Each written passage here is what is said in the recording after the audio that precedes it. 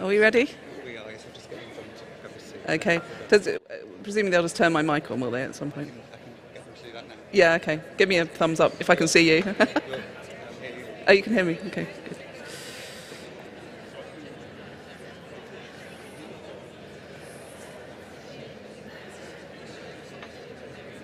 All right, good morning, everybody.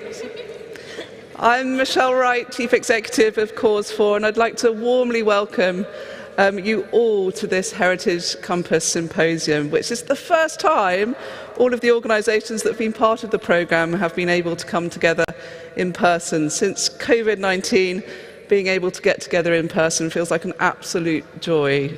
So a huge welcome to all of you in this glorious setting in Coventry Cathedral, and also to those of you watching online. I'd also like to say a particular thank you to our newest cohorts on the Heritage Campus programme who've only joined at the start of 2023. The 1st of January feels like a long time ago, so a huge welcome to you. Heritage Campus is our National Lottery Heritage Fund and the Department for Digital Culture, Media and Sport supported business resilience programme that Cause 4 delivers with partners the Arts Marketing Association and Creative United. The programme has been designed to support organisational resilience in the heritage sector across England. We've been supporting heritage organisations through a range of training, mentoring and peer learning, including business planning, audience development, income generation, leadership and change management, all with the aim of supporting a better connected heritage sector. Each organisation on the programme benefits from 12 months of support, and thanks to funding from the National Lottery Heritage Fund, the programme is free for organisations to take part in, with additional access grants available to support organisations to engage fully. Thank you to the Heritage Fund and to DCMS for supporting the programme and making this event possible. Now, turning our attention to resilience, the theme of the conference, there are so many ways we can explore this word. In the context we all find ourselves in now, all of our organisations are facing perhaps the most challenging combination of economic, political and environmental pressures we have ever seen. We came through one crisis with COVID-19 straight into another, the cost of living crisis that we are all facing now. From our perspective at Cause 4, there are several attributes of resilient organisations, where we see some organisations able to thrive more obviously than others in this context. The first area is flexibility. Organisations need to be responsive to unfolding situations and to stay prepared for uncertainty. However much we might want to, we can't pretend we are back in early 2020. The world really has moved on. Secondly, those organisations that are keeping learning and are staying adaptable are more obviously able to look ahead. It can feel impossible when we are in the midst of a crisis to reflect and to look forward, but this adaptability is a key part of a successful organisation's future. The third area is collaboration. I spent yesterday working with the partner organisations of Bradford 2025 City of Culture. To really seize that opportunity, those organisations need to freely and easily share information, to trust each other, and to collaboratively look beyond the City of Culture year to what legacy that once-in-a-lifetime event can create for Bradford to support its long-term future. Fourthly, and finally, there is something essential about the trust and the cultures that we create. We are operating at a time when public confidence is perhaps diminished in the ability of government, media and business to behave ethically. Somehow, it's even more important that we as organisations create safe environments for our employees, partners, visitors and volunteers. We need to do what we say we will do and to build the confidence of our funders and partners through reliability in the ways that we operate. We can't influence the world around us, but we can influence our own environment. Of course, if we can get some of these traits for resilience working together, our potential to sustain our work into the future is far more likely. So with all this in mind, today is a combination of different hour-long sessions encouraging you to reflect, hopefully get some inspiration, and hear from your peers. Sessions are themed around the key pillars of the Heritage Compass programme: resilience, income generation, and audiences.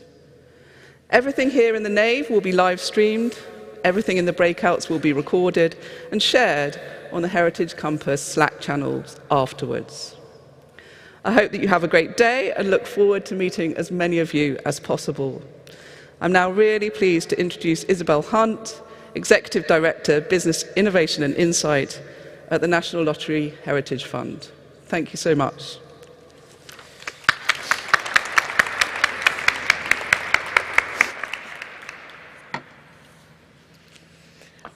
Thank you, Michelle, and thank you everyone for coming along to today. I realise this is an event that's been moved from last September, so it's just so good to see so many people here. And I just also wanted to say thank you to the city guides who escorted us here this morning. I don't think I've ever had a welcome quite like that when I've been to a conference before, but David, who showed me from the station, was fantastic telling me about the history of Coventry. And then what a venue for an event like this. There's a plaque actually on the wall downstairs where Sir Basil Spence, who was the architect of Coventry Cathedral, says he wanted to create the cathedral be like a plain jewel casket with many jewels inside. So I hope you consider that you are the jewels inside today as we get into that discussion and that collaboration about what we've all learned through that programme. I'm just going to say a couple of things about the Heritage Fund and a little bit about this programme before we get into the main discussion. So, who we are. I hope most of you in the room will be very familiar with the National Lottery Heritage Fund. We are the largest dedicator of funding of heritage across the UK, and we fund everything from the very smallest heritage projects to some big capital projects, such as cathedrals and large capital programmes, and we are invested heavily in the Coventry City of Culture. So I described it, when I looked at the programme, everything from the David to the Goliath of projects UK-wide. Since 1994, we have funded more than £8 billion in more than 44,000 projects across the UK. And we operate UK-wide. We're a national team, and I've got colleagues in the room today from our Midlands and East team who will be talking about how we work in practice at the coalface. So who do we fund? Well, most of our funding goes to not-for-profit organisations, so organisations who are registered charities, community interest companies such as the Charterhouse, which in Coventry, which is shown on this slide. We fund local authorities, we fund schools, community groups, and we do fund private owners of physical heritage up to about £100,000. So we fund the full breadth of organisations, and you don't have to be an organisation that owns heritage to apply for us for funding. We fund lots of projects which are about exploring community heritage as well as heritage buildings and heritage organisations themselves. And a little bit of an overview about how we worked to support heritage through the pandemic. You've heard a little bit of this programme from Michelle, but in 2020-21, as the country moved into the pandemic, we pivoted our operations and we invested over £400 million in heritage across the UK through a mixture of our own emergency funding and through working with governments such as DCMS and the Welsh Government to invest grant and aid money across the UK in emergency funding. We changed our approach to grant increases, we looked at greater flexibility in terms of payment schedules, we invested in our Register of Support Services consultancy framework, so we have a network of consultants who work with heritage organisations across the UK to support them through the pandemic. We invested in digital skills for heritage, and this programme was one of 7 business support and enterprise programmes UK-wide, where we've invested over £6 million in supporting heritage organisations navigate what's been, as you've just heard from Michelle, a very turbulent couple of years, and you know, we are still seeing the outputs of that looking ahead. And throughout that period, we've continued to offer support through our core open programs. So that's our core funding, where you can come and apply to us for grants, from the very smallest grants up to very large grants. Again, another picture here of one of the projects that we funded through the City of Culture in Coventry, our Green Futures programme.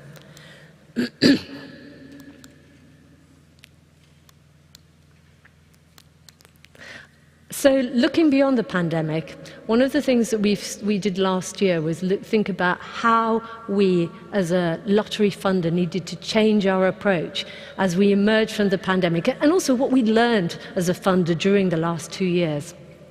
Through last summer, we went out and consulted with the sector in terms of heritage organisations, members of the public, national lottery ticket buyers, and said, what's important to you as we look ahead? What's our long-term vision for heritage, and how can we support that longer-term vision?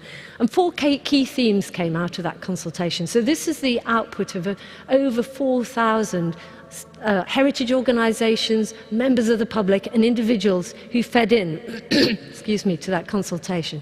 4 big themes. The first one was our core, which is about conserving, protecting, and saving heritage.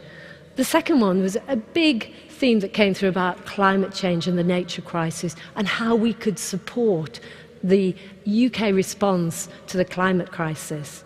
The third is about our approach to inclusion, diversity, and accessibility, and that's looking quite broadly across governance, across workforce, about really encouraging new talent and new work opportunities across the heritage sector.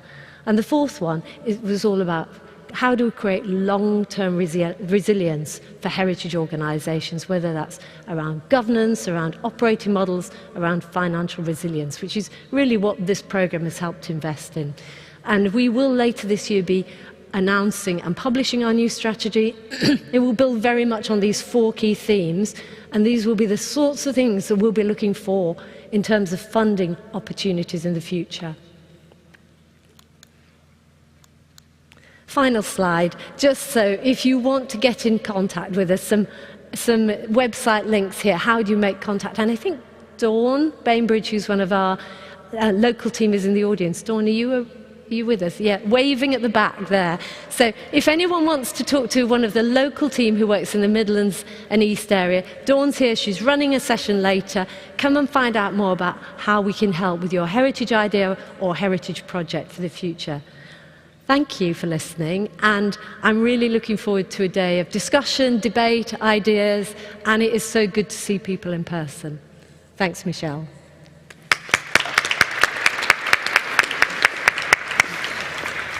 Thank you so much. So we'll go into our first session, which is David and Goliath.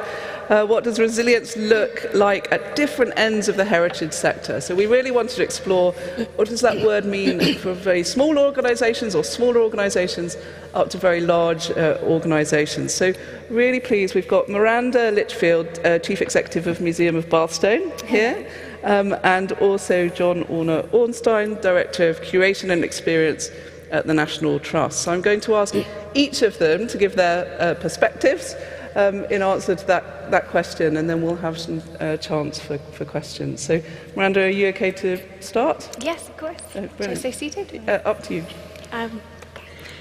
May I stand, actually? Is that okay? Of course, thank you. I work for the Museum of Bathstone, and we would sort of brand ourselves as a micro-organisation. We're a relatively new museum, and we're under a development programme at the moment, so we want to reimagine who we are and improve our interpretation. We're located in the City of Bath, which is unusual because there's a very high concentration of museums in the city. We are a World Heritage Site, but within 1 square mile there's 10 museums, and if you look at the city as a whole, there's 20 organisations, heritage organisations open to the public, so it's quite a fierce market to be in as a new and upcoming small museum. And when I did some research into our story and the other stories which are told across the city, I found that the story of Bathstone was covered almost entirely across these other organisations, which left us in a very difficult position. But it was also a very good thing because we have a very small space. So we can't tell every story in a lot of detail. So it was at that point that we then looked back at the essence of truly who we are as a charity and as an organisation. And we're quite unique in the sense that our organisation is actually founded upon a 21st century engineering project. So a stabilisation project needed in an area of the city of Bath because so much stone had been removed to build the Georgian city that we recognise today, that this village was at risk of collapse. So effectively, our organisation was a kind of a tick box exercise at the end of that project to give something back to the community, provide a space for venue hire, and to commemorate this amazing project and everything they discovered. So when we looked back at who we are, our charity, we realised that there was really four key themes that emerged from the stabilisation. And 4 groups of people really that worked on this amazing project for 10 years to bring stability to this village. And we found that by looking at this, we could actually offer something completely new to the city of Bath. So we discovered that archaeology was a really key theme, and obviously archaeology is touched upon and explored heavily in places like the Roman baths, but we can bring a new angle to that. So archaeology is a good one for us, and we can also talk about how archaeologists work through their techniques, the evidence they found of human activity from the 1700s up to the present day beneath the city, and present that, and also explore how archaeologists work as well, which is in itself very interesting. The second thing we realised was that geology was a very key theme for us. Obviously, we're a museum of stone, and there isn't anywhere really in the city that you can actually learn about the geological landscape. We are in an area of very rich geological heritage, huge mineral and stone wealth beneath us. So we're in an area where this is a really relevant story to tell.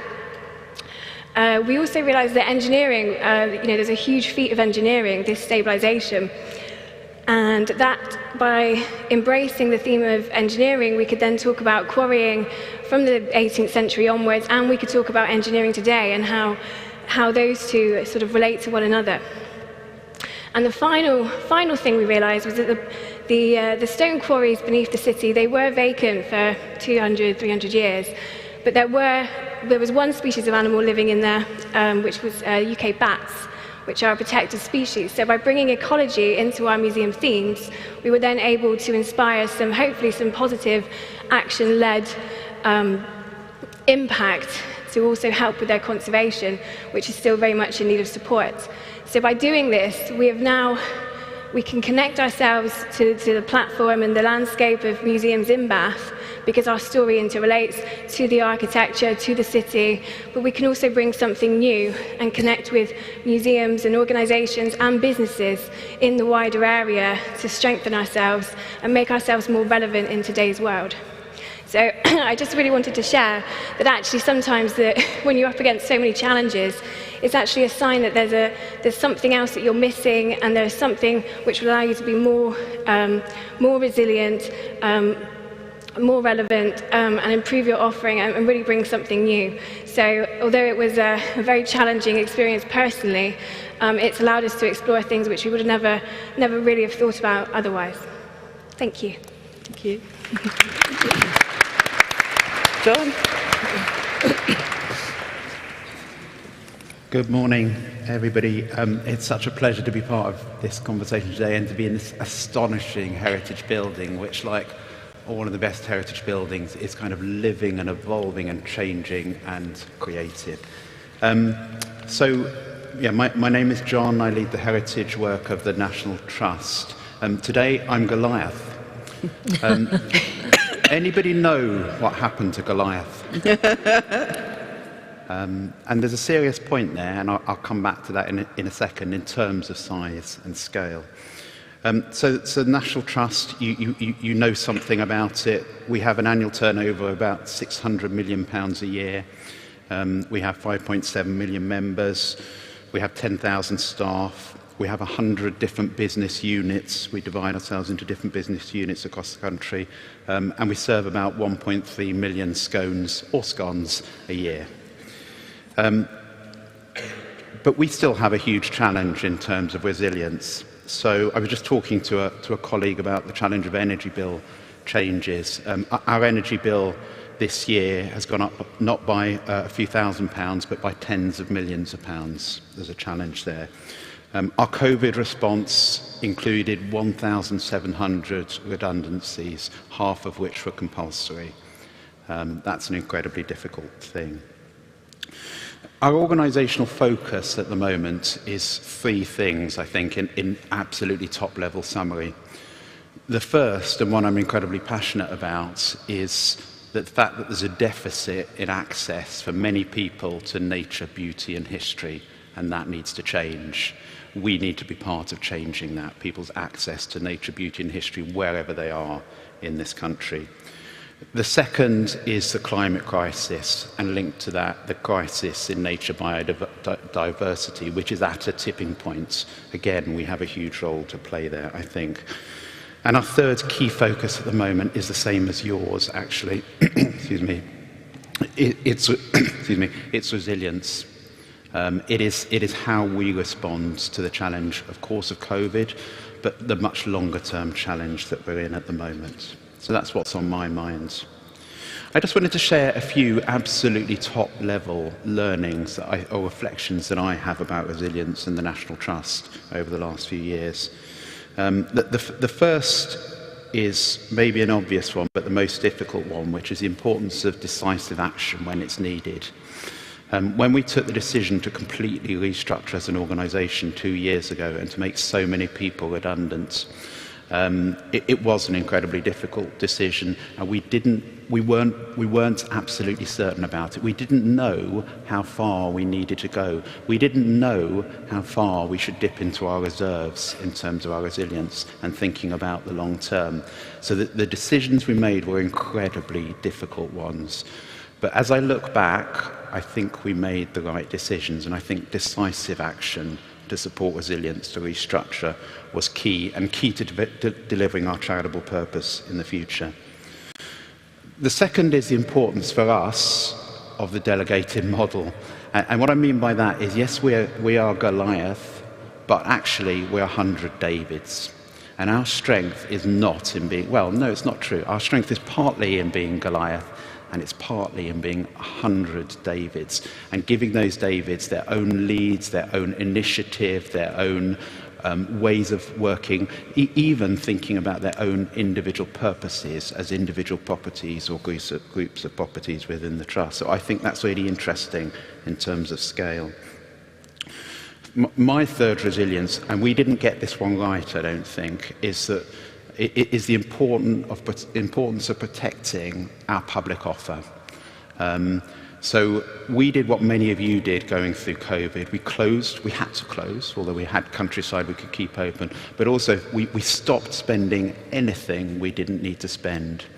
And as I look back, I think we probably went too far there, because what we didn't do is we stopped for a period of time in investing in our public offer, what people want and need from us. And actually, in the end, that's a really challenging thing. So somehow, in the middle of the current resilience crisis, I wonder what that means for us to keep investing at the most difficult time in the offer. Just two more learnings for me. One is people resilience, and our people, oh my goodness, they even now they're tired. Some of them are on their knees.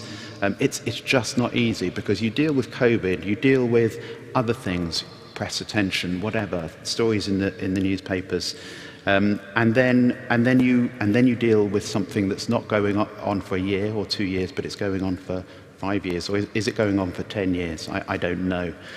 So something that's absolutely on my mind at the moment is, how do we invest in our people? How do we invest in our workforce? How do we still invest in training and development, mentoring, coaching, looking outside this sort of program for our workforce?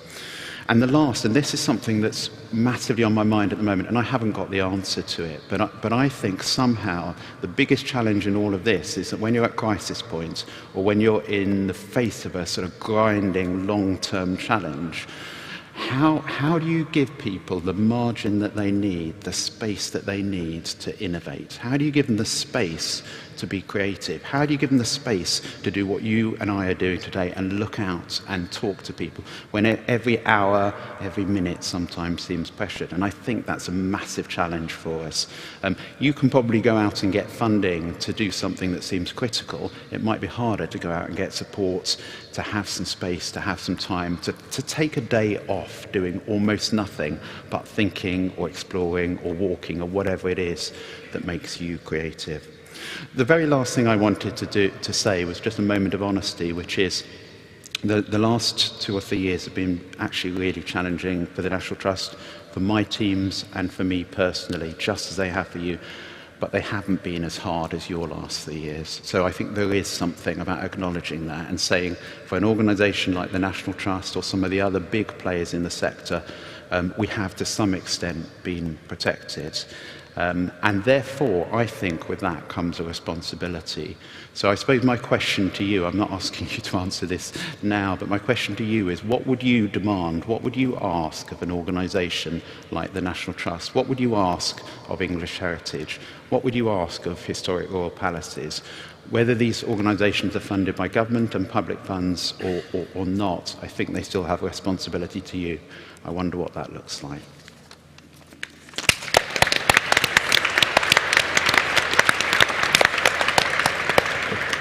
Great. So some questions. In fact, my first question was about how do we protect staff and volunteers in this very difficult environment? You know, what practical things can we do? Miranda, would you like to start with that? I think the key one is recognising when people are struggling, and I think, just as John was saying, giving people that breathing space when they need it most. I mean, a lot of when we've faced problems, being creative is how we've overcome that, but you can't be creative if you're stressed. You need that breathing space. So I think I'm very fortunate. We're a very small organisation. We only have 3 trustees. I have a part-time member of staff, and we have a few volunteers, but that really is it. But our chair is very responsive to myself as well. I'm very susceptible to burning out, so we're very good at recognising the early stages of that, and just and if need, you know, bringing forward holiday, that sort of thing, and everybody rallying around.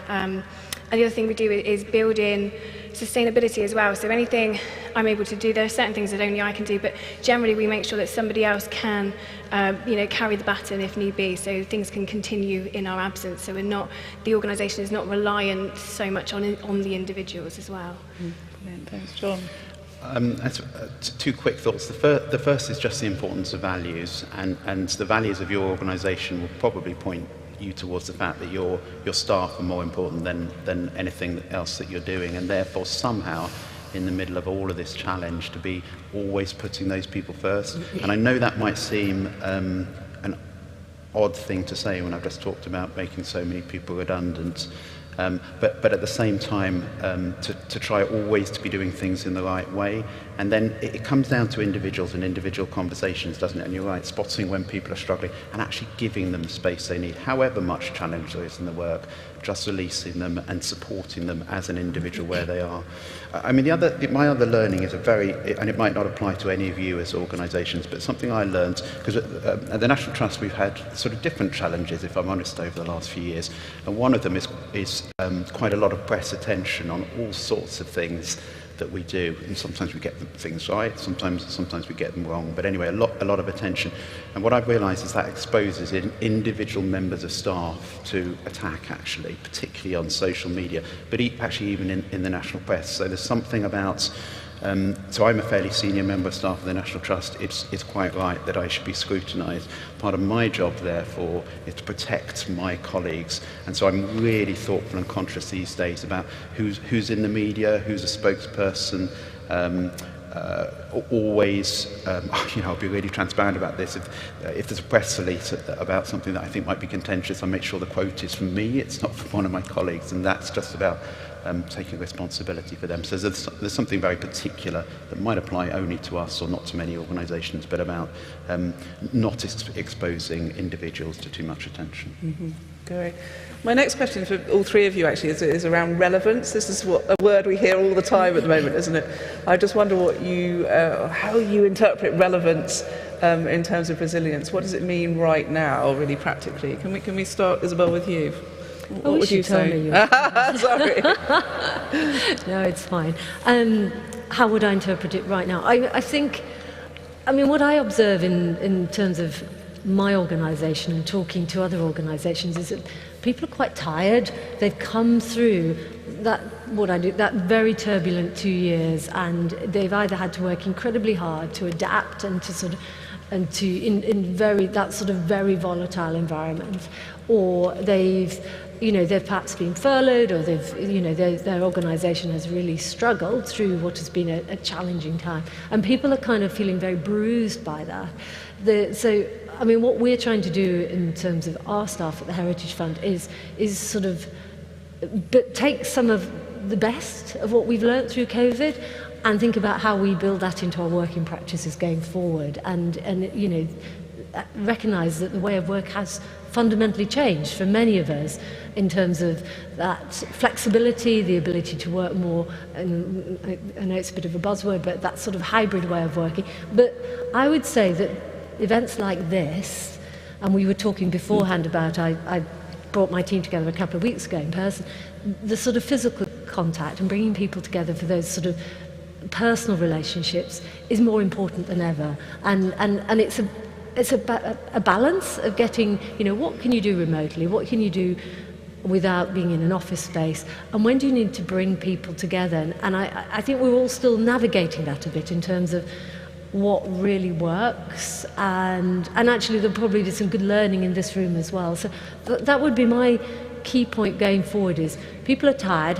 You have to recognise that in the way that you work going forward, and some of that is about the uncertainty, but then is how do we take the sort of the adaptive things that we've learnt through COVID and bake those into the way we're all going to work and we're going to deliver going forwards.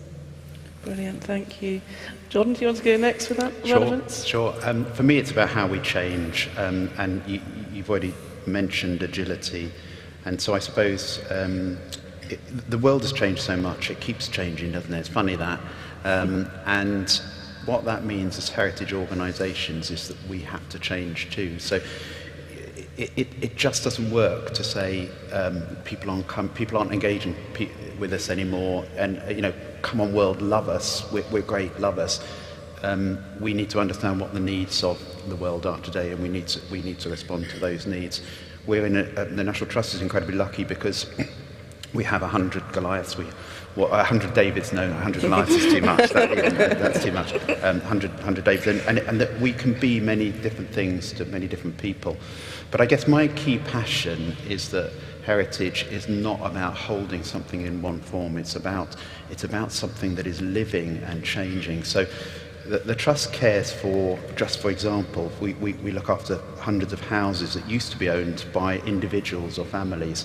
Today, the amazing thing is those are owned by the whole nation. They're owned by you, and they're owned by me, and they're owned by the people of Coventry. So what does that mean to how those should change to be relevant to meet people where they are?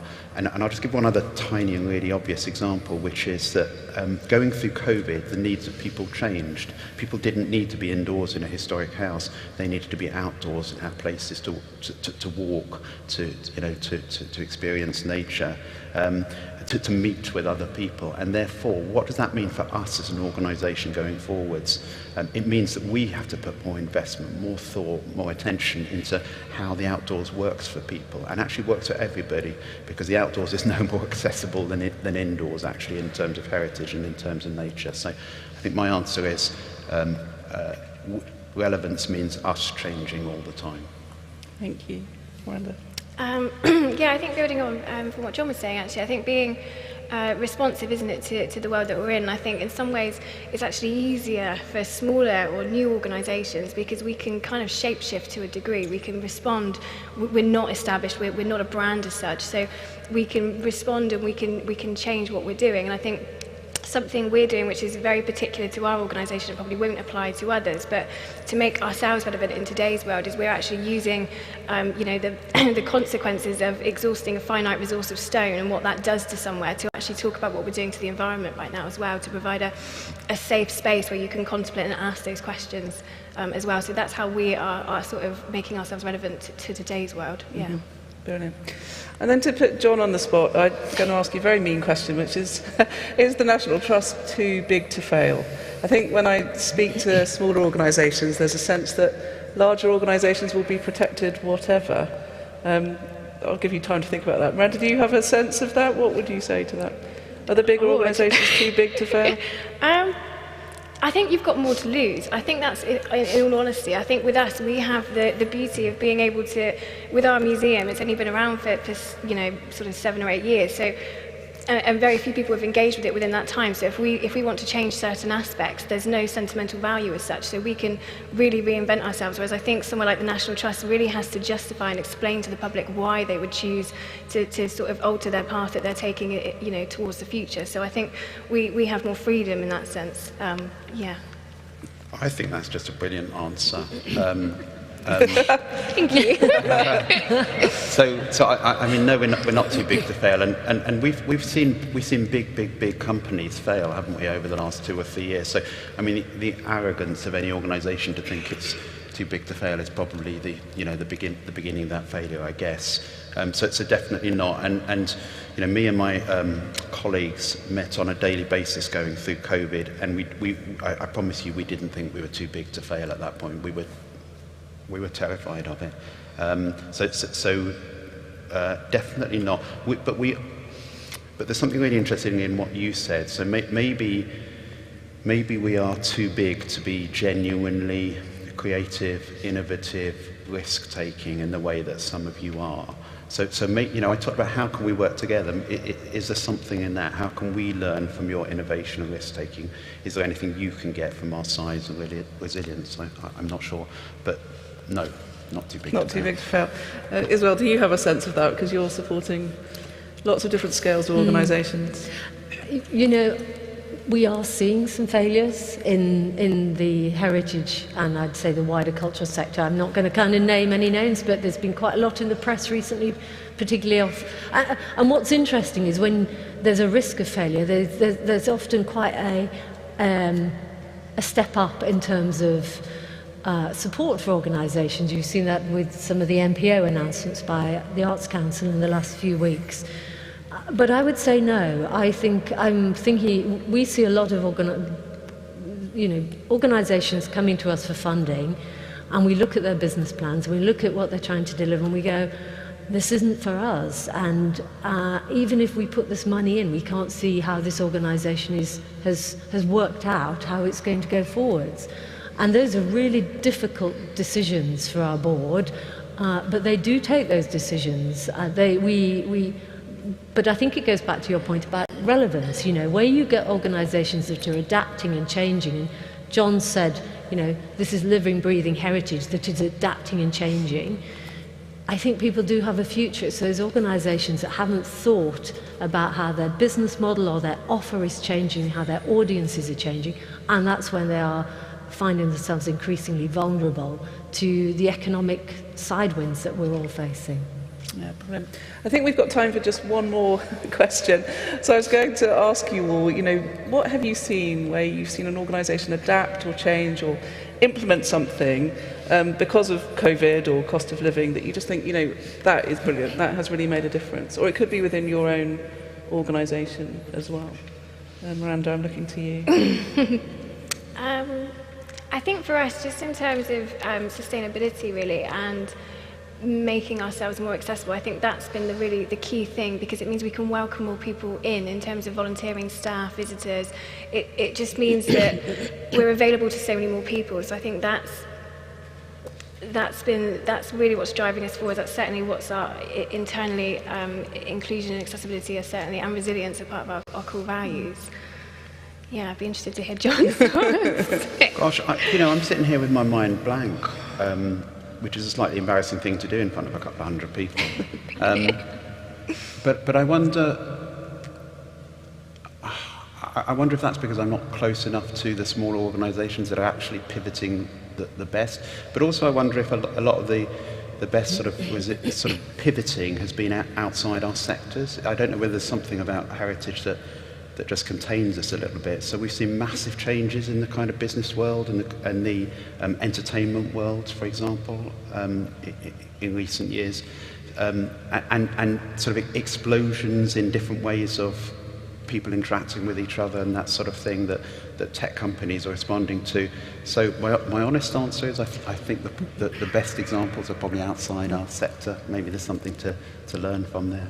Yeah, brilliant. Isabel? I'm going to disagree with you, John. So I think the thing we probably all saw more than anything through COVID was the way that organisations had to adapt very quickly using digital to retain and maintain their engagement with audiences. And actually heritage probably grew up quite a lot during that period. I know lots of heritage organisations that didn't take digital seriously and suddenly had to go, actually, it's the only way we're going to stay connected with our audiences and think about generating income, and we're going to start licensing content. So I think there was quite a lot of innovation in that space. And even things, a program that we helped fund was where suddenly a lot of volunteers stepped away from the heritage sector because they were worried about COVID. They felt vulnerable about being in a physical space. So we've seen a real sort of new market for digital volunteers as well. So I think digital will probably be the thing I'd reach to and go, that's where I saw the innovation. I saw big and small organisations have to pivot their business models within days to be able to kind of stand up content, and they're keeping that going forwards as well. Yeah. Great. Well, unfortunately, we're out of time. Thank you for a great start to the conversation. Thank you, Miranda, John, and Isabel. We've got a few minutes until the first session's at 11 o'clock, so I'm asked to invite you to choose from 3 sessions. Let's make sure I've got this right. So the first is Reflections on Resilience with Heritage Compass Evaluators DHA Communications in the refectory. The second is Getting Started with E-Commerce in the Nave with Emma Roberts from Smartify. And the third is a case study on embedding the principles of equality, diversity and inclusion into an industrial heritage programme with Norma from Nottingham News Centre, which is in the chapter house. And there'll be people on hand to obviously show you to those rooms. But I hope you have a great day, and thank you for being here again. I'll see you shortly. Okay.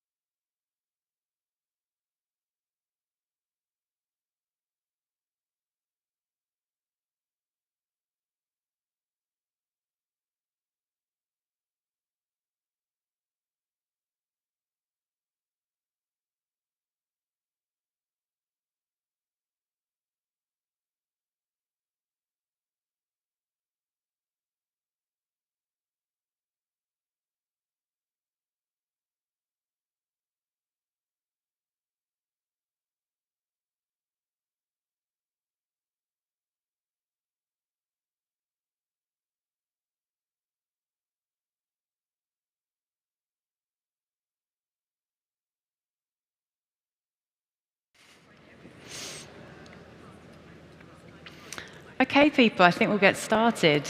Thanks for joining me and for everyone online. Today I'm going to talk to you guys about getting started with e-commerce. I was actually going to start off, which is a slight disadvantage to people online, but who here actually has already embarked on creating an online shop versus who's really thinking about getting started? So I thought, if you've already got an online shop, if you could raise your hands. Okay, and then those who are thinking about embarking on it in the future. Brilliant. Okay, just to get an idea of, I'm going to cover lots of different angles here, so that, even people who've started are going to take some learnings from this today as well. So, further ado. So the session aims I'm going to be running through to today, in my opinion, is like the fundamentals of e-commerce. So first off is actually understanding your unique sales opportunity and your unique values that each of your organization will be bringing. Now, everyone sitting next to each other right now, each of your organizations will have completely different unique values, and those unique values are your huge sales opportunity that you need to consider when you're thinking about your e-commerce strategy. Thirdly, it's understanding your customer base and your buying motivation. So it's always going back to understanding your audiences. I'm going to deep dive into that today. Fourthly, a deep dive into e-commerce platforms and third-party selling platforms. There's a lot of platforms out there, and I'm going to go run through all the different ones there, and the most popular actually used by the arts and culture sector. Fifth, we're going to look at what products to sell. I've got a few arrangements of different products here, but we're going to start thinking about what products you can sell, and effectively, with small margins, but can help with growth, and obviously help with that income generation that is so needed. And then lastly is looking at what sales strategies to use to retain customers. And I think the last one, you can actually use the sales strategies in general for your organization, and we'll embark on that a little bit later. So first steps to launch successfully. So what are the opportunities for e-commerce? It's the first thing to start with. And one of them is to make sure that your e-commerce proposition is at the heart of your organization. Your core values for your e-commerce should be the same core values for your organization. And making sure that your e-commerce proposition isn't sat siloed within an organization, is everyone can feel like they can get involved with what the e-commerce opportunity can look like. And that can be across multiple different teams here. It can be front of house, it could be customer service, it could be the retail team, everyone. But it's really important to get e-commerce really built into the actual core values of who you are as an organization. Next, it's an amazing ability to actually connect with your audiences and create amazing experiences for your customers. Thirdly, again, it's about creating larger audiences for your organization. E-commerce has the ability to kind of mix around. So, for example, you did fairs or away, Christmas fairs, pop-ups. You have the ability to use e-commerce to reach out to all those different audiences and customer base. The other is mobile, desktop, online versus offline, and the ability that not everyone who's actually going to experience your organization is going to be physically at the organization. It's really thinking about how we can actually connect to those who can't physically get to your place, but not just looking at a local level, we're actually looking on an international level. Next is creating amazing experiences. Each one of your organization will have an amazing experience that you can offer, and e-commerce can definitely be a part of that. The next is the opportunity to actually look at different business models. Now, what do I mean by that? So that could be print on demand. So, for example, you've got amazing collections, I'm sure each one of you, to be able to create something, which is using your IP to be able to create some amazing products. Now, those can be sold, obviously, online. You can also have them in the gift shop. You can also look at potentially having a license deal with a print-on-demand company. You don't necessarily have to stock this. You can say, right, we've got the order. The order then goes from a third-party supplier. So you don't necessarily have to be always stocking all this stuff online. You don't have to be thinking about warehousing opportunities when you first get going. It's really about starting small and then growing up the growth as you go. The other amazing ability is that e-commerce can actually provide is local collection. So, when people think about shipping abroad, etc., there is an opportunity potentially to actually collect at location. So they actually say that 50% of people who actually come to collect at the museum actually look to buy a secondary or third item as they're there. I don't know if you're guilty like I am when I'm collecting things from my local pickup. I'm in a random store I wouldn't necessarily be in, I might have a little look around there. So it's all thinking about, what are the other opportunities once you're physically there? Could they pick up a ticket to the next exhibition or something else that could be going on? The other amazing ability for e-commerce is the fact you can actually measure. You can understand people's behaviors. Now, in a gift shop, you may see people come in and they're walking around, they're looking at things. What's amazing about e-commerce is you're actually able to retarget people.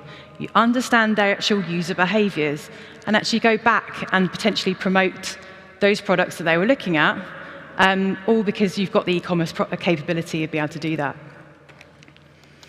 And then lastly, it's about creating amazing experiences where they'll tell other people. That then brings other people to your stores or to your organizations. It's all about word of mouth. And e-commerce is effective for that kind of opportunity. So I want to talk also about how big is the potential sales opportunity for your organization.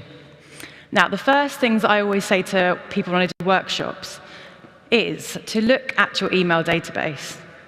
Now, for some of you might think, well, email, it's old, everyone's on social and things like that now. Email is really, really key, because if any reason social just disappears, you can always go back to your email database. So email database is really, really key. So why we started off with a sales opportunity about looking at email database is that we really need to understand how many people from our email database could we then contact about our online offering or our new store or new product. The next one is actually looking at social following, and this is in terms of how many users do we have on our social following. So if you're on Instagram, if you're on Facebook, if you have TikTok, some organizations do, and they're doing some amazing content on TikTok in the arts and culture space, especially education. And lastly, Twitter, just having an understanding of how many followers you have, and also using those as an actual marketing opportunity, because you can sell products within those as well. The other would also be Google Shopping, is another strategy that you can look into, and you can actually place products on there for free. So Google has an amazing ability to kind of bring further international audiences to your stores. The other is website traffic. Now, a lot of people will get in touch with me and they say, well, a website needs to do with an upgrade, and I know when I was at the Arts Council, Digital Culture Network, we would talk about online stores, and then we'd look at their website. And half the time I'd say to them, speak to our tech champion for websites first. We need to get your websites working. We need to make sure they're mobile optimized and make sure we're creating that amazing experience that we're actually creating physically at the exhibitions or at the collections themselves. So website traffic is a really big one. How many people are we bringing to our website? Because even if we factored in 5% of those people coming to the online shop, that's the potential figure that we've got in our mind of what the sales potential could be. Now, the other is product opportunity. Now, I've got products here from Belvedere to Kettle's Yard to MoMA to Shakespeare's Globe here, and I'll talk about product opportunity in a bit, but each one has a completely different product opportunity. I think that's the exciting part of the e-commerce perspective you can do. Another example would be the Tank Museum. If you haven't been on the website, it's an amazing website. If you're particularly interested in tanks, you'll love it. It's full of replica tanks, and what they're brilliant at, they create this opportunity so you can actually drive around in one of the tanks, have photos taken of yourself with it. There's also merch bundles with it as well, but it's like an amazing experience they've just created you can really get involved with. I think it's a brilliant product opportunity and an amazing experience, and you're going to tell other people about it and they're going to want to get involved. So I love that what they've done there. And don't get me wrong, the Tank Museum, they've been going around for some years now, but their product offering has been amazing the last couple of years, and especially during lockdown. And they've really depended on their online shop. So, thinking about how the e-commerce shop can actually be another avenue for supporting, like from audiences, is just as valuable as maybe people being a member or donating to you. So see your e-commerce proposition as another way of donating to your amazing organization. And the other one is revenue growth. So once you've got the email, social following, website traffic, the product opportunity, you can start to do some kind of quick maths in a way to look at like what is the revenue growth potential for the first year, second year, third year for your online shop. So when I do workshops normally, they're a lot smaller and they're kind of nice horseshoe. We can have this like nice interaction. But I just thought, in terms of the exercise I normally start off with to warm up everyone to think about the unique selling point, you might all be thinking, what is a unique selling point? What you talking about? But really, fundamentally, it's these three questions. So what makes you unique? And what makes people love you? And what unique product or experience could you offer? Now, if I gave you 15 minutes and you had like a big whiteboard, each one of you would tell me something completely different that makes people think about your values and people how much they love you. And making sure that's fundamentally part of your e-commerce proposition is the kind of the unique selling point for each one of your stores. So just an exercise that you can look to do, post this symposium today, but I definitely recommend you look to do it again across multiple teams, not just a small retail team. An example I mentioned earlier is the Tank Museum, if you haven't been on. Again, it's explaining what their proposition is. They've got Visit Us, What's On, the January sale. Notice there the online shop is part of the 4 fundamentals on their website. It's not hidden within the website. It's completely above the fold, as we call it. There's no scrolling involved, and you can see exactly what the offer is. And at the moment, they've obviously got a January sale on. But I just wanted to kind of show you, when you've got something going on at your museum, make sure it's at the top of the screen or at the top of your website, because things can get lost and you need to grab their attention at least within 30 seconds, otherwise a lot of people are going to exit. So think about that strategy. So they're driving people to the Tank Museum. Where do you want them to go? We want them to go to that online shop. Here's another example of Royal Museum Greenwich. They have a fantastic amount of replicas, again, of all their nautical and their observatory replicas as well. I just wanted to give you an example of what makes them unique, and it's literally looking at the fundamentals maritime. That's what they're known for, that's what they sell well for, and actually, where I work at the moment at Smartify, it's been a very good seller for us at Christmas. And interesting enough, a lot from America. You might think, oh, okay, that's interesting that Maritime Museum in Greenwich is connecting to an international audience, but they probably come and visited here when they could, and they want to buy something really, really unique and cool, and they've decided to buy from a heritage organization. So I just thought I'd put that as an example. The other here is William Morris Gallery. Now, I put that in because I saw on the list there's a few working in textiles. This is just to showcase the fact that you can actually look at licensing some of your IP collections, etc., and actually look to create these on products. They've got an array of different ones here, from cups to prints. I know a lot look at wallpapers now, and it's getting quite advanced. But I just thought I'd showcase that because it's a different proposition, and it's really beautiful. And you actually start seeing a lot of William Morris entering the fashion industry as well. So looking at licensing those particular images to different types of license agreements is another very valuable area to look into. This is Museum of London, very much focused on everything to do with London. So at the moment, they've got the Votes for Women, so suffragettes range. And if you look at this, some of this will be their own Museum of London product. And a lot of it is actually putting together a collection of a different array of anything to do with that particular range. So you can look to be adding lots of different things to your proposition, but I think the main thing is to keep it really, really unique to you. Selling products that can be sold everywhere kind of sort of makes it harder to kind of really make people come to you, and that's the main thing we want to be able to try and strive to do today, is look at exclusivity and uniqueness for your organization so people will buy directly from you.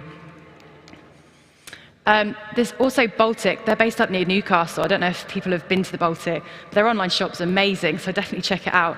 They're really cheeky in the way they kind of talk about their organisation.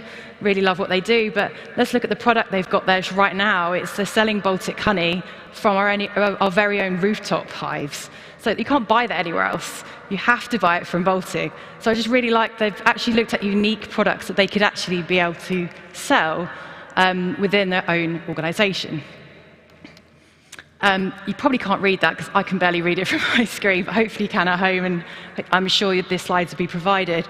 But the main thing also to consider is when you're creating that online shop, many of them may not have gone to your organisation before. So having something on your online shop to explain about your organisation, that maybe all your orders go back in supporting the education, or anything like that that you guys do, you need to fundamentally put it within the website. And I've probably encouraged that being on the homepage, so people get a flavour of like who you're about. And actually, it would encourage more people to maybe sign up to you and also actually physically come to your exhibition or organisation when they can. Another museum I've put on here is Beamish. I don't know if many of you have heard of Beamish. Got a few nods in the audience. They've done some fantastic work with confectionery, and they've done some amazing work with licensing that out and actually getting their product into various different small outlets, which I think has been brilliant. And I'm sure if you go onto their Beamish website, you'll be able to find a lot more about it, or if you know some colleagues from Beamish. But they did fantastic in Christmas. And I think, again, it's about finding something unique that you can't necessarily buy everywhere else, but it's come from a real place of complete uniqueness and history, which I think we need to make sure that we've still definitely got part of that in our kind of proposition here. Just a complete random one, we've got Ballet Boys here. I noticed we had some theatres on the list, so I didn't want to completely showcase just museums and collections. This is Ballet Boys. They were an Arts Council funded organisation. They've come at their merch completely a different angle. They've looked at T-shirts, and they've got really graphic imagery that potentially could have been made via print on demand. So, looking at potentially licensing an image, adding that to the website, and then that can be fulfilled third party. Again, it's a brilliant source. That's 40% of profit coming into your organisation, and you haven't had to be able to fulfil that personally yourself and have more, have the resource in-house. And then we've got Bristol Museums here. Again, if we're thinking about their uniqueness here, they very much look at their sort of what's Bristol, what can we have that's, speaks Bristol Museum, etc.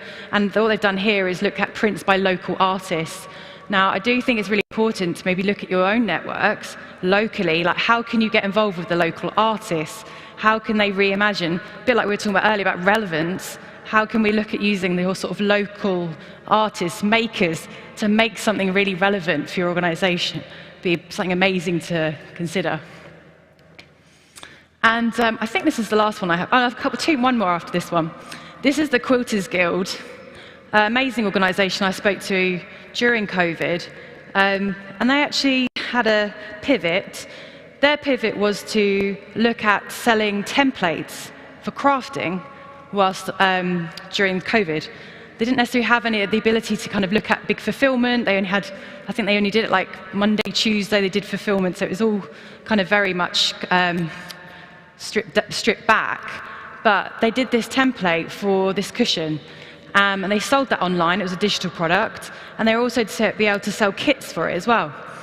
It became a massive big seller for them, and actually really put their e-commerce on the map during a really difficult time. And I know they've done so much more since then, but I just thought I'd give you an example of pivoting, maybe templates, crafting is a really big market, and maybe kind of look at, Quilters Guild if that's particularly your kind of vehicle of your particular organisation. And then lastly, this is the NTS. Again, they're kind of looking at T-shirts, hoodies. They also promote music. Again, another one to kind of look at in terms of different pivots. So when I'm talking about best products for your organisation, these are the 4 areas that I'm talking about. So think unique. So going back to your USP, think unique. What unique products could you sell? The other is think exclusivity.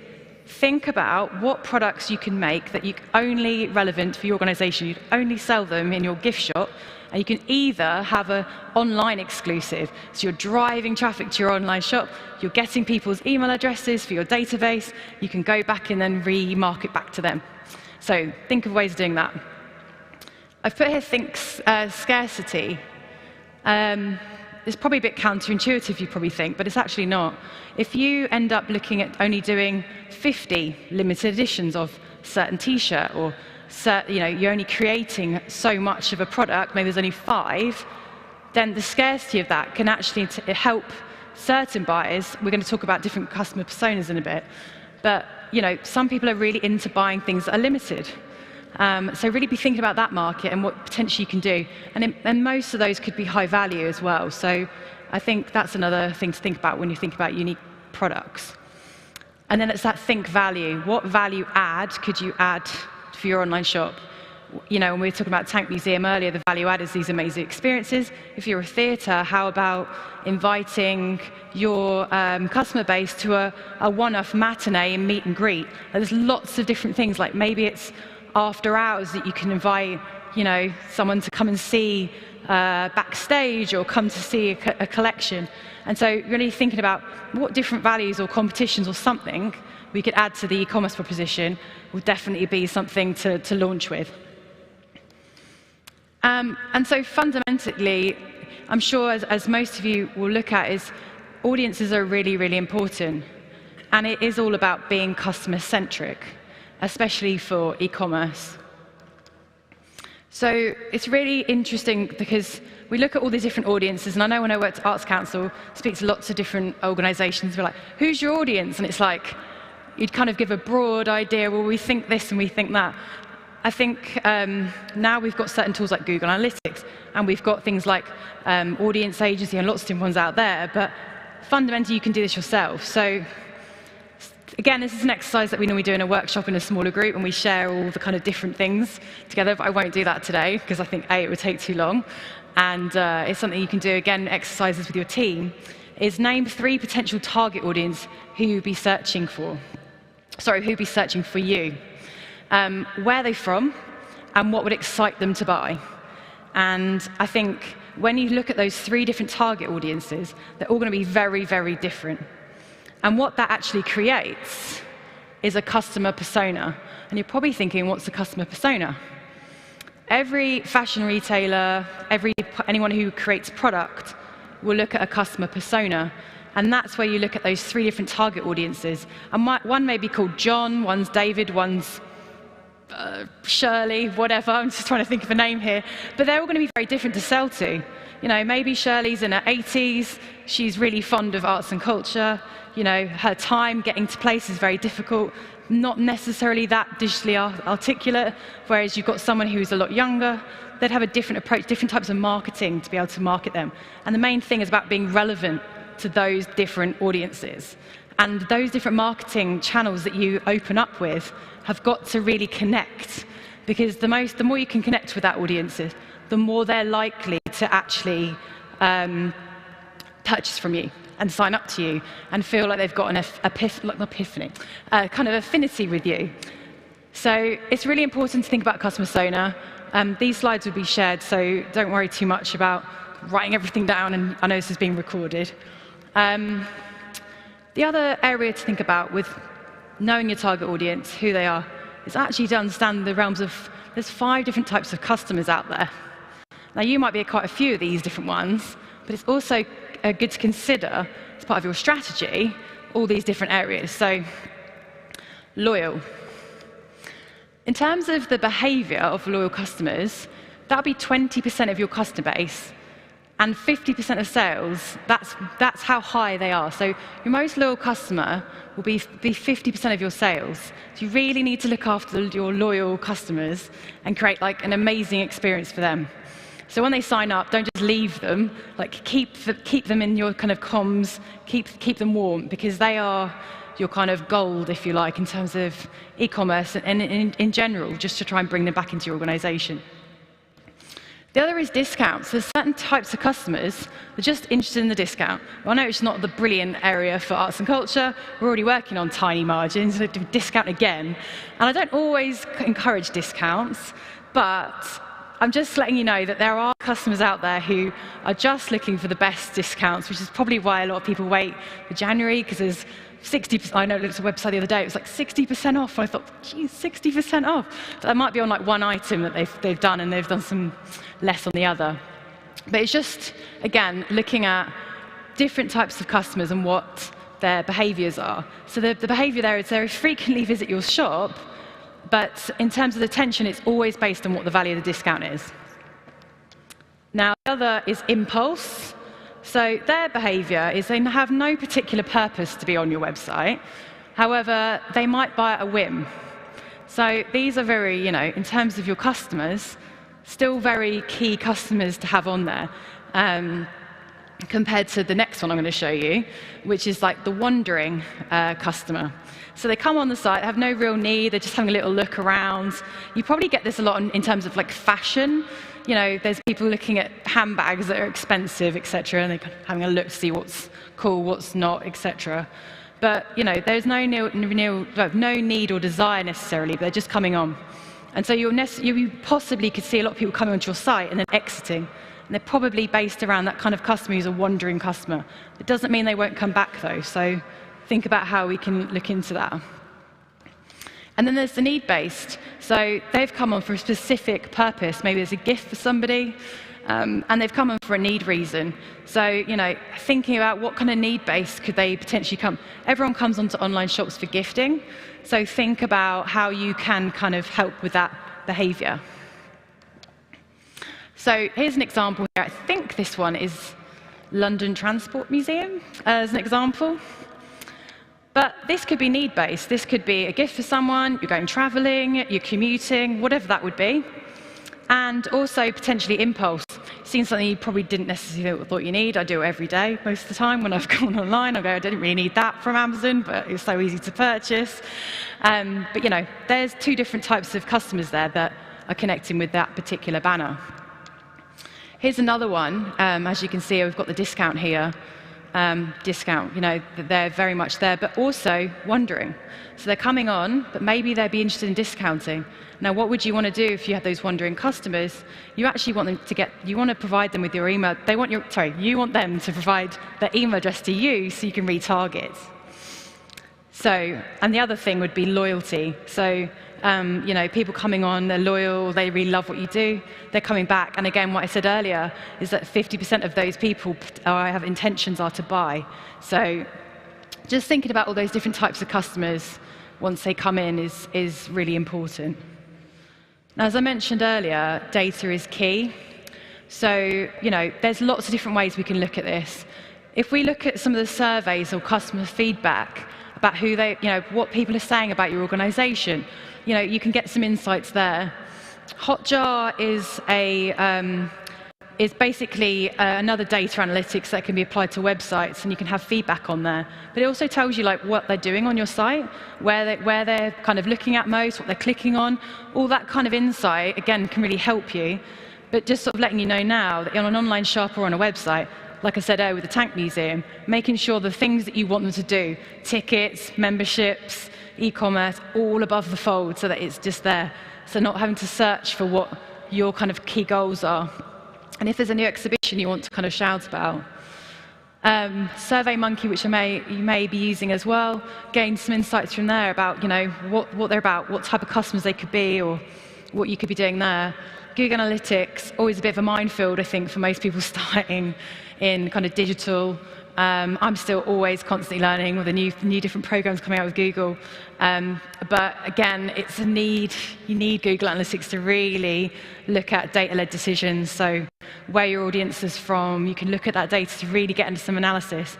And I'd recommend, when I used to work at Digital Culture Network, we had a whole area on Google Analytics. I'm sure AMA do as well, in terms of really understanding the Google Analytics part, because it is key. And if you've got a bit of budget, it's always good to get someone in who potentially could look at some of that data analytics for you.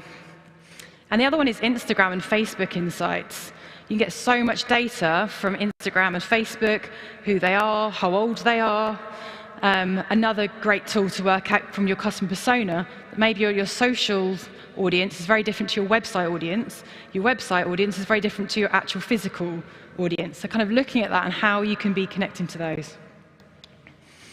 And then I did say that I was going to talk about platforms. So don't be put off by this slide.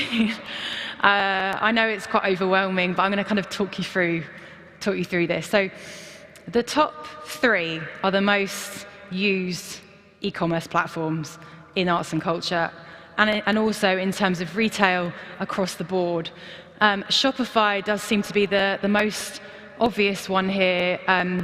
They do amazing packages for arts and culture sector, and it is definitely a really easy, user-friendly e-commerce one. You don't really need to have a developer. You kind of get going quite quickly. I do quite a lot of workshops with other arts and culture organisations, and I get them to build a demo store by the afternoon. They're all like, I'm not going to be able to build a store. And I said, oh, by the end of it, you definitely will. So they feel quite hopeful after kind of maybe from years of always looking at agencies to add products to the shop, they can actually do it themselves. So it's all about digital skills and bringing that digital skills within your organisation. WooCommerce is quite popular as well, and I'll tell you why, because most of our websites are built on WordPress. So the easy plugin, if you've got a WordPress site, is to add WooCommerce, simply because it's free to use, and you can get that linked up pretty quickly. You can add your products, and it all syncs up very nicely. So that's why we see WooCommerce in the market. Magento is a more advanced platform. The kind of organisations that tend to use that are probably London Transport Museum, something's quite larger, the budget around that is a lot higher, whereas Shopify and WooCommerce, you can get started on a near to nothing budget. Salesforce is a completely different beast. If you're the Tates and the V&As of the world, Salesforce is the one that you tend to go with. Shopify Plus is more for kind of beauty, higher-end retail. But you may see that some of the organisations are using Drupal. I know when I spoke to things like National Scotland Museum, they are using Drupal, and they have Drupal Commerce. They don't always like it, but it just that's the kind of technology they had at the time, and they're probably going to be looking at changing to Shopify or Magento. So Shopify is a really good one to kind of start with, especially when you're thinking about starting out. Some of the ones at the bottom here, Bandcamp, Musical.ly, very much for music organisations. They have amazing communities around those ones, but I don't know if we necessarily have those in the room today. But check those out, see what they're up to. They've done some amazing funding programs and stuff, especially during COVID happened. And then the ones at the bottom, Merch is a print-on-demand company that you can actually start creating merch and using their platform. T-Mill is an amazing organisation based down the Isle of Wight. And they do some print-on-demand merchandise as well. So if you're looking at doing print-on-demand, I'd go definitely check out T-Mill. They've done some amazing stuff for charities and arts and culture organisations. And I know Museum of London has started using T-Mill, and Tate did a recent campaign with T-Mill. But again, that would work on about 40% margin for your organisation, and they do all the fulfilment globally worldwide for you. And the one at the end of the day, you're probably thinking, why should you put DigiTickets on an e-commerce platform, platforms? It's because DigiTickets is an arts and culture ticketing organisation. I didn't know this before I joined the Arts Council, but I got introduced to them. But they also allow e-commerce. So if you're selling tickets for theatres, you can actually look at adding some e-commerce products to it. So it's not always about creating a new platform. It's about looking at the current platforms and is there an opportunity to add e-commerce to it. So I said I'd look at sort of some selection of who's using what on Shopify. As you can see, Shopify, a huge list here. What have we got here? We've got Baltic Mill, we've got Museum in London, South Bank Centre, Barbican, Bristol Museum, Tank Museum, that I mentioned earlier, Design Museum, Royal Albert Hall, Manchester Art Gallery. So it's a huge breadth of different ones there. But I'd also say to you to look at all those different websites if there's anything that, again, has a sort of, if you are textiles, William Morris Gallery would be a great one to look at. Again, if you're anything to do with like rail or anything like Tank Museum or like London museums or anything like that would be a good one to look at. And the other one is WooCommerce. So that was the second one I said was really kind of second popular, and that's because a lot of organizations tend to use WordPress. So again, there's some give you some ideas of what they're up to and what they've created in terms of themes. The other area is marketplaces. So don't always have to have an online shop. You can look at other marketplaces where there's already audiences there if you want to. And then you could link that particular page to your website. And all that's kind of managed through there, and any sort of marketing activity is done on their side. So you're probably quite familiar with like Etsy, which is very arts and crafts, eBay, Amazon, etc. Google Shopping is another area you can like have all your products placed there if you did anything in terms of search. Facebook, again, is another marketplace where you could add products into Facebook. Huge audiences via there. And I've also, at the bottom here, I've added Smartify, but I'll talk about that in a minute. But Art UK is another one that I've added in. If you're not aware of Art UK, they also look to help a lot of organisations in the heritage sector as well about having their art put on their website, and they use print on demand. They're great people over there at Art UK. And you can kind of talk to them about potentially having your online shop via them and then linking to their site for your e-commerce proposition. The other one is museum shops. Works similar to Art UK, slightly smaller, but worth having a look at to see again how that works. And I know that's particularly been growing over the years. And then Smartify, who I work for, fundamentally we're a mobile audio guide company, a tech company. We work with 700 different museums across the world, and we've just started to add e-commerce to the mobile guides now. So, people can go along exhibitions, scan artworks, and also see products related to that particular artwork. So, there's other things coming out there that, is linking up all those different angles that you may be looking at. And these are the last couple of slides now, but we're really talking about the sales strategy to use to retain customers. This particular slide, attract, convert, and retain, I would say you could be using this across your whole entire organization. So put it this way, you could be attracting visitors. How do we attract visitors? How can we get our visitors to convert? How do we get them to, buy tickets, keep coming back, etc.? And then retain is, once someone's come to your organization, you don't want that to be the end. You want that to be the start and getting them to talk about other people coming back to you. So when you're thinking about your strategy in general for your organization, I think attract, convert, and retain, although it's an e-commerce sales strategy, it can be used across your whole organization anyway. And if you get sort of the language within your organization, everyone talking about attract, convert, retain, you've got like a good sales path to kind of keep bringing people back. And it leads on very nicely with the next sales cycle strategy I'm going to show you as well, is we're all about creating attention for our organizations. We're all about understanding our audiences a lot better. We're also then looking at that audience and going, well, how do we promote? We talked about customer personas earlier. How do we promote to those different types of customer personas? And how do we sell to those different types of personas as well? Because I said, like Shirley earlier, she won't be interested in something that maybe, a younger audience would be interested in. So really tailoring, you can't afford to do one big mass email to everyone. You really need to be tailoring that communication down to a T as much as you can. And then it's kind of, once you understand how you can promote that, then there's the ability to sell. And then really looking at the sales and understanding, how could we do that better next time?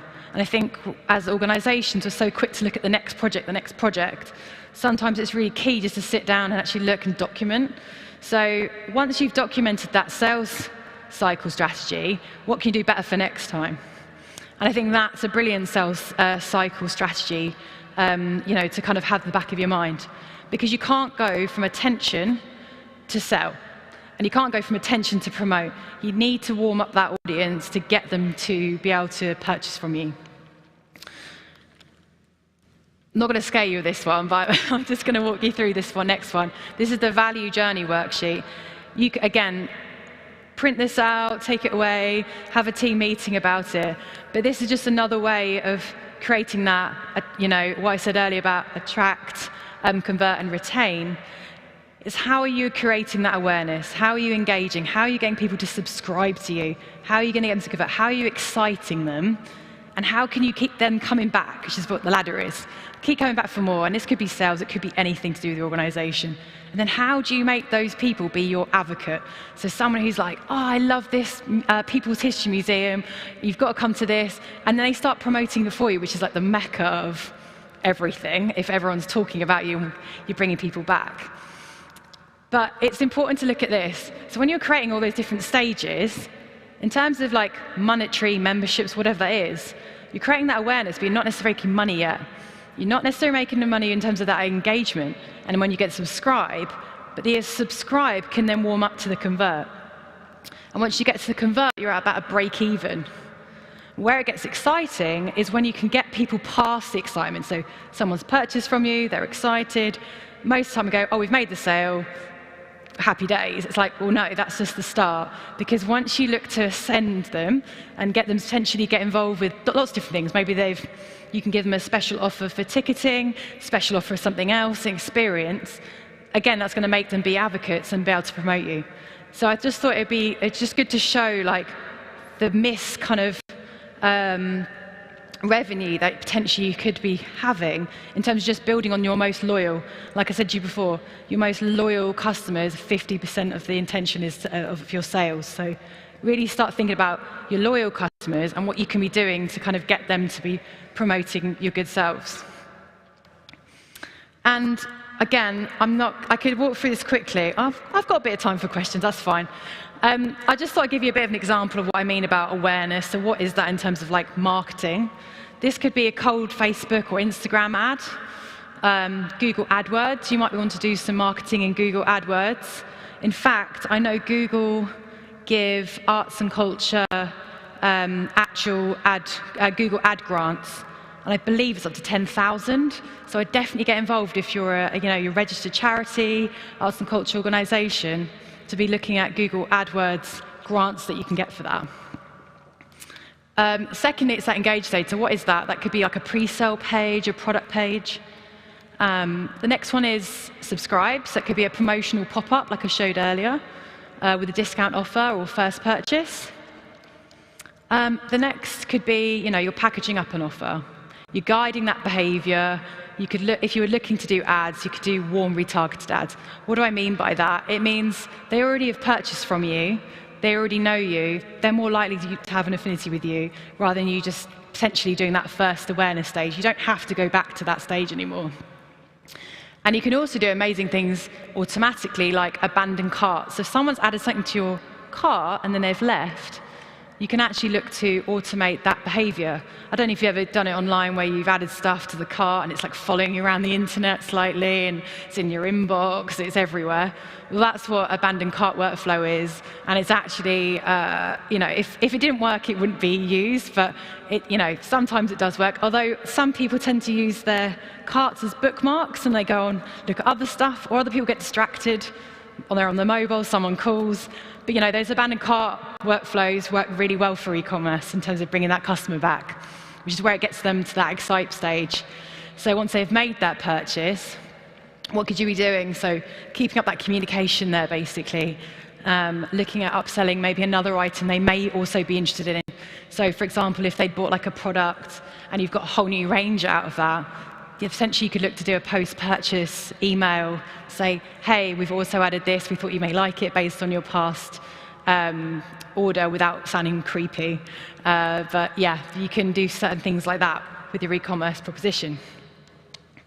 And there's a whole load of different ones you can look to send and get them back in, etc. Seasonal campaigns, what we new things on at your new exhibitions, etc. And then when I said about advocate, that could be testimonials, so people leaving reviews. I don't know if you go on Amazon and you go, oh, I don't know if I want to buy from this particular user. What are the reviews like? And you kind of read all the reviews. And reviews are really, really important. Actually, most of the time people read the reviews, probably more so than the product description, to get that feeling of like, is this product okay? So if you can add things like reviews and things like that to products, that can also kind of be a brilliant one. And obviously, if you've got proven happy customers, that's obviously the best you can do in terms of bringing that advocate stage through. And then promote, again, what does that look like? It's customer social sharing, it's friends and family codes you could do, it's about added value to the customer. Could you create an amazing experience for them for getting to that stage? So I'm going to stop there because this is the last slide. Oh, sorry, sir, do you want you can take a photo. It was really, the next slide is about a bit of a recap on that, probably kind of lots of information there that I've kind of tried to fit into 1 hour. Normally this is a whole day workshop and we have a lot of fun doing it. But yeah, so what we've talked about is really understanding the sales opportunity for what e-commerce could be for you, understanding your unique values. You all have unique values as an organisation or individual in here today. We've looked at understanding your customer base and their buying motivations, having to think about what products to sell, what's unique, what's exclusive, what could you create as scarcity.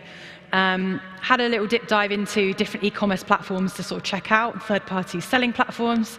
And then once you have all those in place, thinking about sales strategies to help you retain customers to lead on to success for your online store when it launches.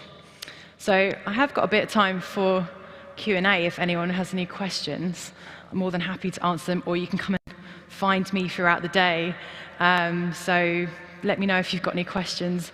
No question is a bad question. I'm sure everyone else would be thinking it, so don't worry. I didn't have time actually, but to show you other kind of products that we've got here. So this is from Cathedral.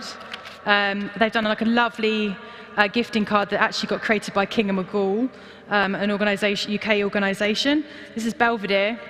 It's actually a tote bag. They've got it all branded up nicely for Belvedere. They've got all the eco things on the back. And you guys can come and have a look afterwards.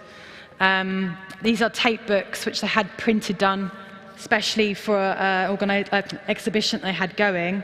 And then some other ones we've got here is Kettle Yard. They're based in Cambridge. Really nice tote bag that they did for an exhibition. I've got Shakespeare's Globe here, which you'll probably notice. I wonder if you can tell which theatre production that was from Shakespeare's Globe. And then I've got another one here, which is MoMA. My brother just came back from New York, so he got me a MoMA.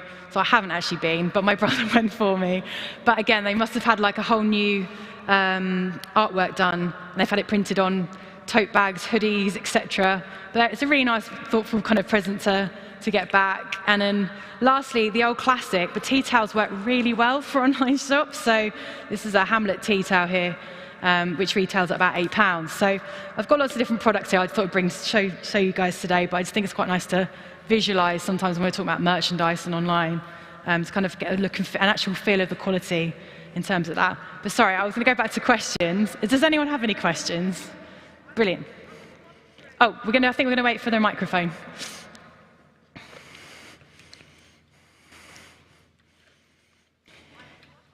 I was wondering if anyone ever uses kind of merchandising as a loss leader to get the customers. Sorry, can you say that one more time? People use the merchandising as a loss leader just to get people in and kind of tempt them to come, but they're just using the items as a reason to get people in, or is that never worked? I think I heard your question right. Sorry, there's like a lot of reverb. Use the items as loss leaders rather than... I get you. Yes, that's easier, thank you. Not necessarily. I don't think products should be used as loss leaders to kind of gain attraction.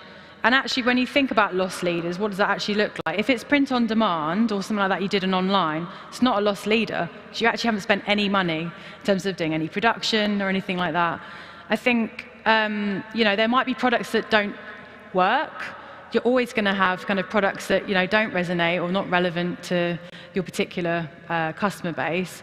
But I think the main thing is to start small. Start small, the small collection, and get some learnings, a bit like that sales strategy we talked about earlier, and seeing what works.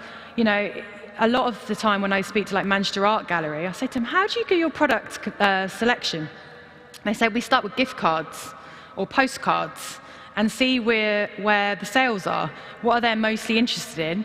Then they use those postcards, actual full collections, and create that and then put that on there online, and they start marketing that out. So there might be certain things that you can gain from if you've already got a gift shop that actually potentially works. Or even if I think about Museum of Rural Life, they use Twitter to do this whole joke about a ram. I don't know if you ever saw it. It was an old social media kind of a meme which went viral.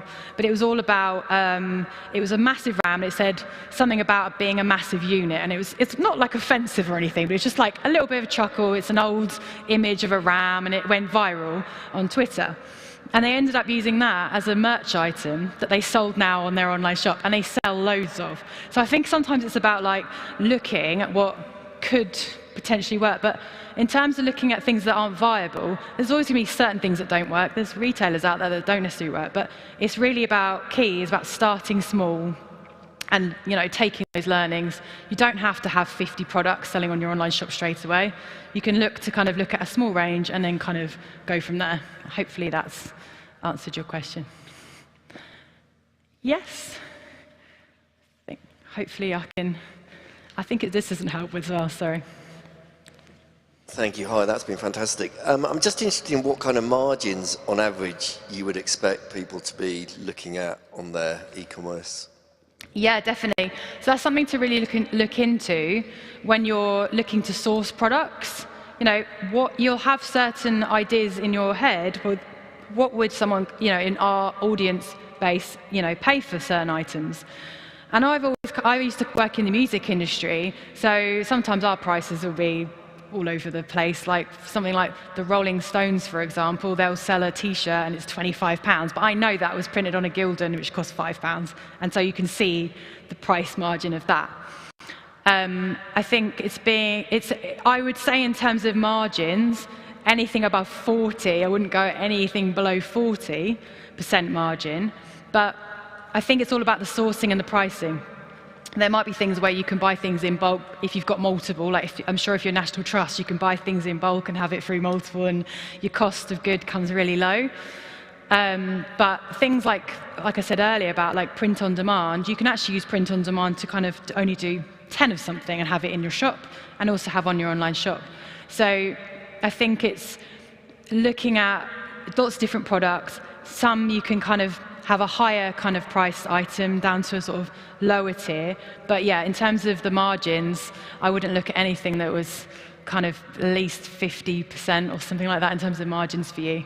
Once you factor in the tax and fulfillment and all that kind of stuff, then yeah, just making sure you've got a good margin, because you may want to look at discounting and using discounts to get people to sign up to you, or create some offers, or Christmas or Black Friday if you want to get involved with the Black Friday, which is basically Black Friday month, isn't it now, in November? But it's just making sure you've got that margin to play around with. So factor that in when you're looking at pricing. Any more questions? Oh yeah. Oh, I think, yeah, someone's coming. Thank you. On our shop, we've tried to be as sustainable as possible, because we made a commitment as an organisation to that. And just thinking about what you're saying about the Gildan T-shirts, it feels like sometimes that's the only way to make a profit, and there's a real conflict there between adding to cheap goods and, being principled about the fact that that's not what you don't want to be part of that throwaway type of society. And I don't know whether it's a question or whether it's just an observation really, that we found it's just quite difficult to the amount of time it takes in sourcing these kind of products to brand. It's quite difficult, isn't it, especially for a very small shop where you're just buying tiny numbers. And it's whether, by the time you finish, whether it's worth doing it at all. Yeah, I think it's quite interesting, isn't it? Because there's things about print on demand, it's about quick, and there's like, look at fashion, it's fast fashion. If you look at Primark, it's fast fashion. It's like, hang on, eco, and they go, oh, well, we're doing other things. It's like, it's not really what we're talking about. And actually, sustainability in terms of eco products, have been really, really key. And even on Smartify, I don't have anything that's plastic. Everything has has to be kind of eco-sourced, sustainable, even when it comes down to the shipping the product in. There is a huge, that's an emphasis that everyone wants to get to. Things are more expensive in terms of sourcing. I know when I was doing a merch range for Smartify, I wanted eco tote bags, that they've been ethically sourced, the inks have been a certain thing, and it does cost a little bit more, but then the price has to go up a little bit to kind of weigh in that. Other print-on-demand companies are actually looking to source eco, so T-Mill only use eco products. So in terms of still being true to your organisation, have a little research into some of the different print-on-demand companies or suppliers that can offer you a better rate for some of those sort of eco products you're looking for. But a lot of time it's about shopping around a lot to get the product and the right. You want to be working with organisations that have the same ethos as you as well, which I know can take some time. So. But they are definitely looking into sort of more eco-friendly POD sort of supplier ranges, and it's getting more popular now. So, T-Mill, T-E-E-M-I-L-L, and I think I've got 15 seconds, so I better wrap up. Thank you. Thanks for your questions. And come and find me as well. I'm around all day, so it'd be nice to see your faces.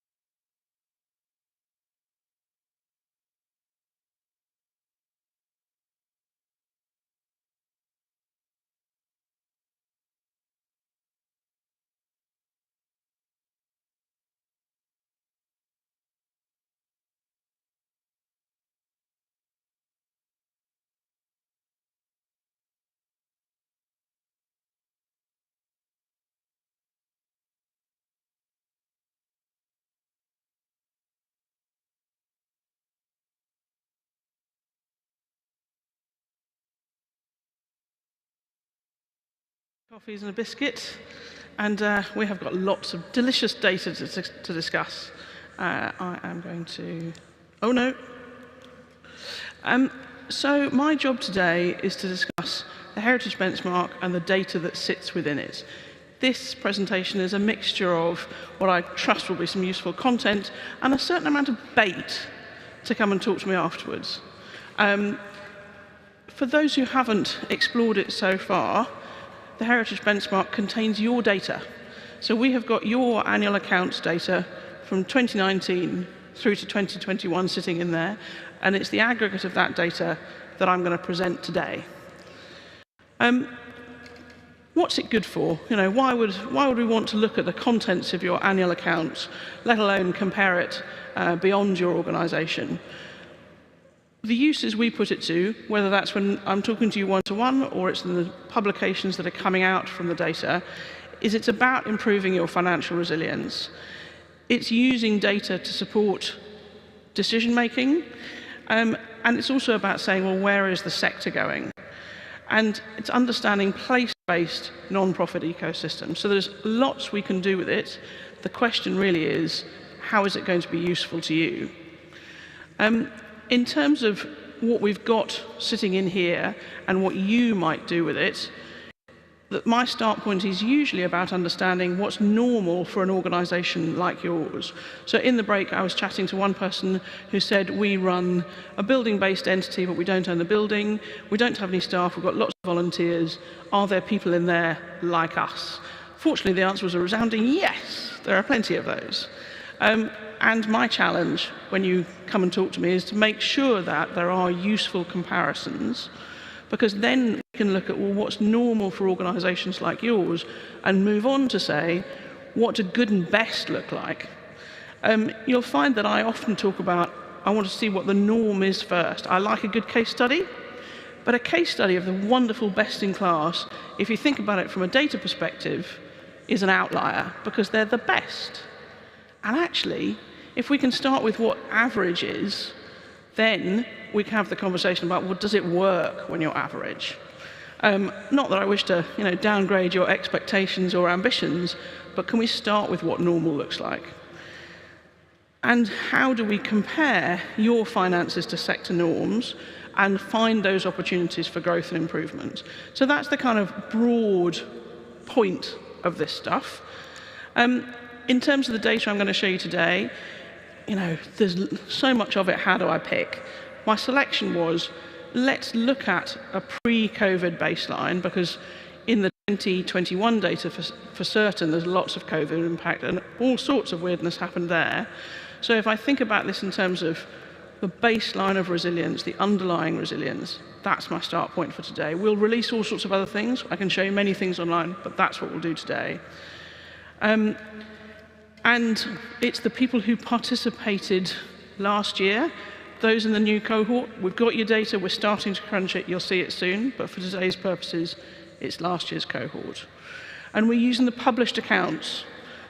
You can go look at many of these online. Our job is to aggregate them and to draw out the sort of key learnings from the lot. So, question number one, what's the turnover of Heritage Compass participants? Well, we've broken it down into 4 areas. We've got the small ones at the kind of below 50 grand. We've got the 50 to 200 grand, the 2 to 400, and the over 400. But really, my message is this. A little over 2/3 of Heritage Compass participants had a turnover of below 200,000, and the median turnover in 2019 was 132. So that will say particular things about your business model, and that will behave differently to a sub 50 with all volunteers and no rent on a building, behave totally differently to, as was referred to previously, the Goliaths of the National Trust. So I think it's useful to understand what our baseline is of what an average turnover looks like in this cohort. And I'm going to refer to 3 broad types of income. I'm going to talk about grants, I'm going to talk about earned income, and I'm going to talk about donations. So those are the sort of 2 sets of things I'm going to talk about today. Organisations by turnover band and types of income. We'll talk about costs, we'll talk about a few other things, but that's the kind of basis of what I'm going to do here today. In this cohort as a whole, grants were greater than trading as a percentage of turnover. The median income from trading was 37% of turnover, and the median grant income was 42% of your turnover. Now that says some really interesting things when I also tell you that maybe a third of organisations in the cohort didn't have any grants at all.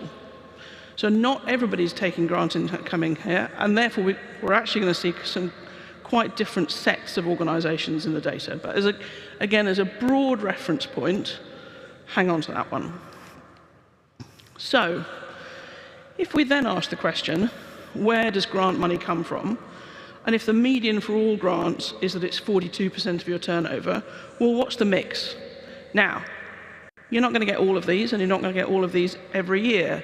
So it's not as if the average organisation has every single one of these, but when you get money from the lottery, in the year that you get it, it might be worth a relatively large proportion of all of your grants. The median is it's worth 26% of your turnover in that year. For those who get local authority grants, and again, not everybody does, here's the average of what that's worth to you. And indeed, the average from trusts and foundations is sitting there at about 13%. So if you're thinking about, well, where do you direct your efforts? To whom should you be applying? If local authorities aren't an option, and they're not for everybody, then how are you splitting your efforts between lotteries, or indeed other arm's length bodies, and what you might seek from trusts and foundations? And if you're building a business model for the next year or the next 5 years, if you want a really rough, gross level average, then that percent is not a daft place to start. We can do something a lot better if you come and talk to me, because we'll look at how that varies by turnover band, we'll look at how that varies whether you're running a building or not, what subsector you're in, etc. But again, as a kind of gross benchmark, a gross reference point, start here. If we ask the same question about earned income or commercial and trading, where does that come from? Okay, on average, 37%, but what's the mix of that? Tickets and what I'd refer to as workshops or education comes out top at about an average of 16%. Retail and catering coming in next, followed by space and asset hire, interestingly, and then services.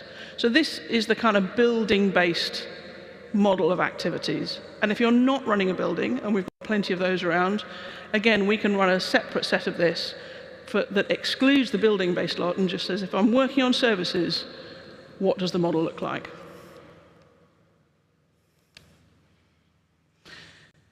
The next point I want to raise here is about how this varies between the smallest organisations and the largest. So if you look on the left of the screen, where we're looking at the below 50 grand a year turnover crowd, then that grant income on average is almost double the average that you're seeing from commercial and trading. But interestingly, donations is worth almost as much as commercial and trading at that scale. And that grant dominance goes through into the next section, that 50 to 200 grand turnover range. But something changes when you move from the 50 to 200 grand turnover band to the 2 to 400. At that point, commercial and trading takes over. But it's not a straight line. It's not consistent all the way through. So something else is happening in the 400 to £1 million crowd. So what is it that drives these is really the point that we need to get to. And I can't do all of that today. But what I can land with you is this idea that things change, and that a small organisation is not a mini-me of a big one. That the business models are fundamentally different, and therefore, whilst we might gain inspiration from some of the big guys, actually we need to ground our planning in comparison to organisations of a similar size. And I would argue, and I'm happy to debate it, that there's more usefulness in comparison to people of a similar size, and don't worry about whether you're subsector or art form is exactly the same, but worry about your turnover band and worry about whether you're running a building or not, and don't think about whether it's music, literature, industrial heritage, museums, etc. Those are the things that drive it. So, what's going on in here? Actually, no, I'm getting ahead of myself. What's the take-home message from those first few slides? In small organizations, grants exceeds commercial and trading. But that usually flips when you grow. And interestingly, usually, there are exceptions, but usually, grants are never the largest income stream. There are one or two who do great at it, but usually it's not the biggest. And the exception is the smallest of organizations. So, let's have a little bit of a look at what changes when you grow. Let's start again with the grant income. So, we're going from 50-ish% of turnover to 20-ish% of turnover. When we shift from that 50 to 200 to 200 to 400, what's going on? Trusts and foundations in the purple, lottery in the orange, local authorities in the blue.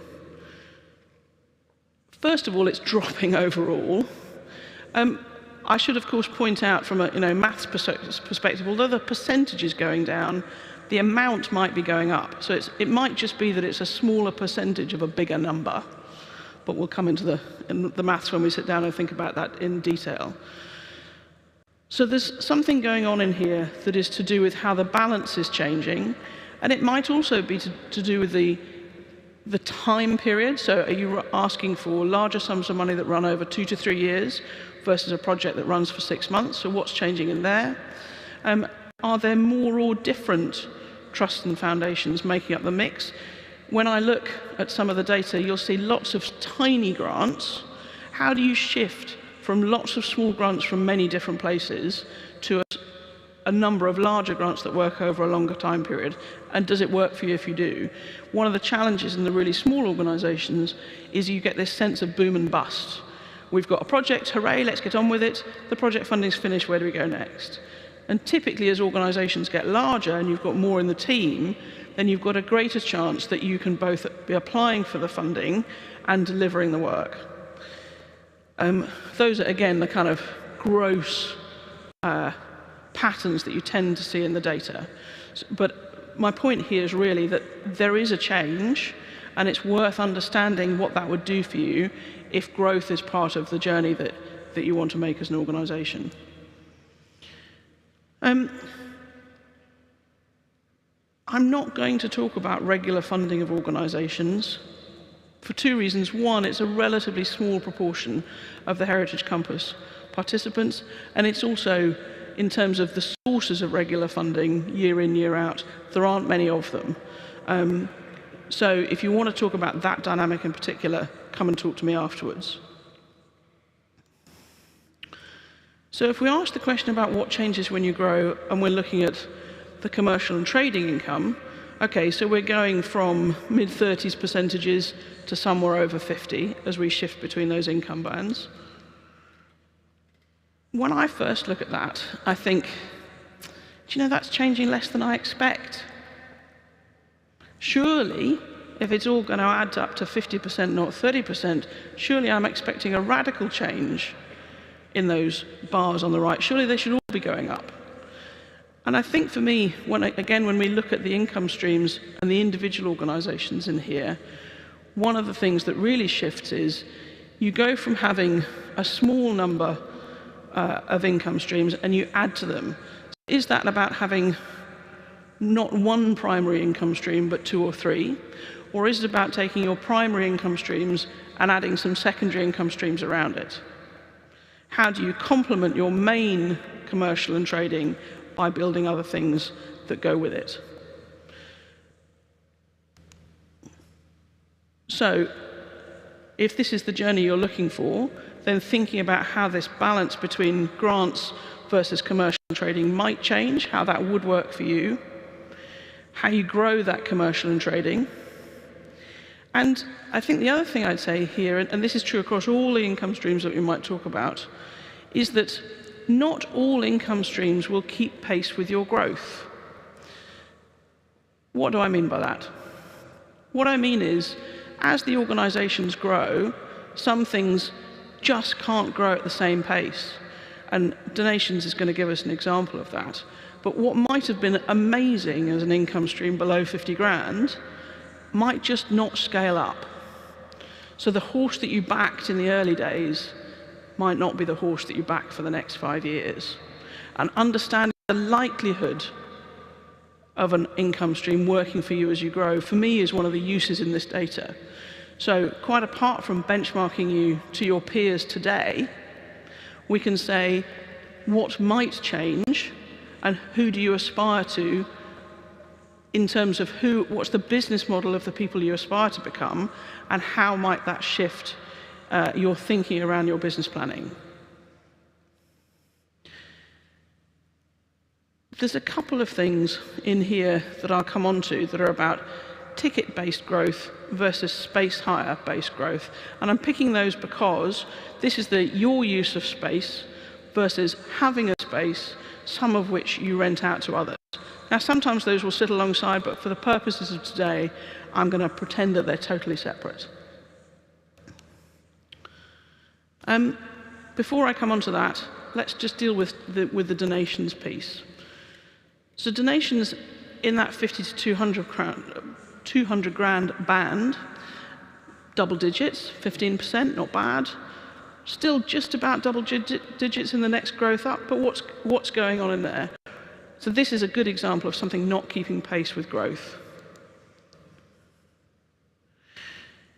We don't always get the detail in here, but it's interesting to see what goes on in that difference between the kind of private donations, which, by the way, sometimes is people's alternative to tickets. It's listed as a donation, but it feels like a ticket. I'm pleased to see that the gift aid as a percentage is actually sitting there fairly consistently between those two turnover bands. And one of the things I would encourage is, how do you get the gift aid process working well? Because why wouldn't you want it? And it's really hit and miss in the data that we're seeing as to whether people are making the most of that. So is that working? And if not, why not? And could it be? So we're not going to see this route be the route to growth for many organisations. I'm not saying discount it. I'm just saying in the priority order, it's not the one that I tend to focus on. There will be people out there who know this area better than I do and disagree with me, but in the overall scheme of things, it's not my go-to. I mentioned a few minutes ago the difference between what I referred to as primary and secondary income streams. So for me, a primary income stream is worth more than 10% of your turnover, and as you grow, you'll go from having one to a few. By the way, you can't do everything. That's true in this data, that's true in life. You can't have 10 primary income streams. Your head won't cope with it, your organisation won't cope with it. So what are the 2 or 3 things that are your primary income sources? And therefore, what can you build around them? The best secondary income sources support the primary. The thing that bothers me when I look at both organisations and that data is if you've got some orphan activities that don't really relate to anything else, it's quite hard to justify the time on them. They're probably not faring terribly well, and they're probably not getting the time and energy. So what's the interconnectedness between the income streams, and how do they support each other? My point about how things do or don't keep pace. Overall, my point here would be, it's the earned income that's going to drive growth. The joy of earned income is that it's unrestricted. You can spend it on anything. Marvellous. And one of the holy grails in these business models is the freedom to spend money as you choose, whereas typically a lot of grant income will be restricted and you can only do the things you said in the bid. So, hooray for earned income keeping pace as you grow. And the good news is that grants are pretty good at it. You can apply for some larger sums, you can do some bigger projects, you can include some level of administration, core, of overhead sitting in the background there. So there's a nice combination of those two that is possible. That's the good news. But thinking about genuinely, can you grow this? And again, as I say, one of the things we can do here is we can say, well, who do I aspire to become? If I want to get bigger, if I want to move into new areas, we can use data like this to say, well, how are other people doing it now? And what does that set as a reference point for what I might consider to be possible? So, the next phase of this presentation is the how are things different when bit. And I've got 2 or 3 of these. How are things different when ticketing is worth more than 20% of your turnover? We'll take the all organisations in green and those with tickets of more than 20% in pink. It looks like donations don't change much, but the emphasis on commercial and trading overall, not just your tickets, is the thing that's the difference between the two. Grants still matter, grants are still useful, but when ticketing is a large percentage, so are some other things as well. We also see that these are some of the bigger organisations. I don't think that's wildly surprising. If the median turnover in the group is 130-ish, then these are some of the big guys. Now, what I can't tell you, I can point out the correlation between these things, but I can't tell you that it's a causal relationship. It's not, what I'm not saying is, if tickets is high, you'll be bigger.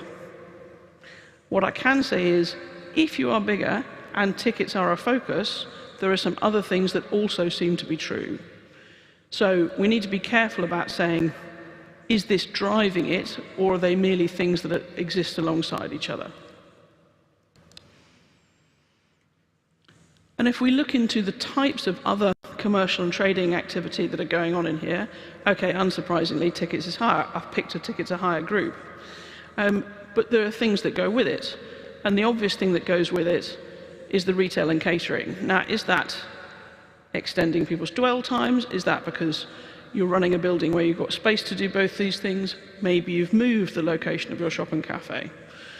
I suppose we're also not really surprised that the hiring out of space for purposes other than your own activities, whether that's a yoga class, a wedding, or anything else, is not a major focus in these sets of business models.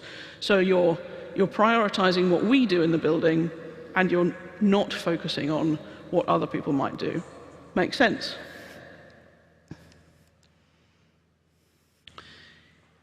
If we take the sets of organizations who are focused on hiring out space, how are they different? Well, they're not dissimilar to the average size of a Heritage Compass participant. They're sitting in the 130s. Slightly less on ticketing, but not the kind of drop that we saw difference we saw in the other guys.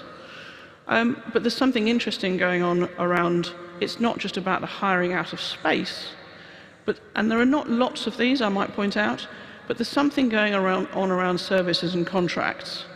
And what I mean by that is, there's public sector money for the delivery of sets of activities that is not a grant, and it's about delivering to often a public sector set of needs, often outside of arts and heritage. Could be education, could be health.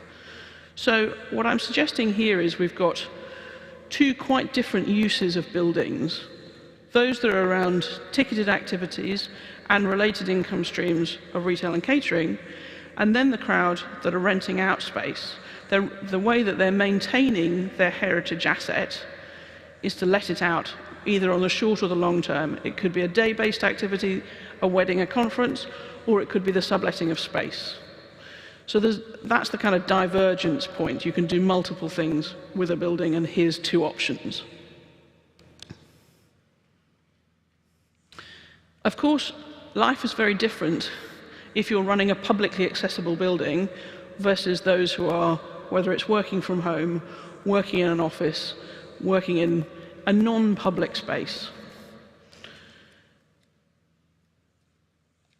The grant levels between those who are running a building and those who are not. So it's the yeses in greens and the noes in the pink purple. If I think about who I know in this program, then that activities-based, service-based, things that don't have to happen in a single space, then the use of grant monies to deliver those things, I think, is what we're seeing in the data here. And it's not that commercial and trading doesn't matter, but there's a definite grant focus in the organisations that we're seeing in Heritage Compass at the moment. So, take-home messages from this stage. You can't grow everything at once. You've got to make some choices. One possible choice is between ticketing and space hire, and understanding the differences for your business models. There are others. We can talk about them. Running a publicly accessible building is also making a difference in both the income types and, as I'll go on to show, in your likely expenditure on costs. Energy crisis being an obvious point of discussion at the moment on that front. So, I'm going to split your expenditure types into three really rough areas. What does your building cost to run? What are the direct costs of the activities you're delivering? And what are the salary costs? There are others. There's lots of administration, there's lots of overheads, there's all sorts of bits and pieces, but I'm going to focus on these three for the time being. Once you have salary costs, they usually, pretty rapidly, become your largest area of spend. Amongst the Heritage Compass, roughly 2/3 of organisations have a salary bill, which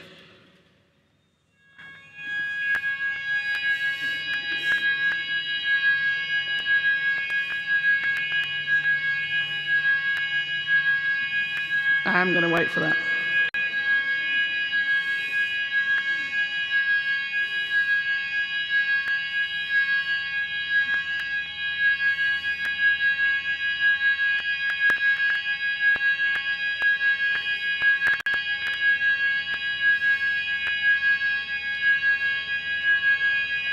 There's some running about going on at the back there. Everybody out?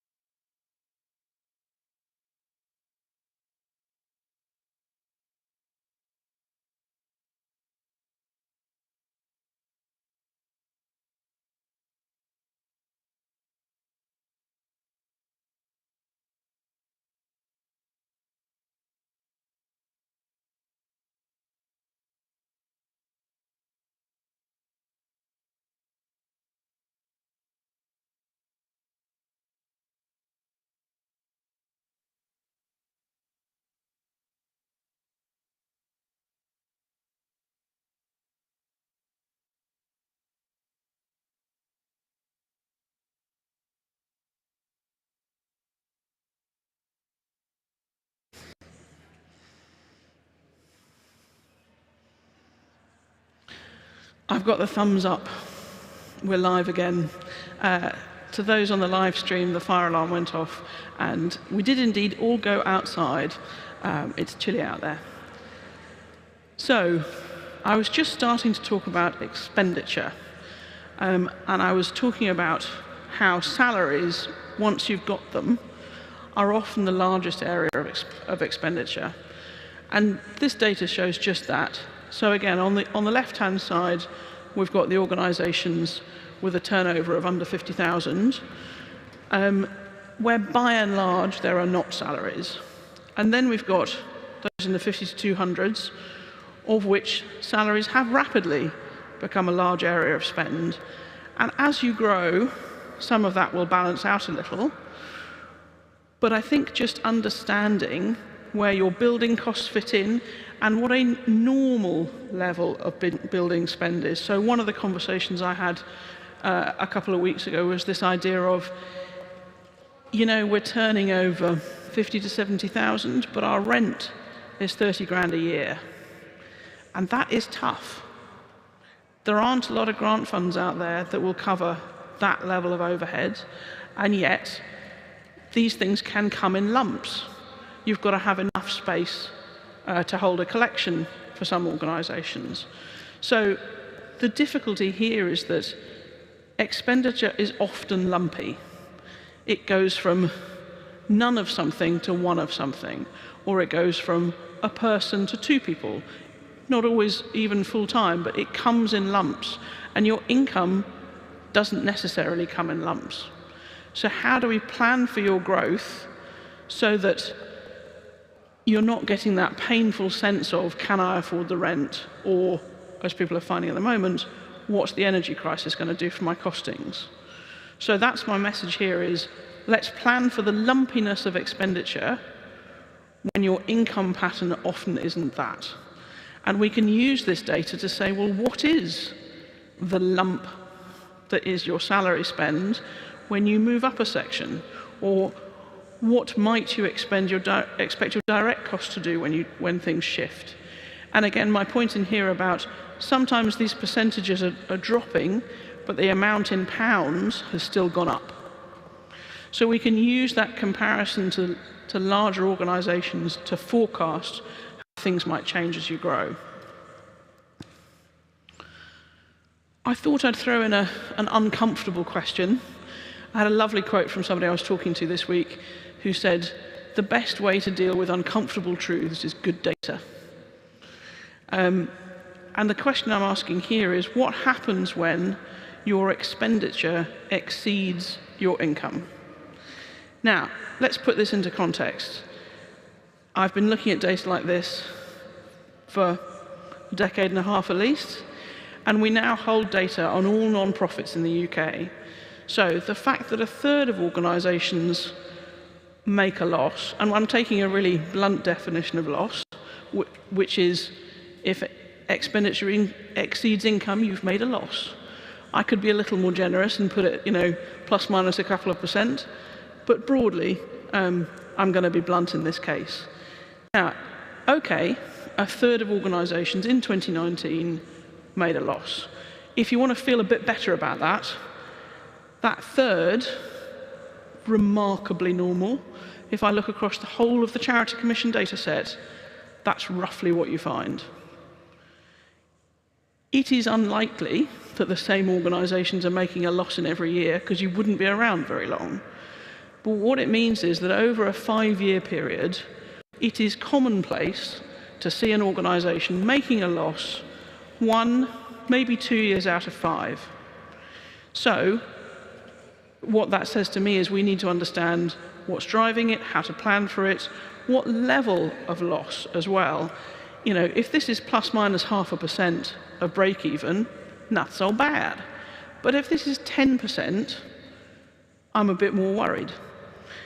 And what we tend to see is that small organisations are much more volatile. They'll have a good year making a great profit and a hideous year making a loss. Now, some of that is just accounting. Some of that is got a grant, it's running over 2 years, received it all in here, spent it all in the second year. So some of that is just what the data's doing based on what the accountants are reporting. But nonetheless, typically, volatility higher in small organisations, and you'll know what that feels like because that's the can I afford to pay these bills? Where's the next bit coming from? We haven't got the projects to run, so we're going to have to go quiet for a while. There are elements of that that I think will be familiar to you. The piece that I would look at in here, on top of that kind of general commentary, is to say that it's the organisations with the higher salary spend levels in which we are more likely to see some of these problems.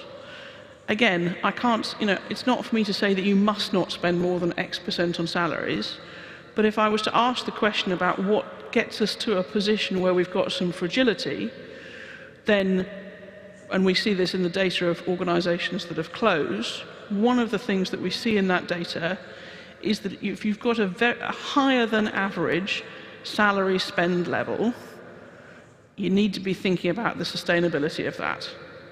So again, it's a gross generalization, and what it also means is we need to understand what salary spend levels as a norm are by sector, by turnover band, whether you're running a building or not, whether you've got permanent staff or whether you're bringing in project staff. But it is a factor that we can see a connection between salary spend levels, loss-making, and in the worst circumstance, closure. So, key messages from here. Loss-making happens. Small organisations are volatile. Let's plan for a healthier future, because the data exists to tell us what healthy and resilient looks like. So, if you wanted the shortest set of metrics to look at, this is my list. The profitability as a percentage of turnover, tracking that on certainly a yearly basis. Understanding what your grant to trading ratio is. Considering what level of income diversity is appropriate to you.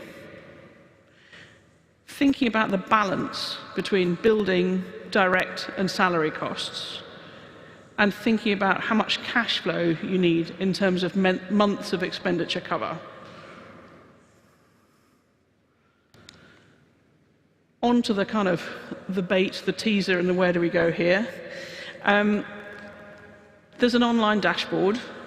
You all have use of it. Those who were on the programme last year have got use through this year as well. There's a login for every organisation. If you haven't got it, come and talk to me. We can look at your data in detail. We can build bespoke benchmarks for you. We can compare you to these norms. There are pieces of particular analysis that we're publishing. The retail and cafe one is out. There's a piece on role of grants, a piece on growth routes, and a piece on the role of spaces. You can have these one-to-one conversations with me. They can be booked.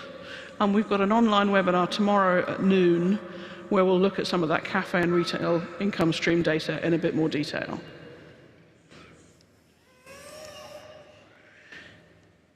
I think the place that I want to take this to is to say, what would you like to know next? What would you like to learn next from this? Where are the useful bits in this? Is this about your business model, the strengths, the weaknesses, the opportunities? Is this about who your peers are and the way they do things and what you can learn from your peers? Is this about a cohort of organisations that you aspire to join? Or is this about specific types of income you want to develop? I'm sure there are more, but I thought I'd give you 4 to kind of pick from. How do we find the relevant comparisons?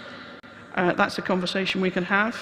How do we use this data? Because it's all very well my standing here and talking about it, but really the purpose is to help you do things differently and better. And if this doesn't lead to action and change with your organisations, then I'm not doing my job right. And that might be about ideas for growth and development, but it also might be about knowing what some of the future pitfalls might be so that you can avoid them. I'm contactable in lots of ways. we'll put this presentation out through the Slack channels. I'm around all day. I'm part of the program. You can talk to me direct. You can talk to me through Course 4. Let's get a one-to-one and look at the details of it. In the meantime, and I'm mostly looking at silhouettes here, have we got any questions? The moment of quiet. I can see a hand.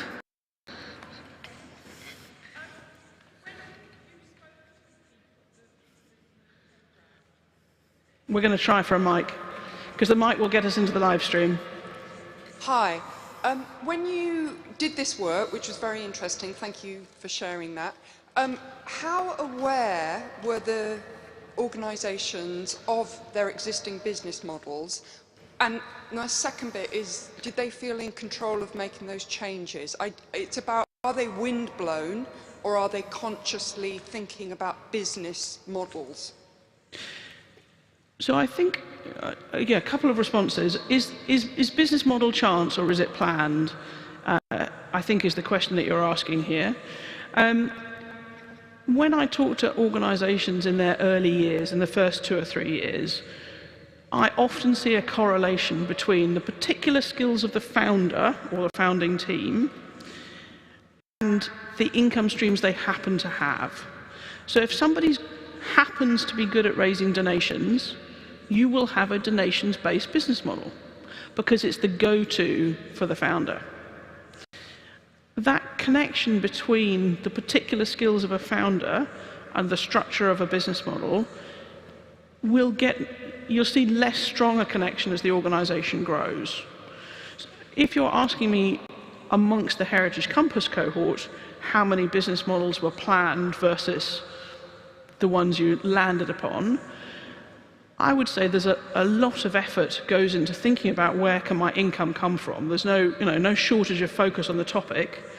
I think the skills development about opportunities and possibilities is part of what this program is able to focus on.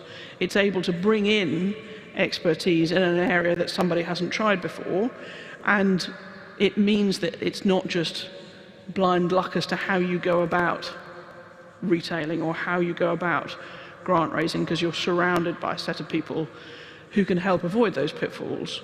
So I think it's a mix of sometimes there's a strong connection between the founder and the early income streams. The larger organisations don't show that. I think that's a good thing.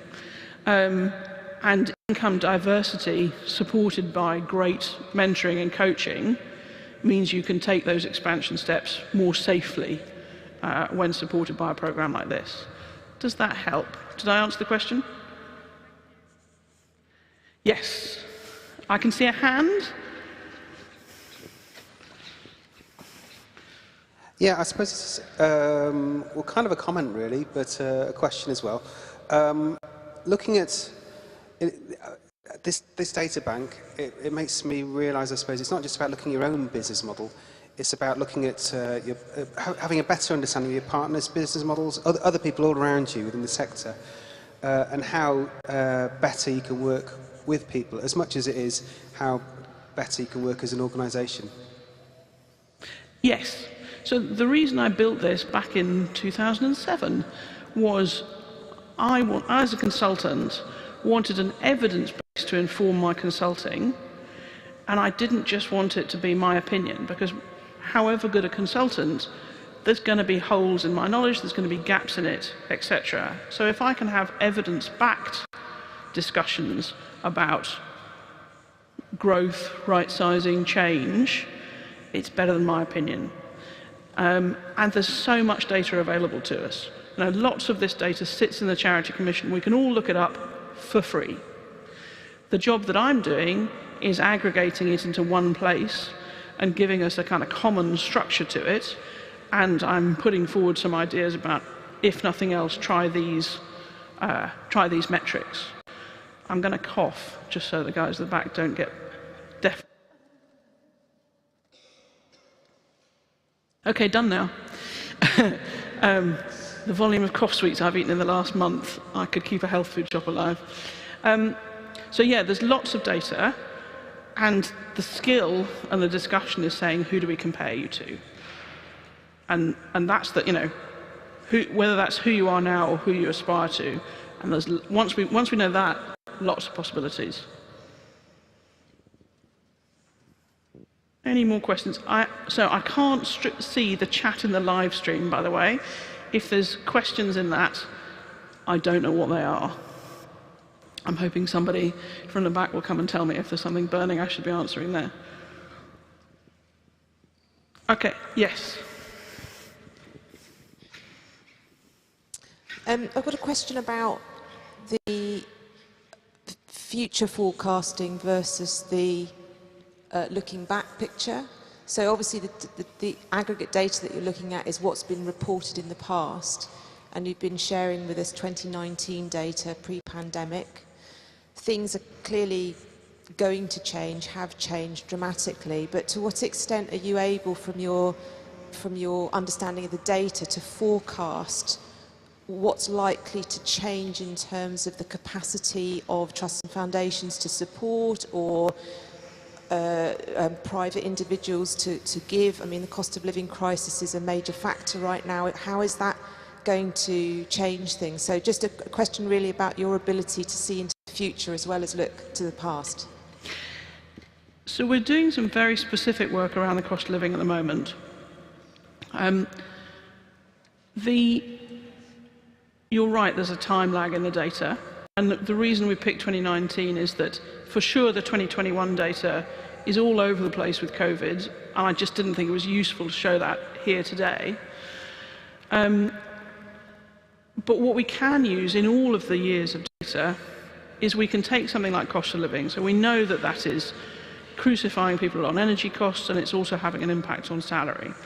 If we know what the pre-crisis spend levels were on, let's say, an energy bill, and that's data we do have, then our ability to say what's the relationship between energy spend levels, cash flow, profitability and turnover, we can model that, and we can then say, okay, what assumptions do we want to put into here? We want to make an assumption that energy bills are going to go up by 300%, 200%. We can model that data to then say, what will that do for the numbers of people who will burn through their cash flow, the levels of loss making that we're going to see. So at the moment, I think I would find it difficult to do that for all our types of income, but we're doing it for specific things like the impact of cost of living. And we're doing some work with the Arts Council on that, and we're building a very specific cost of living impact modelling tool that we're going to run at scale across as many thousands of organisations as we can manage to pull in the data on. So I do think we should be able to use this data for forecasting.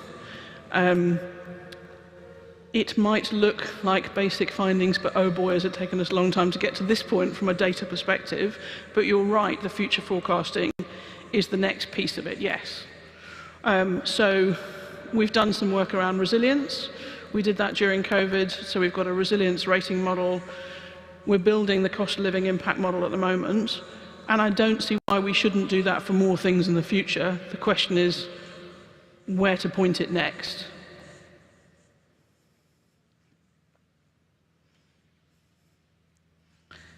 Any other questions?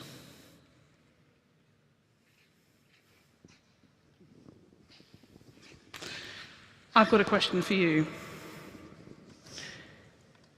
Can I have a show of hands if there are either things in this presentation or enough kind of bait for you to say, I'm going to do something as a result of this? Okay, that's good. Okay, so I'm broadly doing my job. Always a risky question, was I getting it right? For those on the live stream, we've got a good show of hands. How many people haven't yet booked a one-to-one and would now like one? Half a dozen-ish. That's good. See you afterwards. How many people don't know what their login details are?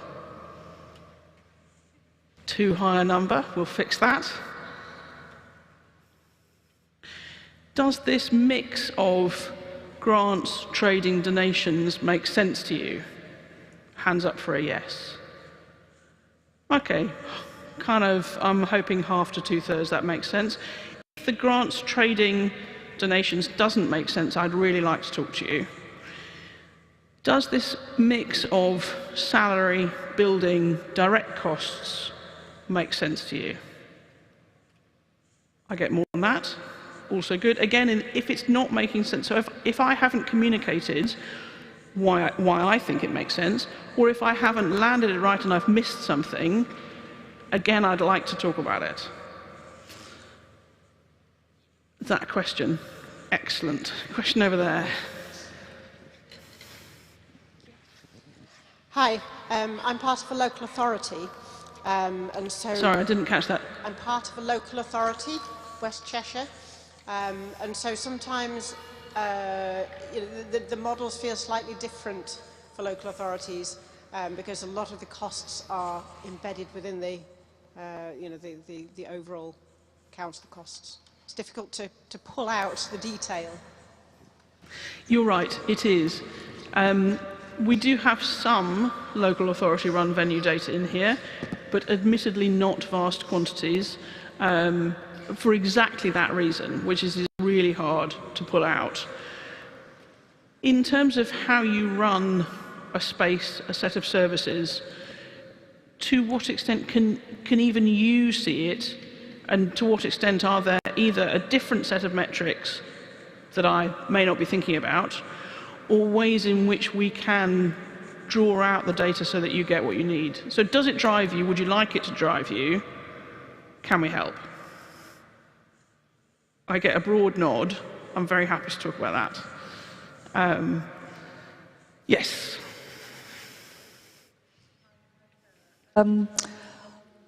Data is very powerful, and we've seen that from your presentation. It's really interesting for me personally to see all the different, data input. And I was just wondering, in terms of using that data to inform your business model, which will hopefully allow you to, for example, we're looking at diversifying our income streams to, obviously, like most people here will be, to have that cash to spend it on what we want and invest in, our programs of activity for the future.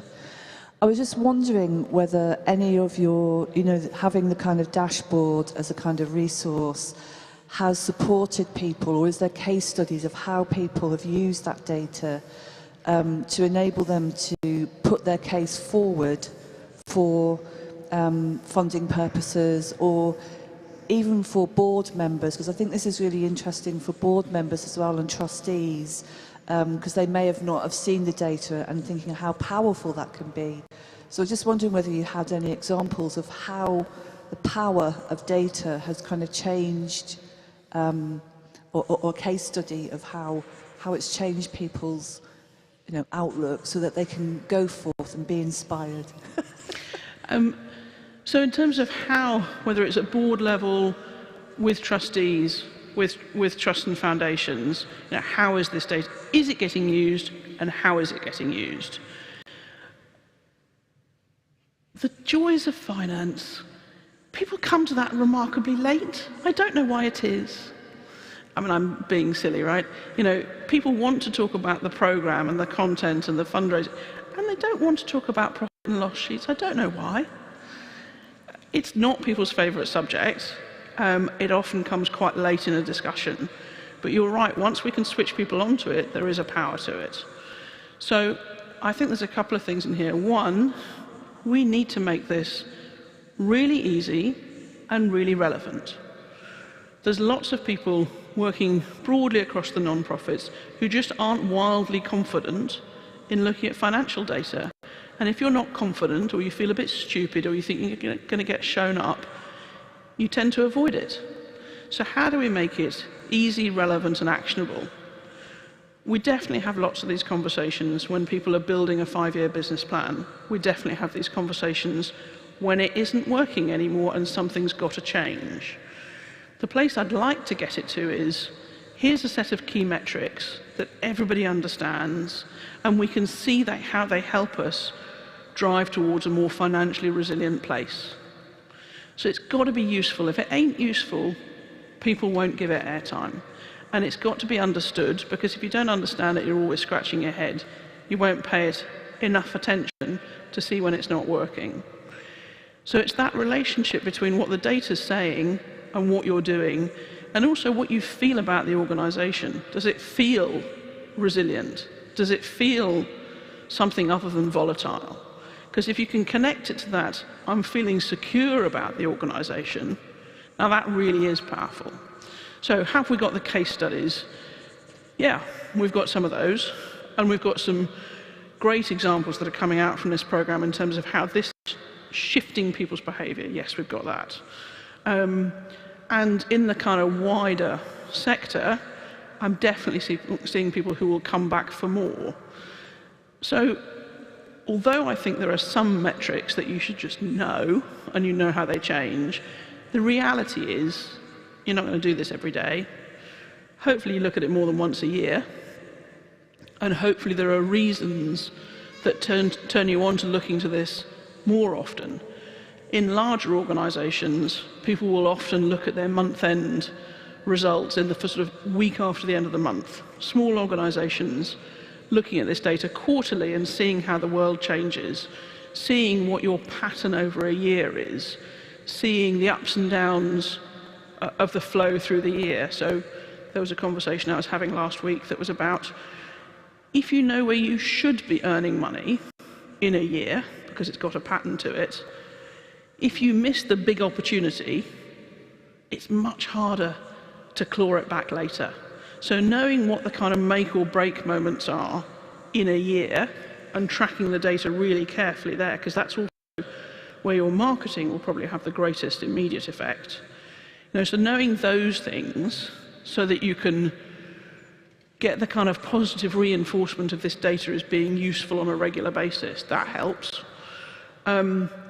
Using it to build plans and then seeing how that turns into reality, so the kind of tracking of it, that reinforces the utility of it.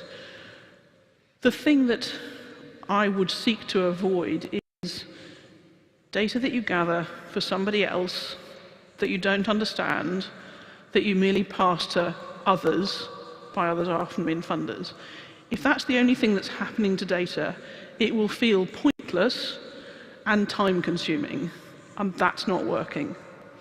We want data that matters to you and is relevant to you, and ideally then is useful for other purposes as well.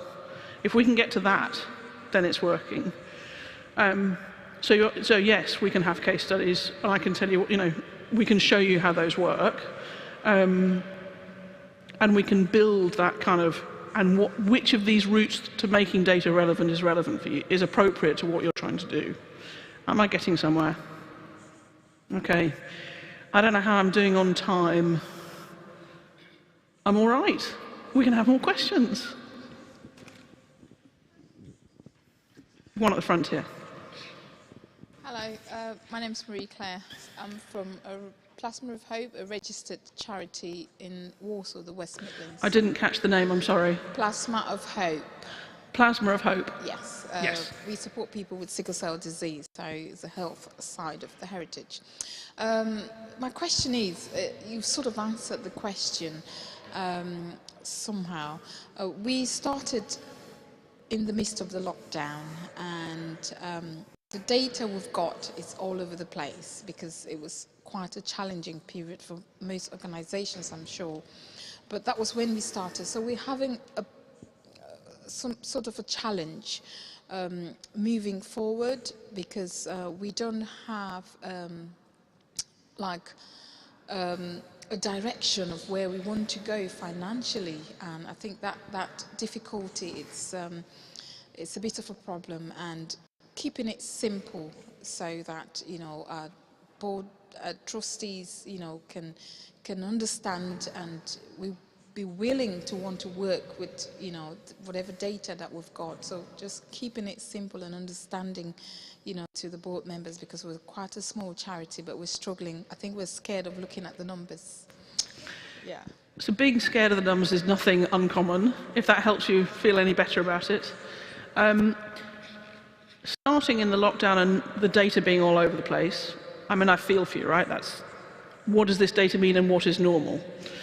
I think there's probably enough data in the system that if we asked a couple of directional questions, we could get some sense of, well, here's a ballpark, how does it feel? If your world looked like this, would that be heading in a useful direction? I think the good thing is you want to make the data useful and you want to have a direction. So it's not blind luck as to where you go next. So those speak to the planning and the usefulness and the intent, and I think that will serve you well. In terms of what mix of things, for sure we can talk about that. And at that point I am getting the magic T sign that says wrap up, Sarah. But yeah, we can talk about that. Thank you very much. So, thank you to Cause 4. Thank you for your time. And I hope to speak to a number of you shortly. Enjoy lunch. Thanks.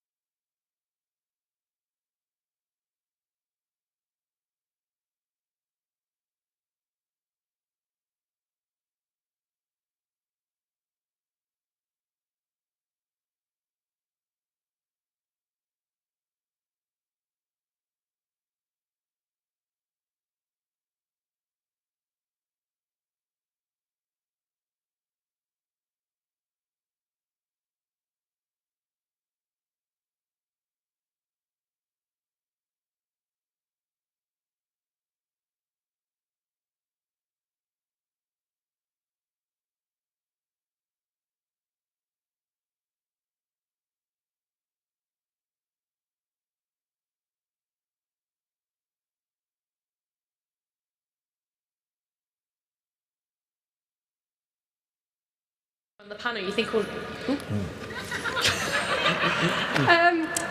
hello everyone, the next sessions are about to begin. We're about to do our panel up here, so if you wanted to go to any panels downstairs, then head down there now, or please do join us, and we'll crack on. Well, hello everyone, I hope you've all had a really lovely day so far. I've been enjoying the talk so far. This panel, we're going to be looking at reflections on business models. So my name is Sarah Thurtle. I'm the Director of Strategic Development at Creative United, and we're one of the partners on the Heritage Compass programme. So it's really lovely to be here today to put some faces to names. So I've got three panellists, and they're going to do some quick introductions. We'll start at the end here. I'm Kevin Casey, and I'm from the Historical Diving Society based in Gosport, Hampshire. Thank you. And then I'm Annie Davis. I'm the Development Manager at the Museum of Cambridge, which is based in Cambridge. And then finally... Hello, I'm Anthony Baker. I'm the Chief Executive at Barnsley Civic. Great.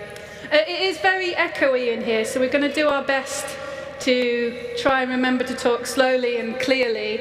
But if anything that we say up here you can't hear or you want to have repeated, do just pop your hand up and I'll try and look out for you and we can repeat it. But hopefully it'll all become clear as we go along. So the first panellist today is Kevin. So do you want to do your quick talk? Okay.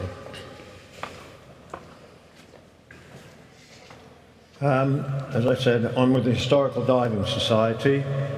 I'm Vice Chairman of the board, and I'm the museum director. I've been on the journey with the society from day one. It was formed in 1990, registered as a charity just after formation, and one of the aims, with a lot of people here today, was to open a museum. But that costs money. So for the first 20 years, we just followed along as just an all-volunteer organisation researching the history of diving. And hold on, I better go on to that next slide. And so this is our business model I'm talking about, and we were just living off membership subscription. And after 20 years, membership started to wane, and a couple of us said, if we don't open up a museum now, the society won't survive, and secondly, we'll lose our opportunity. We spoke to the board. I was on the board at this stage. I joined the board in 2009, and in 2010 we had this discussion, and they said, no, we can't afford it. There's only £20,000 in the bank, but we wouldn't take no for an answer. So 11 of us from the society put £1,000 in each, and we said we won't cost the society a penny. So we had seed funding of £11,000. We couldn't afford a building. We went to the local council and we said, what have you got available that you won't charge us for? They gave us grade 2 star building on the at-risk register. And that was the building you saw on the first slide. It was mid-Victorian, gun battery, coastal defences, and its last job was in 1980 as Gosport Borough Council's nuclear bunker. So we had a hell of a job on us, but we got a good group of volunteers and we worked on that. And we got it opened as a museum in 2011 on a tenancy at will because of the condition of the building. Today we now have a 99-year lease on that building, but it comes with a caveat. We're responsible for the fabric of the building, and that's a big responsibility for any organisation, especially as we're still all volunteer. We had a large collection of printed material which would not go in that museum because of its damp condition. So in 2012 we approached Hampshire County Council.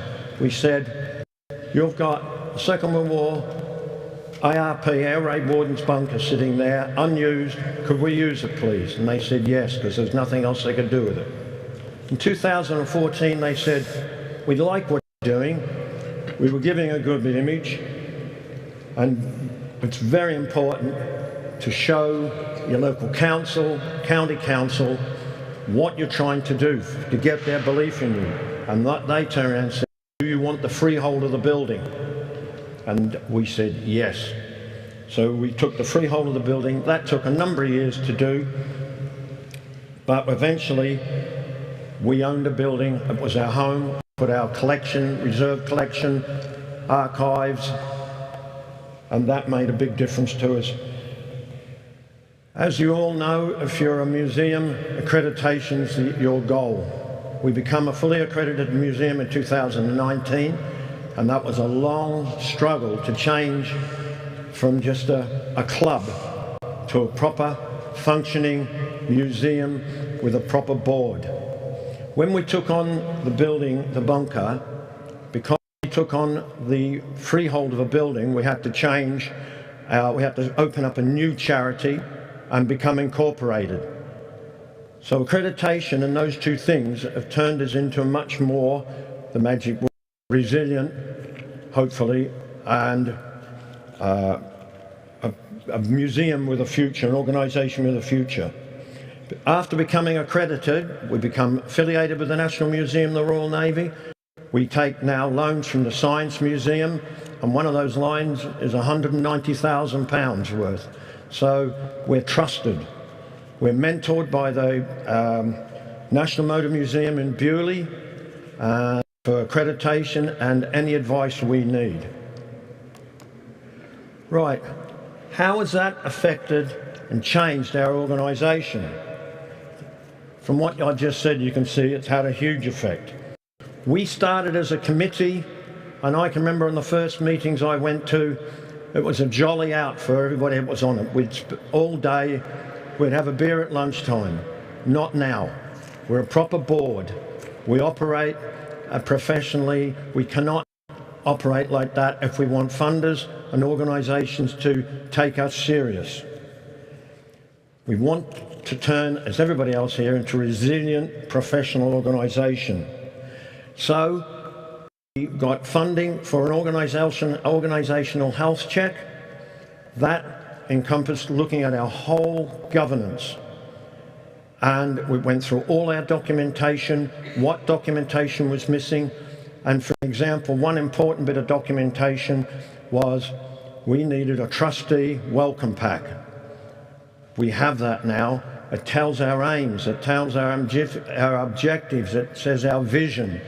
So a trustee could come to us now that doesn't know us, look at that and say, oh, these look organised, they know what they're doing, they've got a purpose. So hopefully we will attract more new trustees, ones that can benefit us. We've reviewed all our documents to make them more robust. We have a document register, we can review, and we review them on a regular basis. Everybody owns one of those documents, and that person is asked on an annual basis to review it and update it. And especially when we'll be coming up for accreditation in 2025, our lead in accreditation is updating us to the new spectrum, and when it comes, we're not going to be panicking and thinking, oh, 6 months ago in accreditation's here. We will have it ready. We'll have all the documentation ready. We realised that we had to make the board more corporate, so we've taken things out of what was the committee and made subcommittees. And an important subcommittee, because of what we're getting with grants and everything at the moment, we've got a finance subcommittee. That's one of our committees. We have museum subcommittee, and the people that lead on those two subcommittees then report to the board. We've been very lucky. I've been to a few meetings today. We talk about finances, running your finances. We are lucky enough, one of our volunteers, no background in diving, just wanted to volunteer, and he's a retired forensic accountant. He sits on my shoulder, and that makes a big difference. You need to look at all your volunteers, all the people around you locally who can help you. Because we do not pay, we have no paid employees, so we operate on shoestrings. As we've talked about today, volunteers are critical. How do you keep them? How do you enthuse them? And we work on that. We work very close to keeping them engaged, because we're only open from April till October, weekends and public holidays. So we keep them engaged during the closed period. We have coffee once a month. We have a coffee morning in a local cafe. We must keep them engaged. We tell them what's happening. We have a little newsletter that goes out called Buddy Line. The volunteers have got to be made to feel like they're welcome and they're an integral part. We don't, as I said, have paid employees, but we're hoping to shortly. And one of our documents made up was we got a grant to do an employability strategy. And we are a very poor town. Even though we're in the south of England, they call us a northern town in the south. High deprivation, high child protection. And part of that employability strategy is how are we going to work with the underprivileged in our area. We've done a full study on it. We've spoken to all the relevant organisations, and we know exactly what we can do if we get our lottery grant. Also, we've researched how much a full-time manager will cost us, how much a part-time community engagement manager will cost us, and taking on an apprentice. We've got all the figures, we've been all to the right organisations, we know exactly what to do. We're ready. As they say, we're oven ready on that. Okay, how did our business model, how has it interacted with our income and fundraising? I'm fundraising lead, and it's had a huge impact, all these changes, because funders are now starting to say they can trust us, we can deliver. We've just, I failed on 2 lottery grants, and on the last workshop I was in, it hurts to fail, but failing you learn. And I think I can understand why the lottery failed me. And I learnt from that, and we've got our last lottery grant. We've just got one, and I feel much more confident now in the round 2. I think we can get it because of what we learnt through failing. We got 2 ACE grants. We're the only museum, from looking on their list, the MEND and the SIP, both capital grants. We're about to start those. And now Historic England want to come on board. We're dealing with them at the moment. If they accept the figures with the costings we've given them, hopefully we will delay the MEND and the SIP because we haven't gone out to contract yet. We'll deliver all 3 together. That means the museum only closes down once. And by the time that come in, all that work, capital work's done, then the lottery grant would come in. So I don't know if we'll get those 2 grants, but you've got to live for the dream. You've got to do. But it's been a long journey for us, and it's been interesting to be in every part of that journey and watch us turn from a hobby to hopefully a professional business. And there's one little thing I heard on the radio, just a little saying, 2 lines, and it was, if you want to deliver your dream, you need a team. And it's very important to build a team around it. For an all-volunteer group, we've got the most amazing team. Thank you. Thank you, Kevin. That was really fascinating to hear about taking a small hobbyist organisation, but led by a lot of passion, into an established museum with all the backing that's coming into it. So thank you very much for sharing that. Annie, you want to do your thing? I do. Excellent. Hello, everyone. So I'm Annie. I'm from the Museum of Cambridge. We are a small, independent museum in the centre of Cambridge. We're not funded by the university. We don't receive any local authority core funding at all, so we're a kind of true independent in that way. I'm going to talk a little bit about the more recent journey of the Museum of Cambridge and how we've moved through different phases in our development over the last sort of 4 years. We have been a museum since 1936, and we were founded as the Cambridge and County Folk Museum. So in 2015, before my time, the trustees changed the name to the Museum of Cambridge.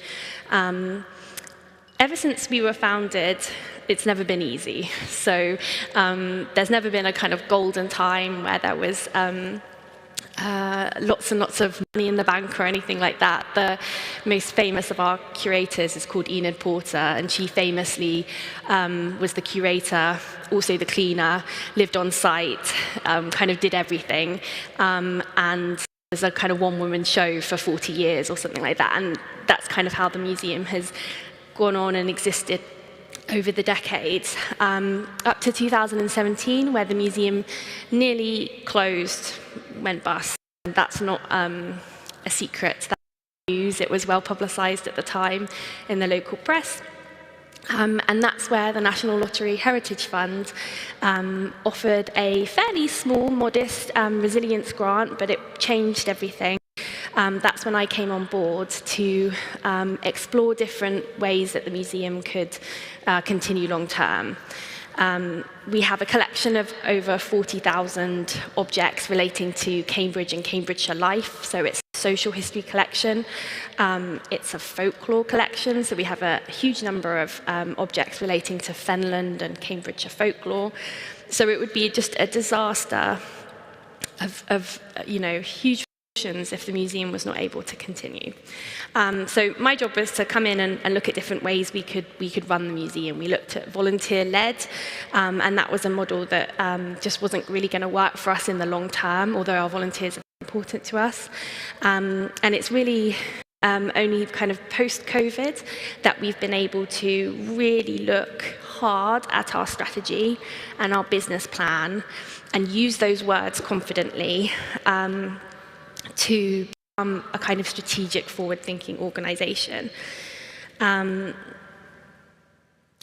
part of that, we've looked at the way we govern the museum. So our board have been through a huge transformation, a big piece of recruitment, and we've done in the last year, we did a big exercise on delegated authority, looking at the roles of our committees. We've developed a new business plan, and as I said, a new strategy that we launched in 2022 for the next 5 years. And we've also reviewed our staffing. So we've looked really hard at the way our staffing worked. There weren't many of us, so it wasn't like a big, making it sound really fancy. It was, looking at how the 3 people that we on our team and how they work together. But that was important to us because we wanted to make sure that your staffing budget is your biggest budget, making sure that we're using that as effectively as possible. So the position that we've taken is, like everyone else, to diversify our income. When I came on board in 2018, we were still kind of chasing the dream of that one big funder that was going to come in and keep us going for the next 10 years, and it was all going to be rosy if we could just get them. And I think that we've really transitioned away from that, I would say, myth that exists, and looked at the way that our income can come from lots of different places. So we've gone from having like 2 income lines on the budget to 8 substantial ones. So not all of those will carry on forever, but it's a big diversification in terms of the streams of income, and I'm going to talk about that a bit in a minute. We function quite a lot like a startup. So part of our business plan is around trying new things and trying new and maybe taking some risks around things that we're investing our budget in. So we're, projecting small amounts of income, but in the first year, but seeing how they can develop year on year on year, or sometimes they don't work and we ditch them. And that's an interesting new way of working as well. Not kind of like grinding out even when it doesn't work, really trying to look hard at what's working or isn't. And as I said, taking risks. So taking risks on things that might not be a kind of a given, but seeing how they go. And the last point I'd make about our kind of the way we're approaching our business is being very business-like. I know it sounds kind of obvious, but using language like investment and what's the business case for this activity. That's something as an organisation we've really taken to heart, and I think that's a kind of change in culture and a change of the way we work.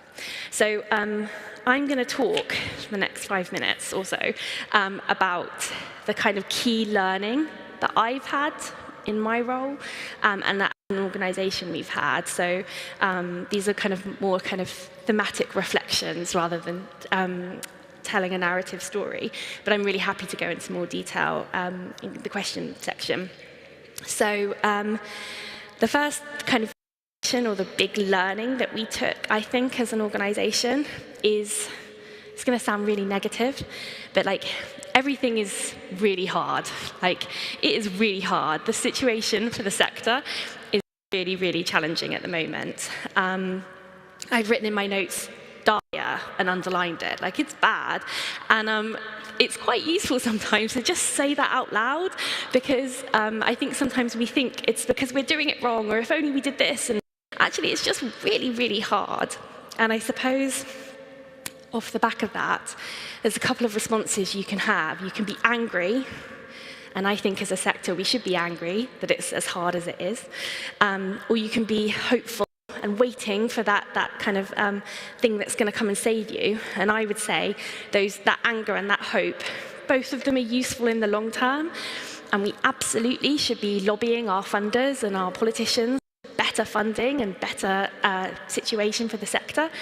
But in the short term, that's just not going to pay the bills. So I think the realization for us as an organisation was that we were going to have to save ourselves here. There was nobody coming, no hero to come and sweep us off our feet. We were going to have to save ourselves. And that's when we started looking at what we could do.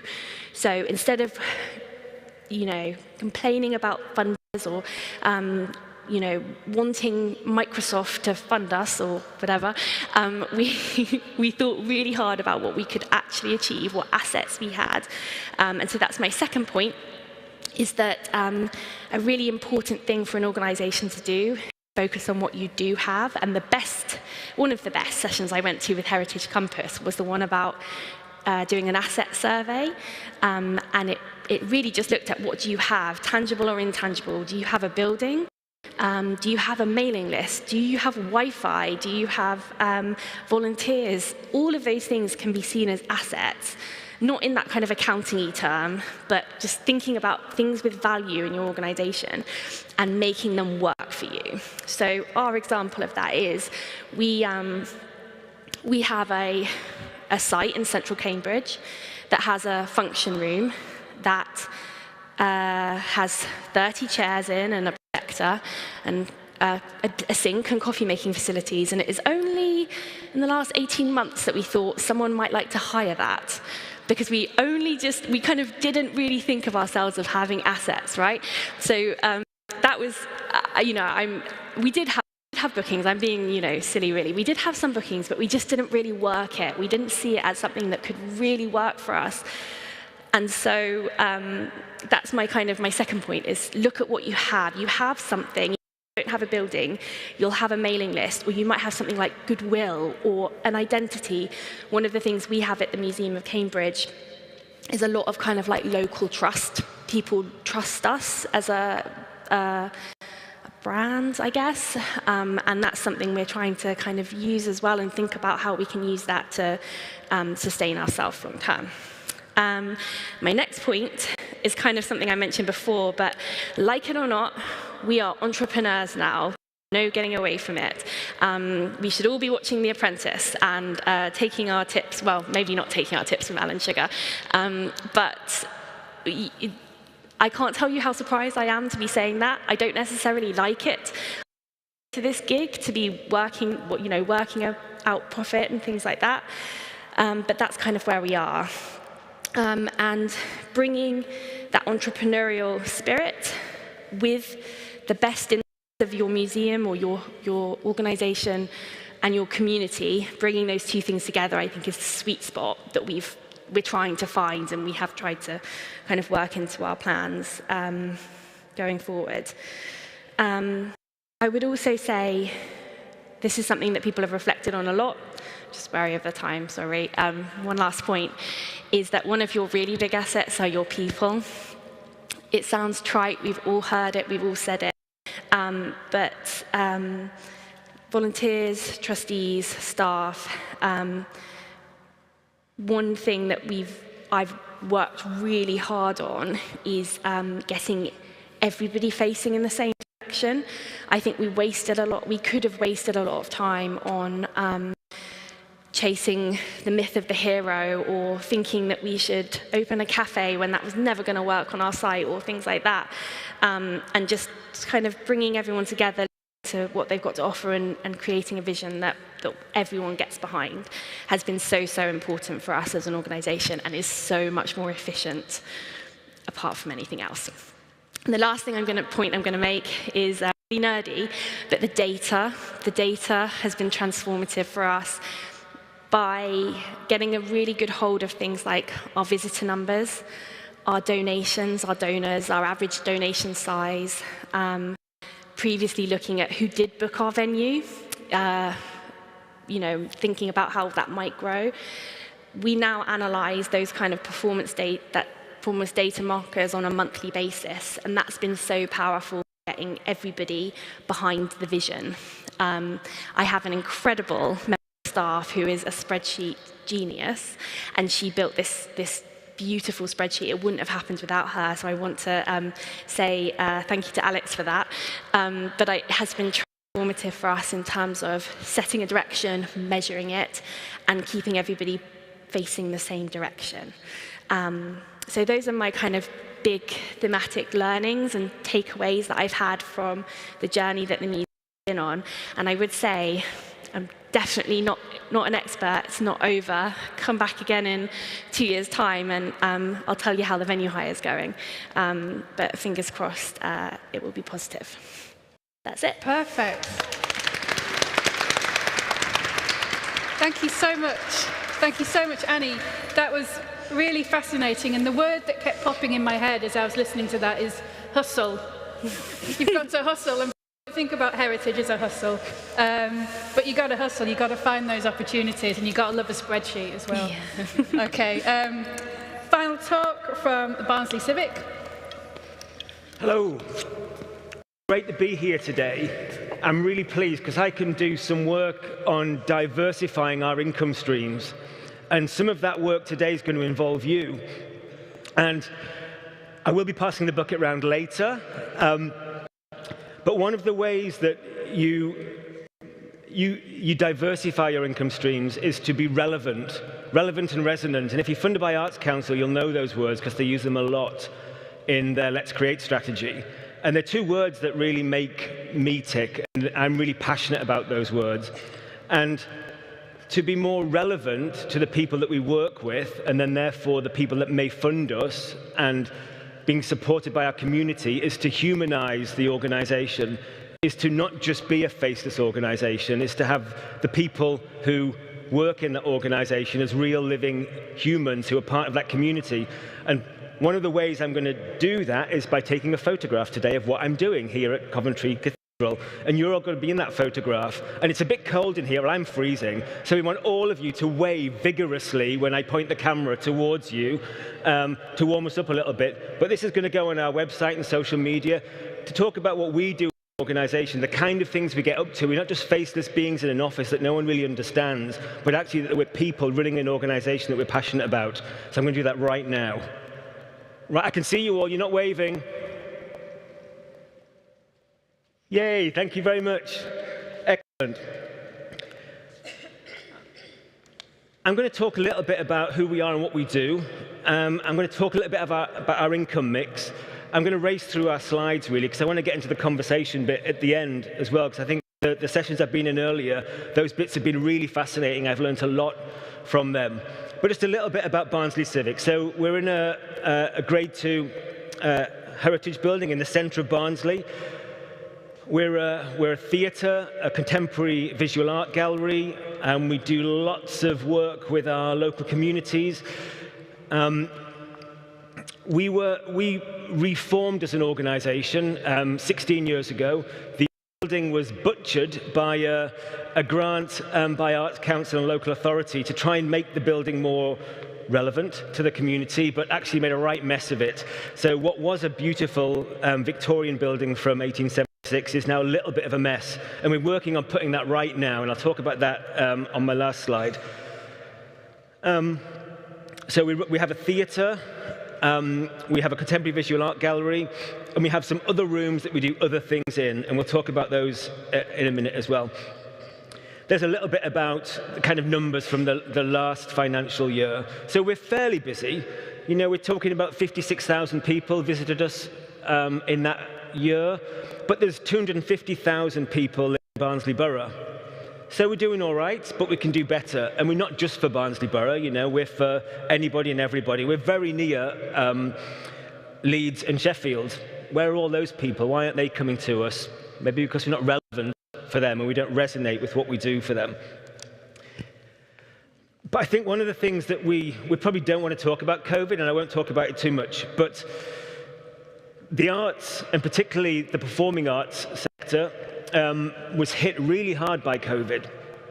And a lot of people changed their habits. And I know from when I've been on the Heritage Compass conversations, the online conversations we've all been having, that's across our whole sector, that people have changed their behaviors and habits.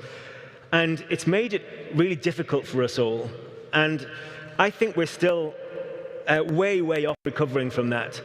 And I think the challenge for us is that we haven't had time to recover from that, and now we've got a cost of living crisis, and we've got the energy crisis as well at the same time. To how do we actually afford to heat and run our buildings? How do people afford to come to them?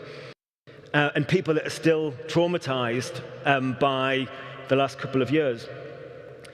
There's also new competition from things like streaming, not just the arts, the heritage and culture doing streaming, but the streaming services themselves, the big players, becoming more relevant because people couldn't go and do the stuff that we were doing because we were in lockdown. And in one of the sessions I was in earlier, was talking about how they became more relevant because they stayed open and pivoted to digital. I said, we did not do that. This is before I was there. I've been there 16, 17 months now. Unfortunately, we closed, and we didn't do anything. We just closed to survive. So in a sense, it worked because we're still here, but unfortunately, it meant that we lost our connectivity, our relationship with the people that we're there to serve. So that makes it harder. It makes it harder for us to be as resonant and relevant as we need to be as an organisation.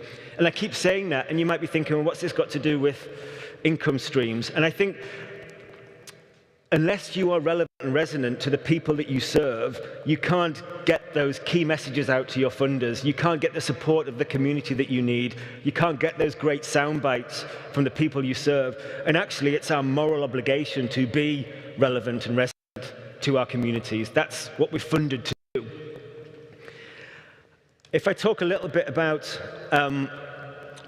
what we're trying to achieve next. So we are in the middle of two major capital projects at the moment. One is to repurpose the whole front of our building. I talked about our building budget about 16 years ago.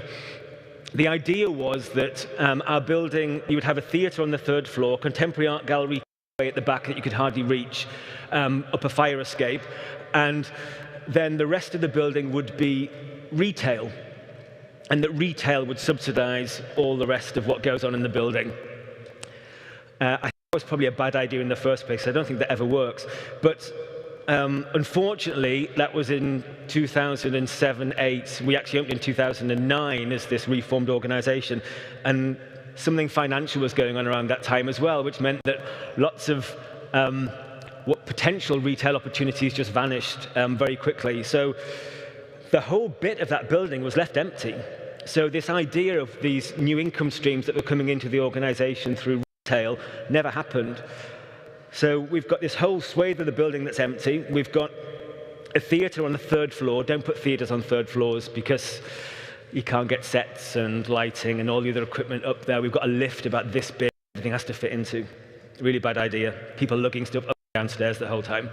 And then all these spaces that are empty. And the front of the building was empty. Thankfully, a couple of years after we opened, the local authority took a 10-year lease on the front bit of the building, but that's now finished.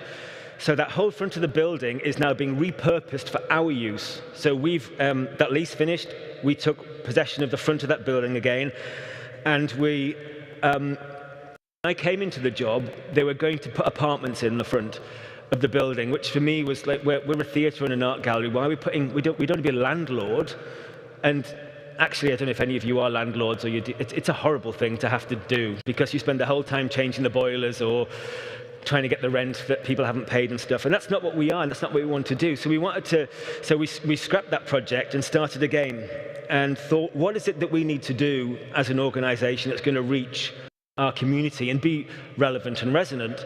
And cafes, bars, restaurants, they're really good at just engaging people and bringing people into a building.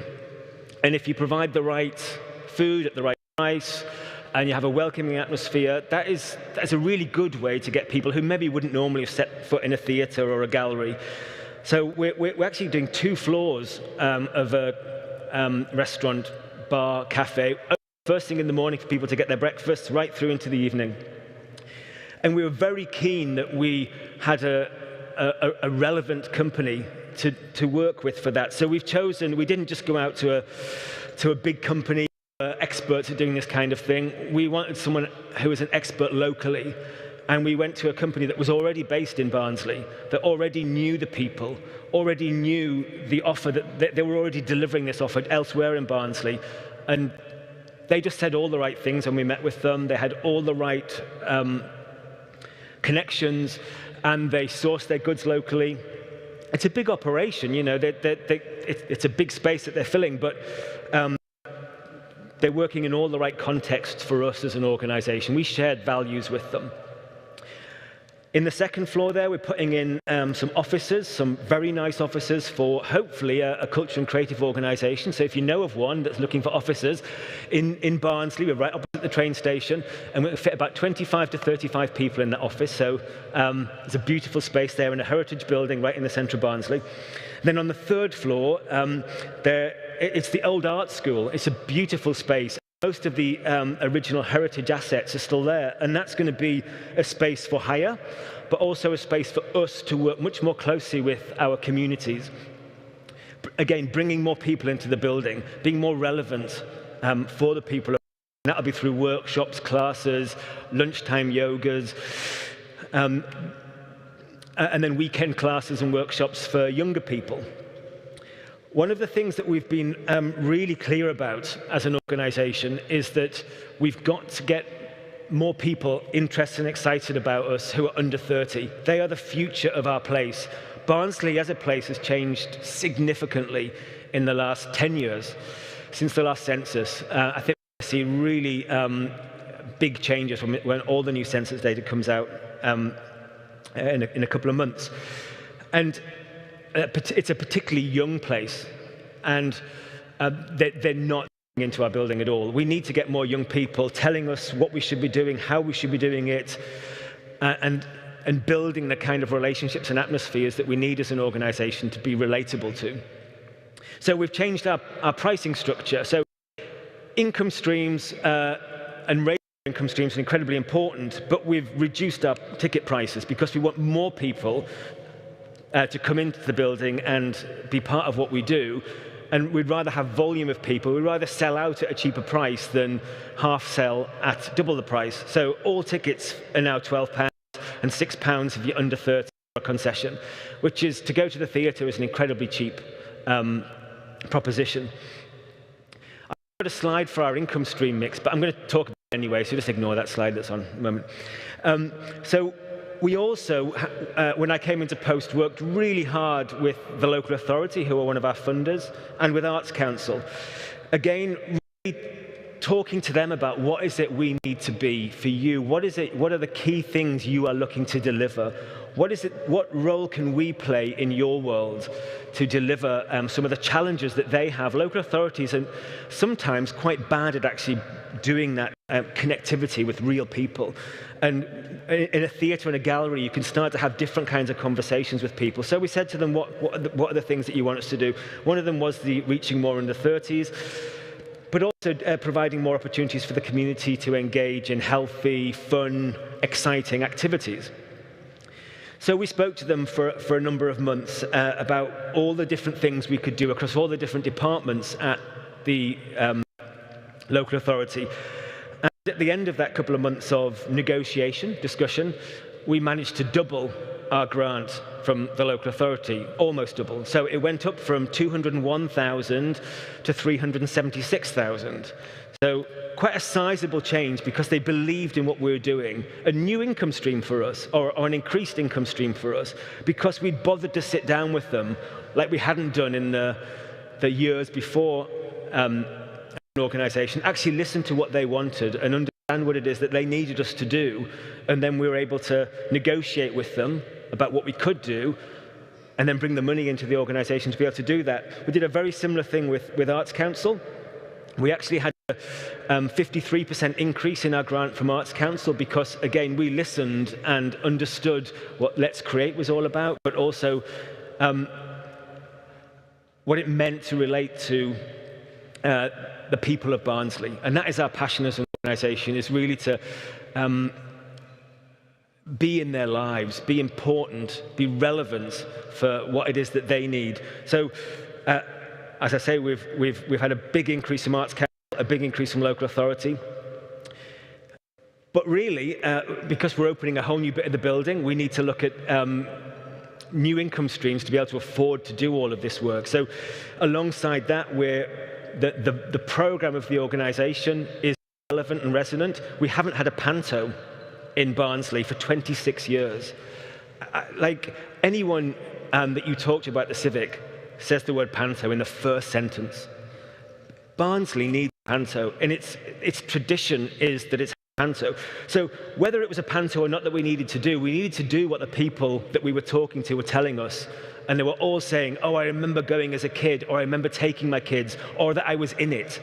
And that's what they were saying all the time about coming to the Civic was the panto. So we're giving them a panto for the first time in 26 years. We're putting on more music to get more young people in because there's nowhere to go in Barnsley. There's no music venue, not a big one. They're all very small. So people can come and see bands with us.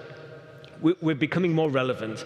So we're bringing new income streams in by listening to what the people of Barnsley want and need and responding to that and making our programme more relevant, including the work we do in our gallery as well. And that's vital that those resonate together, that the gallery and the theatre work. And I could be talking about any kind of programme. So whether, I know most people aren't theatres and galleries here, but it's about the product that we deliver being relevant to the people that we're attracting to us, so that with both our funders and the people that the communities that we serve are absolutely at one with the organisation. I think as an organisation, we'd been trying to tell the people of Barnsley what it is that they should want and like, and the kind of art they should be interested in. And it wasn't working because the audience just wasn't there.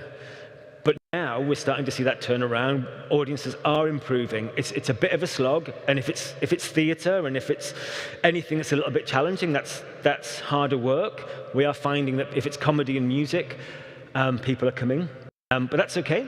It's still people coming into the venue and having a great time and being part of our world and part of our lives. And I think that's what's going to make Barnsley Civic grow and develop in the future and be as important as it was in the 40s, 50s, 60s as an organisation, is that it's key to the heart and soul of the people of the place and not just something that happens over there and it's not part of their world anymore. And I think that's the key to our future. So that's just, I'm going to stop in a second. That's what our building looks like at the front, or will look like at the front when we finish our transformation. That's the cafe bar on the ground and the first floor. And you see just the two pictures next to us there. Barnsley's transformed as a place. They've spent £220 million on the town centre, and it's not what you think. It's an incredible place now. There's a 14-screen cinema there. There's a Flannels. There's a botanist. There's brands that you wouldn't expect to see in Barnsley are now here. And we've got that square's beautiful in the summer. There's fountains and people sunbathing, and it's like you're in Lille or something. You know, it's quite extraordinary. I'm not going to go through all that slide, but anyway, we're doing loads of stuff that's going to make us more relevant, more resonant, and going to make us more money. More people coming into the building with a program that's more relevant to them. Funders' needs as well makes us more attractive to them and makes us more attractive to other funders as well. The more successful that we'll be, the more likely it is that other people are going to fund us as well. So now's the time for the bucket to go. I don't know where that's. It's going to start from the back, okay?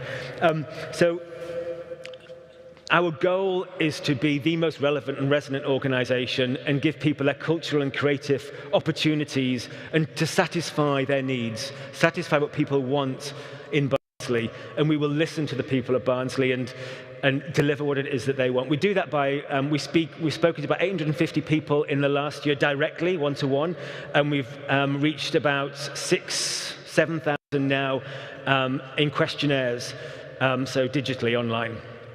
And I read every bit of every answer to every question on those questionnaires because I need to know what people are saying about us. And some of those are negative comments, but that's the bit we learn from most rapidly because that comment allows us to put right something that we're doing wrong. But we get loads of great comments now as well that people can see that we've changed and we're behaving differently and being a different organisation. So that's me. Thank you very much for listening. That was very exciting to be able to tell you what we're doing at the Civic. And I think we've got a Q&A now. Is that right? Yes, we do. Thanks, Okay. Anthony. That was really great to hear about the transformation there at Barnsley Civic. Again, my takeaway from that was relevance is not just a word that's used in an application form. It's what you do and it's what you communicate in real life. So that was really great to hear it happening in real life. So we've got about 5 minutes or so, maybe a little bit longer for questions. I think there's someone with a roving mic. Yes, at the back. Thank you. So if anyone's got a question, pop your hand up and I'll try and see you. Blinding lights. Any questions? Well, while you're thinking of questions, I've got some questions. We've mentioned in all these stories the need to find money to come in from different places, diversification of income.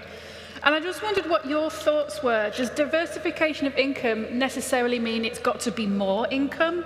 Or is it the diversity which is the important thing? Has anyone got any thoughts on that? I have some thoughts. Excellent. I think the diversity does matter in terms of spreading your risk. So I'm not saying anything that we probably don't already know, but in recently doing our most recent budget setting project, it was really nice to see lots of smaller chunks that if one of them failed, I could backfill with something else, or I could block that hole up. If you have one big funder and they pull the rug from under you, then that's much, much harder to fix. So I suppose in and of itself, the diversity is good, even if your kind of top line doesn't change. I would say there's the other side of that, which is where you can spread yourself way too thinly. And so for its own sake, it's not useful, and it has to meet your needs in an effective way. But I would say, yes, it is in and of itself. The diversity is the key. The key, yeah. Rather than just more, but yeah. More, exactly. Yeah. And Kevin or Anthony, any views on that? Because we've got very different scale organisations here. Is it important to have a range of income coming in, Kevin, for your organisation, or just any income? No, you should diversify to a certain extent, but keep your keep within inside your capabilities. Yeah. When you're a small all-volunteer organisation like us, you've got how far you extend yourself, but it's the old story with any business. Certain areas drop off, and if you're just centred on one thing, if that drops off, it affects your whole income. So you need multiple income streams. So if something goes through a bad year, you're still making money, but it's got to be within your capabilities. Yeah, you've got to be able to manage it all. But then, with the grants and everything, you must study your grants. You don't go for grants that just because it's available. You must think you've got a chance, and because going for grants is one thing, delivering is the next. Yeah. So, I'll give you an example of one you side diversifying. The South East Museum's just put out a grant last year, the end of last year, Innovate to Generate. Light bulb went on, and because now we have Wi-Fi in the building, fast broadband, and so I put in a grant for $2,500 for cameras. So we've got 2 cameras, stands, a mixer board, not in the same style as these lads down here, but we'll be able to live stream. And that's another generation, and that's something we can handle. So you look for ones that within inside your capability, but always keep looking at grants and pick the ones you know you've got a chance at. Anthony, you were nodding along then. I mean, you're at a different scale with the Barnsley Civic. Sure, but with scale comes just as many problems, if not more sometimes. So I think I think we have the same kind of issues that, we can go for whatever grants, but then you still got to deliver them. We have one person in our creative engagement team. So we've got to be really careful about what we do fund. But I think you mentioned just at the beginning of that, about how things you've got to let go and move on from those. And I was listening to Rick Rubin, who's a music producer, being interviewed on the radio the other day, and he said something which I really loved. And he said, it's really obvious, but I like the way he said it and the way he was talking about it, was don't hold on to the past when a beautiful future or opportunity presents itself. And I think we get very caught up in the projects that we're delivering or something we've been doing for so long that possibly end, or how could we possibly stop doing that? But actually, sometimes we've got to let things run their course and stop and kind of go, that's it now, it's gone on its journey. And then actually we need to start something new and different. So not just kind of keep cluttering up our income streams with stuff that we've done in the past, but really it's time to move on and do something different in the future. And I think we're probably all a bit bad at doing that. I think we're all nodding. But we need to be a bit more ruthless and be brave actually, because going for new income streams is quite challenging and brave. And saying we're going to stop doing something, probably need to say we're stopping doing something before we can go for the new income stream, because we haven't got the capacity to keep doing both. But I think we do need to be brave, because I think that's the only future we've got. Yeah, can I give an example of where we something really went wrong? Because people never say that. I'll say. The museum had a volunteer-run tea room for years and years and years, and then it kind of stopped around the 2017 period, and then my board at the time were very keen on us having a cafe, so we had a cafe, and it was, guess what, running a cafe is really hard, and if you don't know how to do it, it's really hard to make it profitable. So it was kind of like, something that was a bit out of my control, and I wasn't in a position to stop it at the time, but it was a good example of where, 2 doors down, there's the best coffee shop in the whole of Cambridge, so we were never going to compete against them. It was just madness, but because we'd had a tea room, and because it was sort of this that we ought to do, then it was suggested and it happened, and it took a while for me to... Well, I think COVID killed it, actually. I was going to say I'm not going to take the glory for killing the cafe, but it didn't work, and probably predictably didn't work. That's what's annoying about it. We probably should have known that it wasn't going to work. But that's a good example of letting something go, and also saying, like, this isn't working. Stop it now, because it was silly. It can be a hard task to get to that point. But I think that's a useful story to share. Has anyone got any other questions out there in the room? Oh, I can see a hand up. Yay! Thank you. So I guess just on the back of that cafe conversation, Anthony, you said that it sounds like you've quite cleverly seen a local business that's really doing well and brought them into kind of your So I guess since we're talking about business models, how did you negotiate that with them, and how does that how will that help bring in the income to your organisation? Is it kind of a share of the profits or a rental? So it's a lease and then a share of the profits as well. And I think that conversation was led around data. I think you mentioned data. So we could talk to them about how many people were already coming to the building. We had some age data. We could talk about that as well. We get shared the data. We're not local authority. We're an independent organisation, but we're very close to our local authority, and they share all of their footfall data with us as well. So we could also see Eldon Street, which is what we're based on, is the busiest street in Barnsley. So we know this footfall. If they had the right offer, there's enough people walking past that front door every day. And then we came up with we negotiated on the lease, and we've actually got a 10-year with them because actually they want to invest in us as well. What was great about that conversation with them, which was different to another a bigger organisation that we were talking, it was a brewery that we were talking to as well, was that they right from the beginning talked about us and how they wanted us to be successful and how they wanted to play a role in that, and that what they cleverly understood is that the shared success is what's going to make us both profitable or create a surplus, and not just one exploiting the other, but it's about a joint endeavour. So whilst we're two separate organisations, we shared values. We already knew how they operated because they've got three businesses already in Barnsley that we could test them out on, but it was really heartening for them to, even though that they're a for-profit business and we're not, that they really understood what we did and wanted to work within our values and be part of our story as much as going on their own.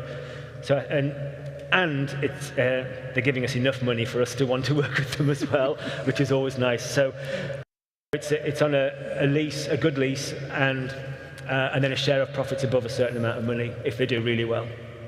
Thank you. I think we might be up against time. I don't know if we've got any more time or if we need to wrap up. Can anyone, I'm hearing this. I think that means we need to wrap up. Well, I'd like to thank my panel. That was fascinating. Thank you so much for putting all that together. Thank you very much.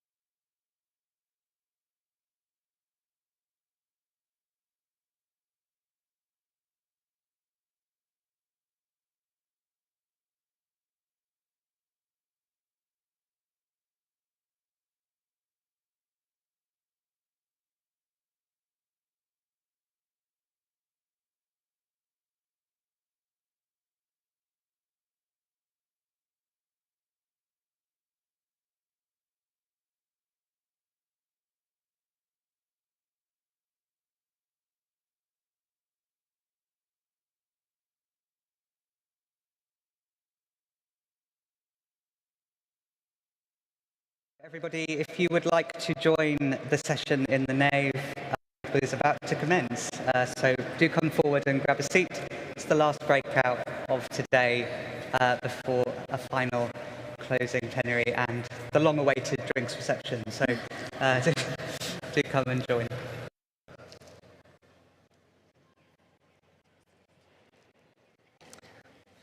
Fabulous. Thank you very much for joining and welcome to this session, which is all about hearing from some of the people giving out funding to our sector and what's changing for them, what's happening, what are their priorities. Welcome online, thank you for joining us for this session as well. I will not spend too long speaking. If we've not met before, my name's David. I'm the Director of Strategy and Programmes at Cause 4 and we're part of the team leading the Heritage Compass programme. I'm joined on stage by Dawn Bainbridge from the National Lottery Heritage Fund, Margaret Harrison from the Association of Independent Museums, and Sarah Philp from the Art Fund. Each of them are going to share some thoughts with you on how their organisation's priorities might have developed over the last few years, and hopefully give you some top tips on how to raise some funds. Sorry, putting you on the spot. I'll hand over to Dawn as the first session. Thanks, David. Right, let's make sure I've got my clicker. Hi everyone, thank you for spending some time with us today in this absolutely amazing building. It's been a really, really fantastic day. Thank you to David, Michelle, Faye, Lucy and the team at Cause for putting on what has been a really, really inspiring, brilliant event. It's been really, really fantastic to hear all of your experiences, your thoughts, your ideas, your reflections on what's gone past 2 years and how you might start developing in the future. As David said, my name is Dawn. I'm a Senior Engagement Manager at the National Lottery Heritage Fund. I'm going to tell you a little bit about sort of what we've done over the past couple of years, what we're currently thinking, and some kind of the thing that we've got available for you at the moment. I'm just going to turn my screen back on because I need my notes. Here we go. So, as Isabel said in her address earlier, the National Lottery Heritage Fund is the largest UK funder of heritage. We distribute funding across the whole of the UK, and since 1994 we've distributed about 8 billion to around 44,000 projects across the UK. So overcoming challenges, we all know that the past few years have been incredibly difficult for us all of us who manage or volunteer in the UK's heritage. We all know it's central to people's lives, people's communities and the places that we live. And the challenging economic environment and the cost of living is impacting us again when we've just come out of a pandemic. And so we know that many of you are struggling with existing commitments. Some of your long-term projects are having to be put on hold as you mitigate some of the immediate risks that you're facing within the sector. And the fund is committed to supporting you where we can, and we'll be as flexible as possible to find a way through with you through these challenging times. We can't address all of the issues or replace long-term funding, but we do have multiple ways to help you navigate through some of those immediate or pressing concerns that I'll talk through shortly. I do think it's important to acknowledge that all of you have worked tirelessly, adapted and innovated to keep the heritage we all love safe while remaining engaged to your and connected to your communities and audiences. So it's been absolutely fantastic how some of you have pivoted from sort of, face-to-face, in-person to online and digital in a very, very quick space of time. And we know that significant change and uncertainty remain, and it's no surprise that you're all absolutely knackered. And I think we should probably have a bit of a group hug right now because, and just have a bit of a breather because we've all been through the last 2 years together and we'll continue to champion and carry on with whatever we're faced with coming forward. So as Isabel mentioned earlier, she highlighted some of the support that the Heritage Fund provided during the pandemic, and I won't go into too much detail here, but have distributed around £456 million in sort of, what, 2.5 years, which is absolutely unbelievable, to about 3,500 projects across the UK. So all of us have kind of somehow benefited, hopefully in some way, shape or form through the lockdown, despite its challenges. So in 2021, as the heritage sector started to open up and things began to ease, we were in our strategic funding framework. As some of you have probably accessed funding from us in the past, will know that all of our funding is based on our outcomes. And so we did have 9 outcomes, and we reduced those to focus on 6 priority outcomes to try and support the sector and our communities to recover from the pandemic during 2022 and 2023. And those outcomes were inclusion, resilience, well-being, skills, place and economic. As our environmental sustainability requirement, which all projects have to achieve as well. So we've recently refreshed our resilience funding. Some of you may remember that we had the Resilience Grant Programme, and we've always funded sort of resilience type work, but we've refreshed that and there's a new focus on our resilience funding. And that's hopefully to respond a bit more efficiently and flexibly to the current climate. And so from building capacity to fundraise and attracting new audiences to reviewing governance structures or creating networks to share knowledge and resources or funding support to help you adapt your organisation to be more resilient in the future, you can apply for some resilience funding through our open programmes. And this, you probably can't see this on the slide, but this is a sort of not an exhaustive list of the sorts of resilience work we can fund, but gives you an idea of the sorts of things that you could apply to for. And it is very much about being flexible and responsive for what your organisation needs. So if you've identified a need in your organisation, that could be governance, it could be skills, it could be volunteering, you could apply to us for some funding to support you to look at those sorts of areas within your organisation to help you more sustainable in the future. We have also increased our flexibility to support projects that are currently in delivery, particularly those where costs have increased due to inflationary pressures, so particularly capital projects where we've seen costs for construction increase significantly. So if prices are threatening the progress of or viability of your project, then we do just say get in touch with us, because we will try and help you through those challenging times and help you manage those sort of unforeseen increases. And so since January 2022, we've helped keep Heritage Projects on track with an extra 15.6 million. So we have funded things like grant increases if there is a real clear need for that work. And we're also providing increased advice and mentorship through our specialist consultants. So we have a register of support services, which I think Isabel mentioned as well earlier. So we're investing more in that service and to diversify that service to really respond to the needs of the organisation. I think most importantly, talk to us. That's the biggest piece of advice I can give you, really, is we can't help you if we don't know that you're struggling. So just pick up the phone, send us an email, get in touch with us, and we can talk through how we can support you. So how do we access all of this funding? So I'll just run through our 3 main open grant programmes. We've got the 3 to 10K. That is for sort of small projects. You could do pilot projects within this. Again, you could apply to us for some small resilience type work. It's a 1-stage application process, 8-week assessment. There's no match funding requirement, so if your project costs £9,000, we can give you £9,000, and we give it to you up front as well to go away. There's no sort of reporting on drawing down on the funds. We just give it to you and off you go. There aren't any deadlines either. And this is for up to sort of 12-month projects. So they're quite good for sort of smaller organisations that want to try something out or want to build a relationship with the fund or, think about sort of reaching a new audience, for example. The 3 to 10K are really good for these sorts of projects. 10 to 250K, and it's a 1-stage application and no deadline, so it's kind of similar to the smaller one.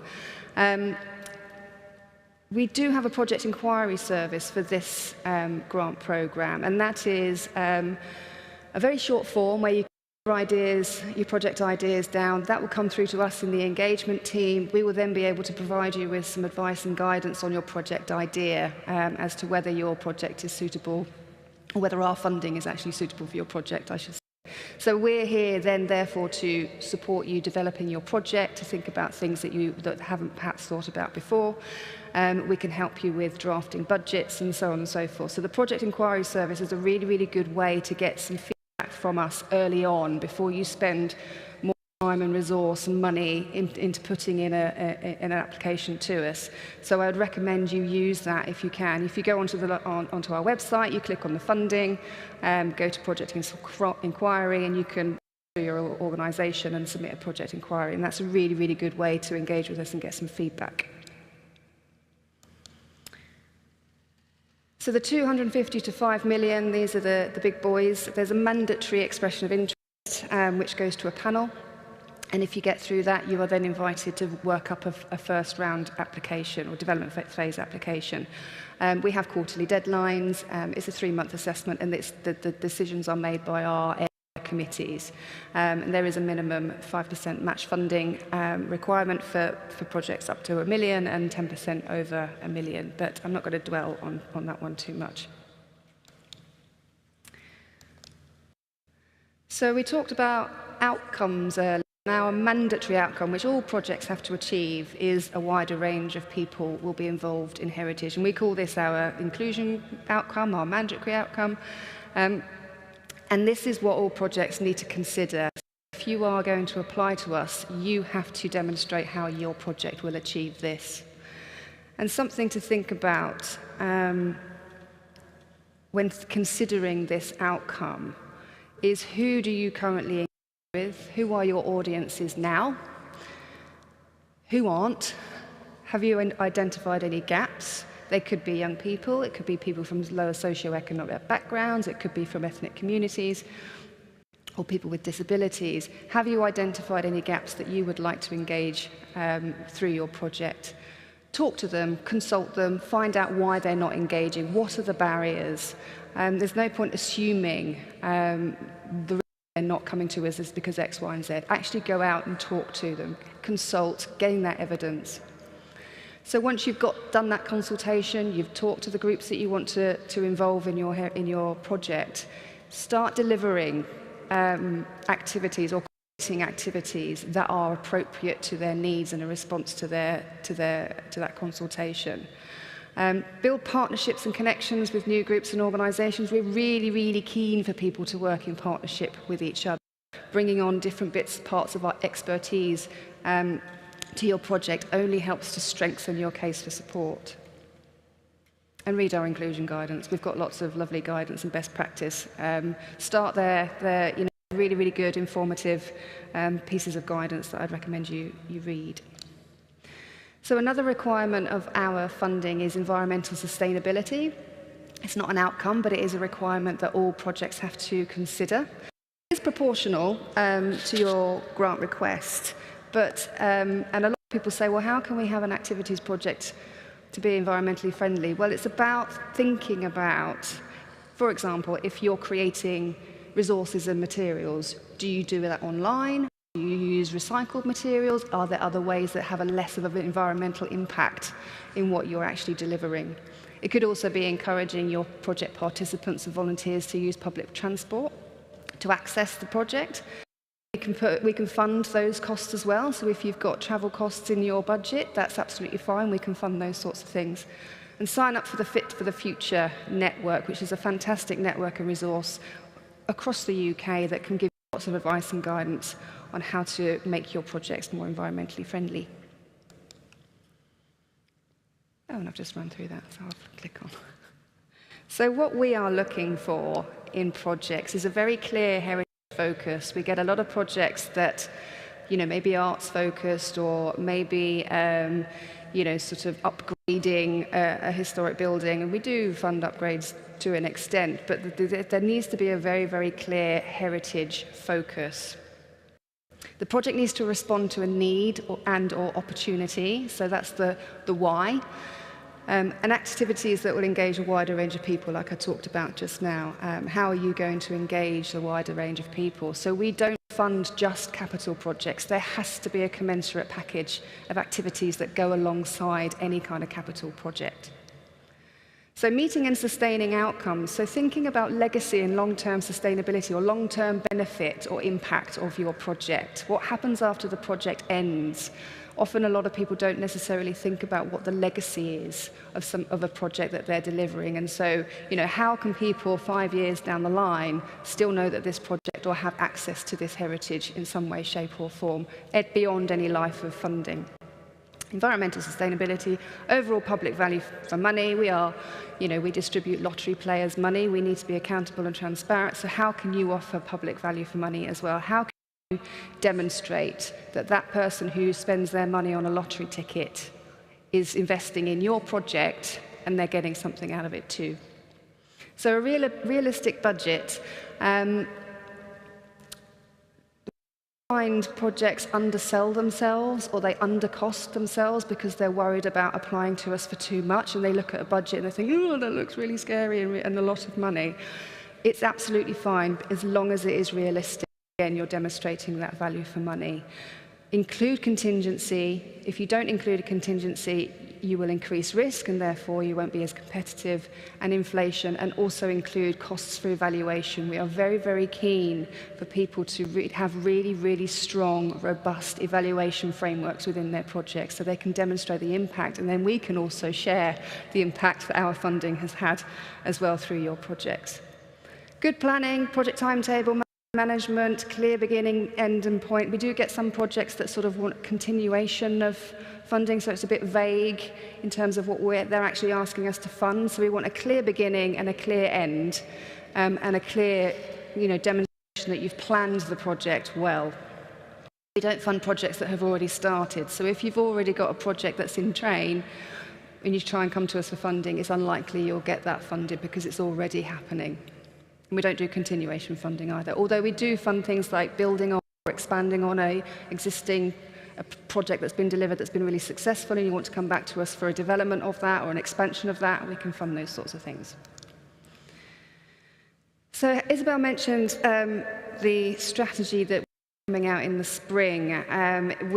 Unprecedented response from the heritage sector, 4,400, which is, may not seem much, but it's absolutely huge in terms of response to surveys and consultation that we undertook last summer. So thank you so much for your passion and your engagement with that survey. It's really, really helped us to consider and listen and understand and hear what you're saying.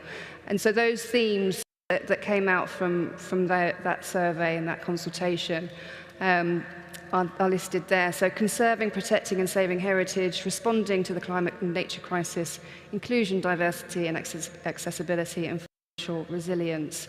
So we're taking all of that on board, and hopefully to come the spring, we'll have some more information for you about that. And in the meantime, if you're looking for funding, there's our website address at the bottom. Have a look around, explore, see what might be available that will be suitable for your project, and also get in touch with us. Just keep the conversation going. There's contact numbers on our website. You can contact your local teams. We really are here to try and help you get your project funded. So thank you for listening to me. That's the end. Thank you very much, Dawn. Much appreciated, thank you. I'll hand over to Margaret to hear from the Association of Independent Museums next. Hello everybody, yes, I'm Margaret. I am the Head of Programmes for the Association of Independent Museums. Some of you may know who we are. I have met quite a lot of AIM members today, which is lovely, but in case you haven't come across us, we are a membership organisation, not just for museums and heritage organisations quite widely. We have just over 1,000 members, and we represent a wide range of the UK's museum and heritage organisations, from very large independent museums like Beamish and the Black Country Living Museum, But the majority of our membership are much smaller community heritage organisations. Our smallest membership category is organisations under 20,000 visitors a year. We say that we help heritage organisations prosper, and we believe that museums must grow to fulfil their purpose and demonstrate the relevance of heritage to everyone. So we do a wide range of support to museums and heritage organisations, advice and publications and training, and a big conference every year, and we speak regularly to national sector bodies, to Arts Council, DCMS, on behalf of independent museums. But quite a big part of what we do is grant funding. And our grant programmes are developed in partnership with other external funding bodies. And in the main, we work with larger funders to help them reach those small grassroots community organisations, and particularly organisations that might not feel as confident going to the bigger funders or just have less experience of doing grant applications. So our funding streams have changed and developed over the last few years as a result of COVID and all the other factors that are going on in the world. Some parts of our funding we have more control over than others. Obviously, working with external other funders, we have to work with them to change priorities for funding, and they have to meet their own objectives. But a few broad principles underlying how we're continuing to develop our grant streams, and then I'll talk to you about, you want to know how to get money out of us, I'll talk to you about how to get money out of us. So we have been opening up our eligibility as possible. Most, but not all of our grants are only open to AIM members, but if you are a small, if you are a very small organisation, it's only £62 a year to join AIM. And we are particularly opening up grants to non-accredited museums. In the past, a lot of our grants have just been to accredited museums, and we are gradually changing that. We're trying not to limit funding criteria too much, and in particular, be open to funding core costs and not just doing project funding. We do absolutely want our application process to be as easy and straightforward as possible, and try to be as responsive and agile as we can in developing funding streams. We also, it's really important to us to provide support with the application process, and more so now to give additional support to successful funded projects as well. And our New Stories, New Audiences Fund is a good example of that. So just to highlight a few of our grant programmes, New Stories, New Audiences, which is funded, thank you very much, to National Lottery Heritage Fund. And this focuses on helping museums increase and widen their audiences to enhance their sustainability and widen participation to groups that are currently underrepresented. We want New Stories, New Audiences to inspire museums to stay relevant to their audiences and increase their impact. It's open to all AIM members in our small museum category. We give out funding to projects of up to £15,000 that result in a wider range of people being involved in heritage at your organisation. We expect you to know a bit about your audience and who might not be visiting you, but we can help you work on that. And we do want you doing something that's new for your organisation and working with a new partner.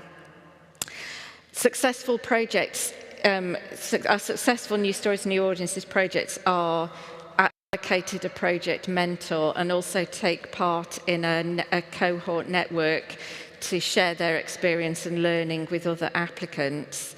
And at the end of the project, we organise an event to share learning and to help evaluation of the scheme and to inform creation of new resources. So our first funded round of projects is just coming to an end, and we have our first cohort learning event at the end of February, which is very exciting. We've actually just announced the second round of projects today, which are on our website, and there will be a third round of funding with a closing date in October. We really encourage you to talk to us, same as Dawn, and I'll say a little bit more about that at the end as well. But if you are interested in any of our grant programmes, please do come and talk to us before you put in an application. There are another fund that's open at the moment until I think next week. So there's a week, if you're interested, is what we call Brighter Day, which is a fund that's developed in partnership with the Worshipful Company of Art Scholars Charitable Trust. And it's open to museums with historic and decorative art collections, although we do interpret that quite widely. It doesn't have a size limit of the type of organisation. It's grants of between 1,500 and 8,000. The first round of that scheme was very much focused on care and conservation of collections, and in particular to address problems arising from COVID and lockdown. And we have looked at that scheme for this round to respond to the changing situation in the sector, and have prioritised in this round ensuring museums at risk of closure or losing vital skills and knowledge, or who are unable to provide effective collections care, are supported to ensure future viability. And it'll fund a quite wide activities, education, training, curation and exhibitions that address collections care and sustainability of historic and decorative art collections. There's not an enormous pot of money in that fund. But we hope to support as many organisations as we can through that. One of my favourite projects that we've been able to support was in the first round of that one, which was to Louth Museum, who got just under £3,000 to replace 2 emergency access doors to maintain the security of the museum and its collections. And I think it's really important that we fund that kind of project. It's really basic, actually, but unless you can do that kind of thing, like make your doors work, you can't look after your collections, and you can't do all the other stuff that relies on you being able to look after your collections. Our Pilgrim Trust grants, conservation grants, are also, I think, really indicative of the kind of funding that we do. We have 3 grant streams in that: a care audit, where basically you can apply to get advice from an accredited conservator, basically to look at your collections care as a whole and get a report and some actions. Then there's a collections care fund, which again funds the really basic stuff like purchasing storage equipment, environmental monitoring, that kind of thing. And then there's a remedial conservation fund. We are really pleased. We've been working with Pilgrim Trust to run that grant scheme. They provide the funding for it since 2007, and at the end of last year we agreed another 3 years of funding with Pilgrim Trust, which we're really pleased about, and again in discussion with them have made some changes to that scheme as well, so that it's now open to non-accredited museums as well, organisations, although with the intention of helping organisations move towards best practice and accreditation standards for looking after their collections. And the final, two more grant streams to mention really quickly. One of them is our training grants, which come out of our core Arts Council funding. So we have a lot of control over how we allocate those. Basically, you can apply for up to £300 to help with attendance on courses, seminars, workshops, online training, professional development, subject specialist training.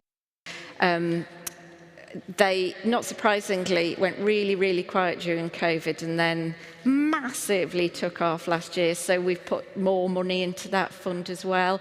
And it's only a small amount of money, but it really helps and supports organisations to do the kind of thing that they might struggle to do otherwise.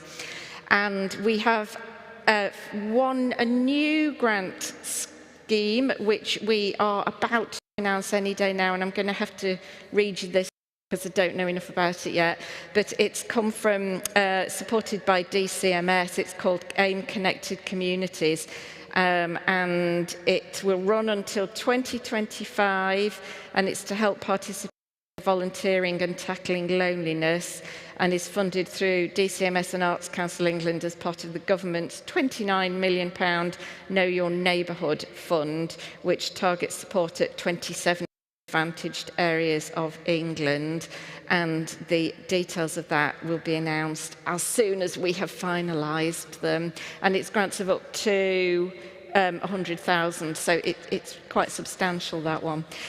Final thing is top tips on grant applications. Okay, so and I say this all the time, and you know, we sit as an organisation, we have to apply for the fund we then distribute to other organisations.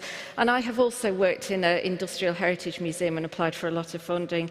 And the really, really important thing about funding and grant applications is your relationship with your funder. It is, you know, you've got to have a good project and you've got to be able to fill in an application that gets that across. But what's really important is that the funder knows confidence in you as an organisation to develop it. And it doesn't just, you build that over time, it doesn't just stop when you get the money. You need to communicate, you know, you need to talk to that funder before you apply for it, because they want you to put in an application that's as good as it can be.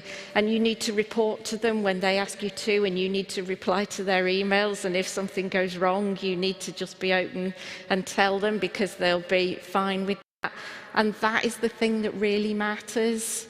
It's not whether you can write a whizzy funding bid, it's that that funder has confidence in you as an organisation to deliver your project. Okay. Thank you very much indeed.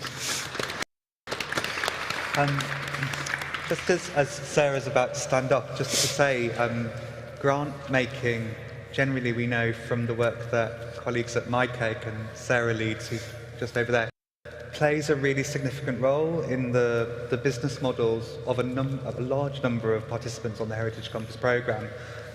We are releasing, in partnership with MyCake, a number of success guides looking at data in particular areas, which Sarah may have earlier, so I'm just repeating her. But the next one coming up, which will be published on our website soon, is on grant making particularly. So if you're thinking about, should you be raising more funds from grants, are you raising enough funds from grants? How my grant raising technique, I think it's meant to be fundraising, David, not grant raising. It's been a long day. How does that compare to others in the cohort? We can help think that through with you and think how your business model might adapt. Sorry, Sarah, over to you, and then we'll open to any questions that colleagues might have. It's very echoey. I feel a bit like Madonna with this thing on. Hi, I'm Sarah Philp. I'm Director of Programme and Policy at Art Fund. Thanks so much to Heritage Compass and Cause 4 for having me here to talk to all of you. I've had some really, really inspirational chats today. It's been a great day.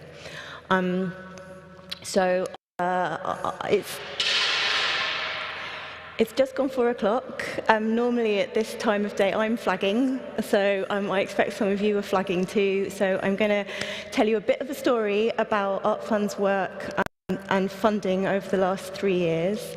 I think it's quite important, we were talking about relationships. I think it's quite important to understand, get to know your funder, get to know where they're coming from. So hopefully this kind of story of what Art Fund's been up to will help you do that. And then I'm going to highlight some upcoming funding programs which might be particularly interesting to this audience. So that's a finish. So Art Fund, in case you don't know who we are a grant maker, 120 years old. We were founded to support the development of national collections. So we fund a lot of acquisition, works of art, objects of historic and artistic interest. We have a long history and we can take a long view, and actually that was very helpful over the last 3 years when there was so much kind of very reactive, very urgent action that was needed. We're not endowed, we're a membership organisation, and we also work with a big network of museums whom at one time or another have had a grant from us. So if you have a National Art Pass, you are actually a member of Art Fund and you are helping to support our work, so thank you very much. We raise money also from other trusts and foundations. We work a lot in partnership with other funders, and also we raise money from individual donors. So just like AIM, we really do understand where you're coming from, and we know how hard it is to bring that money in sometimes. And with support and with all those partnerships and with all that funding, we make grants to museums, galleries, visual arts organisations, heritage organisations, libraries, archives, historic houses, you name it. Most of them will have some kind of collection, but by no means all. It's quite a complex model. And understanding how those different functions interrelate and impact on each other has been really important for us over the last few years as we've grown our offer. And what I've been hearing today from all the conversations is that knowing yourself, and for Art Fund, knowing ourselves as an organisation, it's really important to what you're trying to do, and it's important for you, and it's equally important for us as funders. Who are we? What are we trying to do? What impact are we trying to have on the organisations that we're supporting? And in that context, COVID really supercharged how we'd been developing under. In the last 10 years, many of you may know that we'd been developing a portfolio of different kinds of funding initiatives, working with types of collections, not just with art collections, supporting individuals as well as organisations, supporting organisations with like collections, with a variety of different funding programmes. A couple of years before the pandemic struck, we'd in fact launched our first project grants programme. And we were kind of very much on a journey, I guess, to understand where we fitted in as a funder of the sector more broadly and not just as a funder of works of art. COVID really accelerated that. We don't have tons of money. We give away between 7, 8, 9 million a year. So when COVID hit, we knew that we couldn't support emergency grants. We knew that our colleagues at the Heritage Fund, at the Arts Council, were doing that work and doing it brilliantly. So the question was, what could we do? You know, what was it about Art Fund that could really make a difference? And what we did was we built up our project grant programme and really changed our project grant programme to support the sector, and we redirected as much of our money as possible to that. We introduced almost total flexibility in how that money could be spent, including full cost recovery, including core costs. All of that was new for us, and you know, like a lot of project funders previously, it had all been additional work. And that completely changed overnight. And we distributed over 7 million in, I think, probably 2.5 years. So that was new for us as well, working at that speed and with that intensity. We called the programme Reimagine because that's what we were all doing. And we were reimagining how we worked, and we were doing it kind of minute by minute, hour by hour, day by day. And we really conceived of it as all of us together taking a different approach to innovation and thinking about innovation in the context of resilience, in the context of being creative with what you had available to you. So not doing more, which is how project grants quite often work, doing things differently. And also, from a starting point that we believed museums, galleries and heritage organisations could exist in different spaces, outside of a building, online. We all moved online, and we started from a position of believing that that's where those organisations could exist, but also out in the community. So reconceiving what a museum or gallery or heritage site could be. And I would say that that idea, that reconception, is something we've really carried with us and we're continuing to think about and explore. The other thing that changed for us, which was really negative actually for us as funders, was that we couldn't talk to everyone. At Art Fund, we really value the relationships we have with our grant applicants and our grant recipients, many of which have been built up over many, many years, decades in some cases. But the volume of demand was simply too high, and we simply couldn't have those conversations, and that was really difficult for us. So our solution was to do sector-wide surveys, asking museum directors and museum professionals what they wanted and needed from us. And we did 3 over 3 years, and those informed our immediate response, but they've also continued to inform our longer-term thinking. So where are we? Well, the experience of COVID made us not only think about how we could help museums and galleries, but also where we were as an organisation, how we could make ourselves more resilient, because we want to be around for another 120 years if we can. So what did we do? Well, really boringly, we got a new database because ours basically couldn't cope with the volume of applications. Funders are only as good as their kit, in the same way as everybody else. We looked at how we worked as a team. We looked at whether the resources and skills that we had were in the right places and being used and deployed in the right way. And in some cases, the answer was no, they weren't. But we also realised that we needed to look to the future, and I'm sure you all felt the same way, that after so much reactive grant making, what we needed to do was think about what our vision for the future could be. And in doing that, we did go back and look at what we had learned and ask the question, where could we add value in the future? We returned to our sector surveys and to other research that we did, including a piece of research with the Museums Association, looking at a lot of the projects we'd funded that had taken place digitally.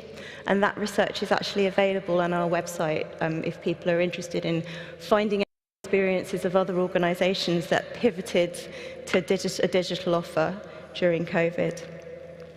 And we considered all this in the light of the post-pandemic challenges, which we understand as, in some cases, being as serious or more serious than the pandemic challenges.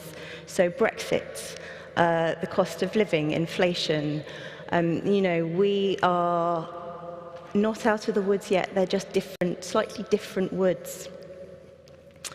But we also understood that we couldn't continue to work at such an accelerated pace, despite all the kind of continuing demands. And so through looking at our future and our vision for the future, we also worked out a new strategy and decided that our funding needed to have a more strategic focus. Sadly, we can't be all things to all people all the time. So again, that question, who are we as a funder? What do we want to do in the world? Where can we make a difference?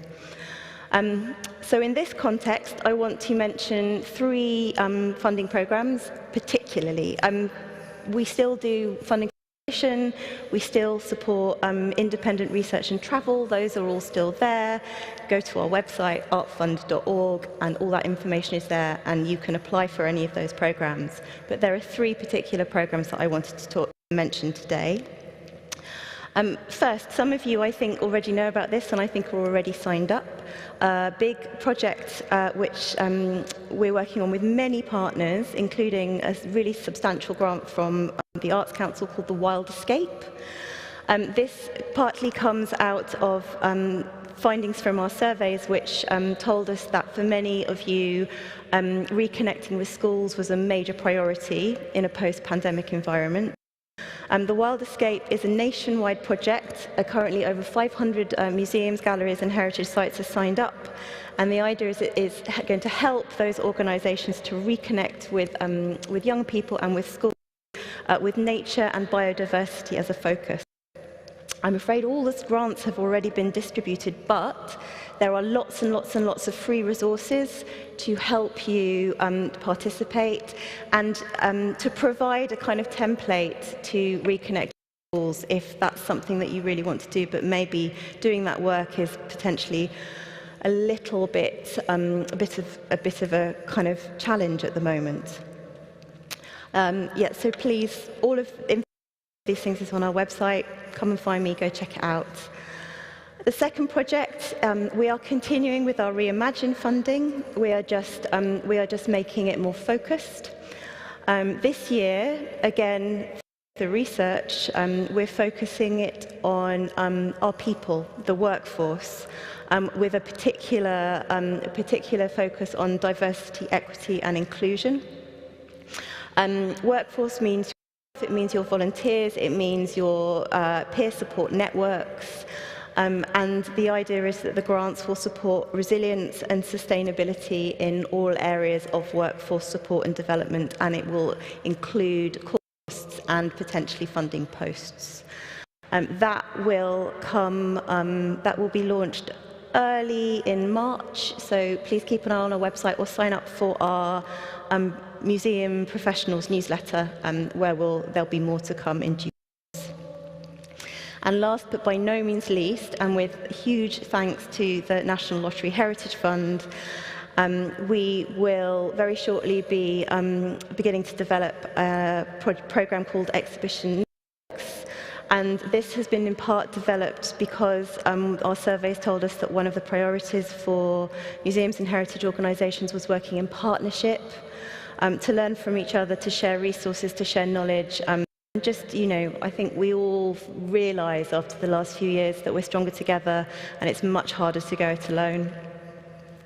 Exhibition networks will create regional partnership networks that will work together to share and tour their collections more locally, and with a particular focus on engaging local communities in that process and questions about how to make that kind of work more environmentally sustainable. And we're going to be looking for, we're going to be doing a kind of call out for interested museums and potentially interested networks, and be starting to develop that programme with those organisations later this year. So please keep an eye out for that as well, if that sounds And lastly, I said one of our big challenges was how we communicate. And it's been very hard for us to have all the conversations we've wanted to have over the last 3 years. We're getting back to normal. We are at the end of a phone. We're at the end of an email address. But we're also going to be doing more funding surgeries, more funding webinars. We're getting back out on the road. If you'd like us to come and see you, if you'd like to talk to us on-site in your place, we'd love to do that. Please get in touch. We're still available, we're still here to help, and we're still here to build relationships. So thank you.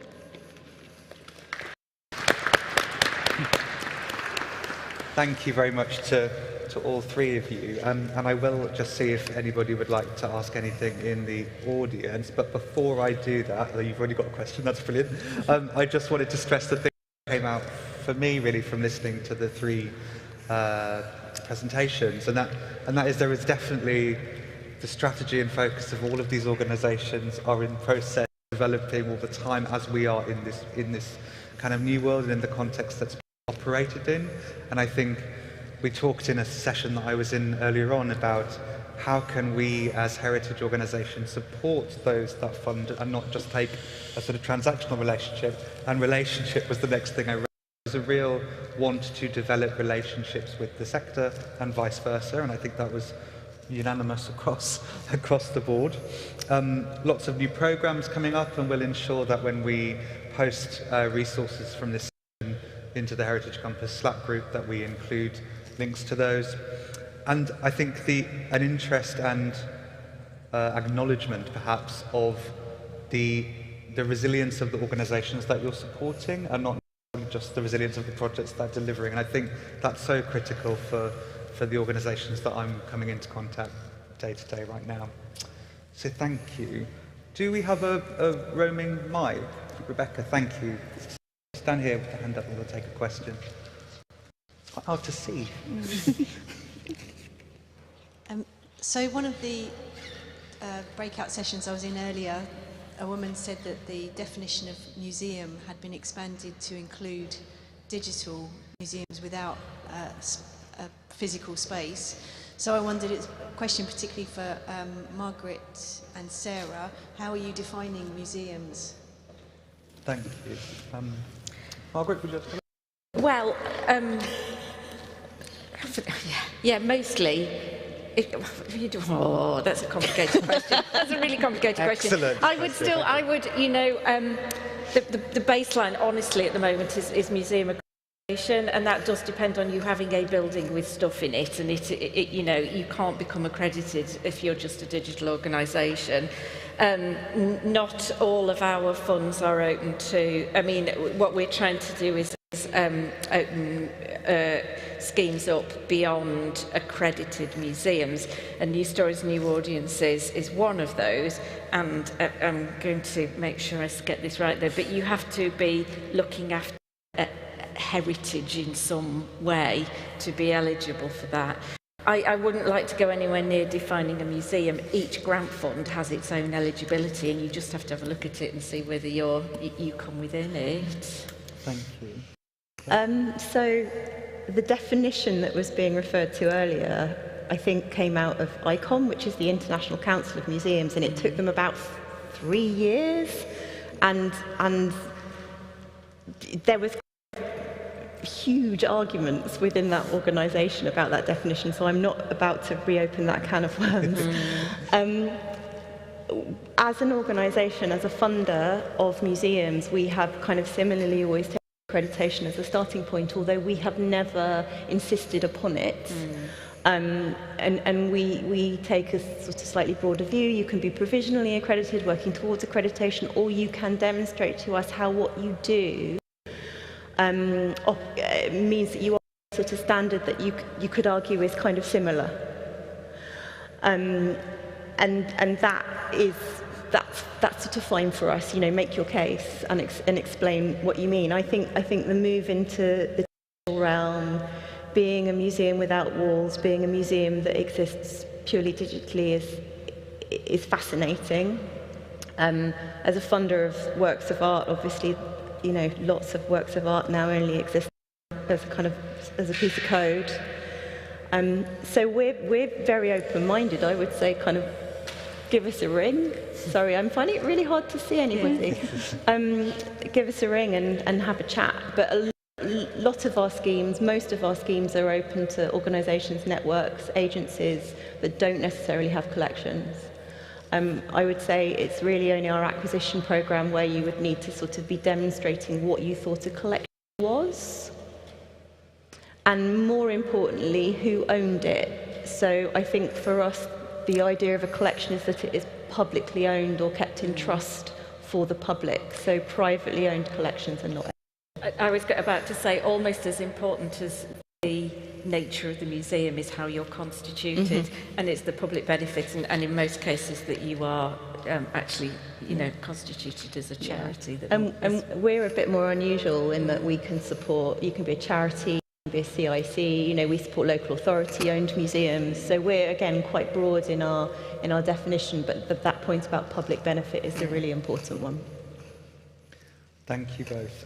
We only have a couple minutes, and I would encourage you to have a coffee and a stretch of your legs and then come back and join us for a final session. But Dawn, just to put you on the spot, do you have a take on that from, I think it's a fascinating question from the Heritage Fund perspective? It is a fascinating question. I don't know if this is a kind of an easy get-out clause, but we fund the full breadth of heritage, and how you define that is entirely up to you. So, you know, that's kind of maybe an easy answer. And actually, I have had project inquiries for sort of digital museums, and I think that there is an interest in sort of digital heritage within itself. You know, the digital sphere is now a heritage. You know, sort of when the internet out in the 1990s, you know, that's all heritage, and that's all digital heritage that's there, and you know needs to be preserved. So, yeah, I haven't really got a definition, but we fund the full breadth, and if you can make a case, again, that is that sort of, you know, public bit to that, and again, sort of constitution and setup of your organisation. But yeah. Thank you, and I think that is a great question to mull over when we have a drink slightly later on. Thank you ever so much for your contribution and all the tips and links and programme info. I'll be sure to pass it all on. And thank you all for listening, and we'll see you at 16:45 for our final plenary session up here in the nave. Legs before then. Thank you.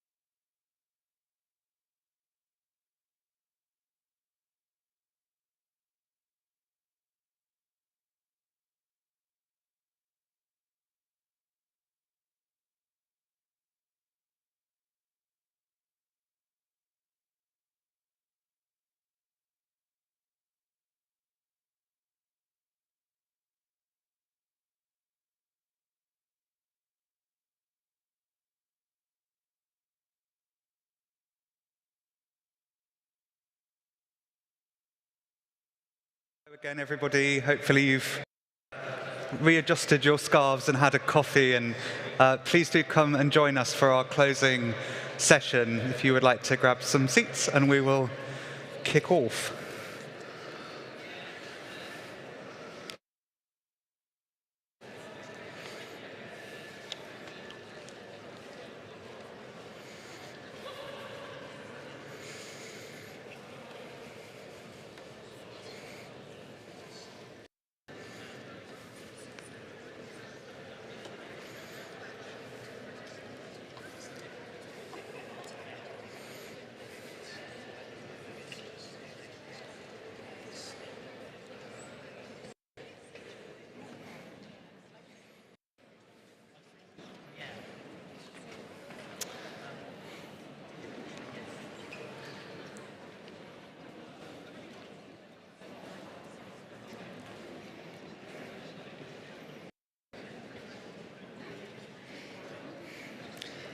Thank you, everyone. Please do grab your seats when you can, and we can get started.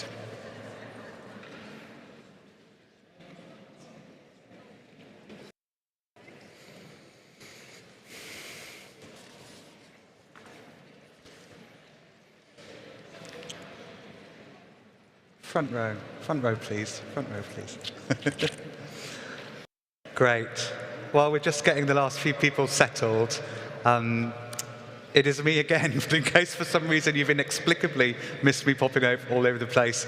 I'm David. I'm Director of Strategy and Programmes at Cause 4.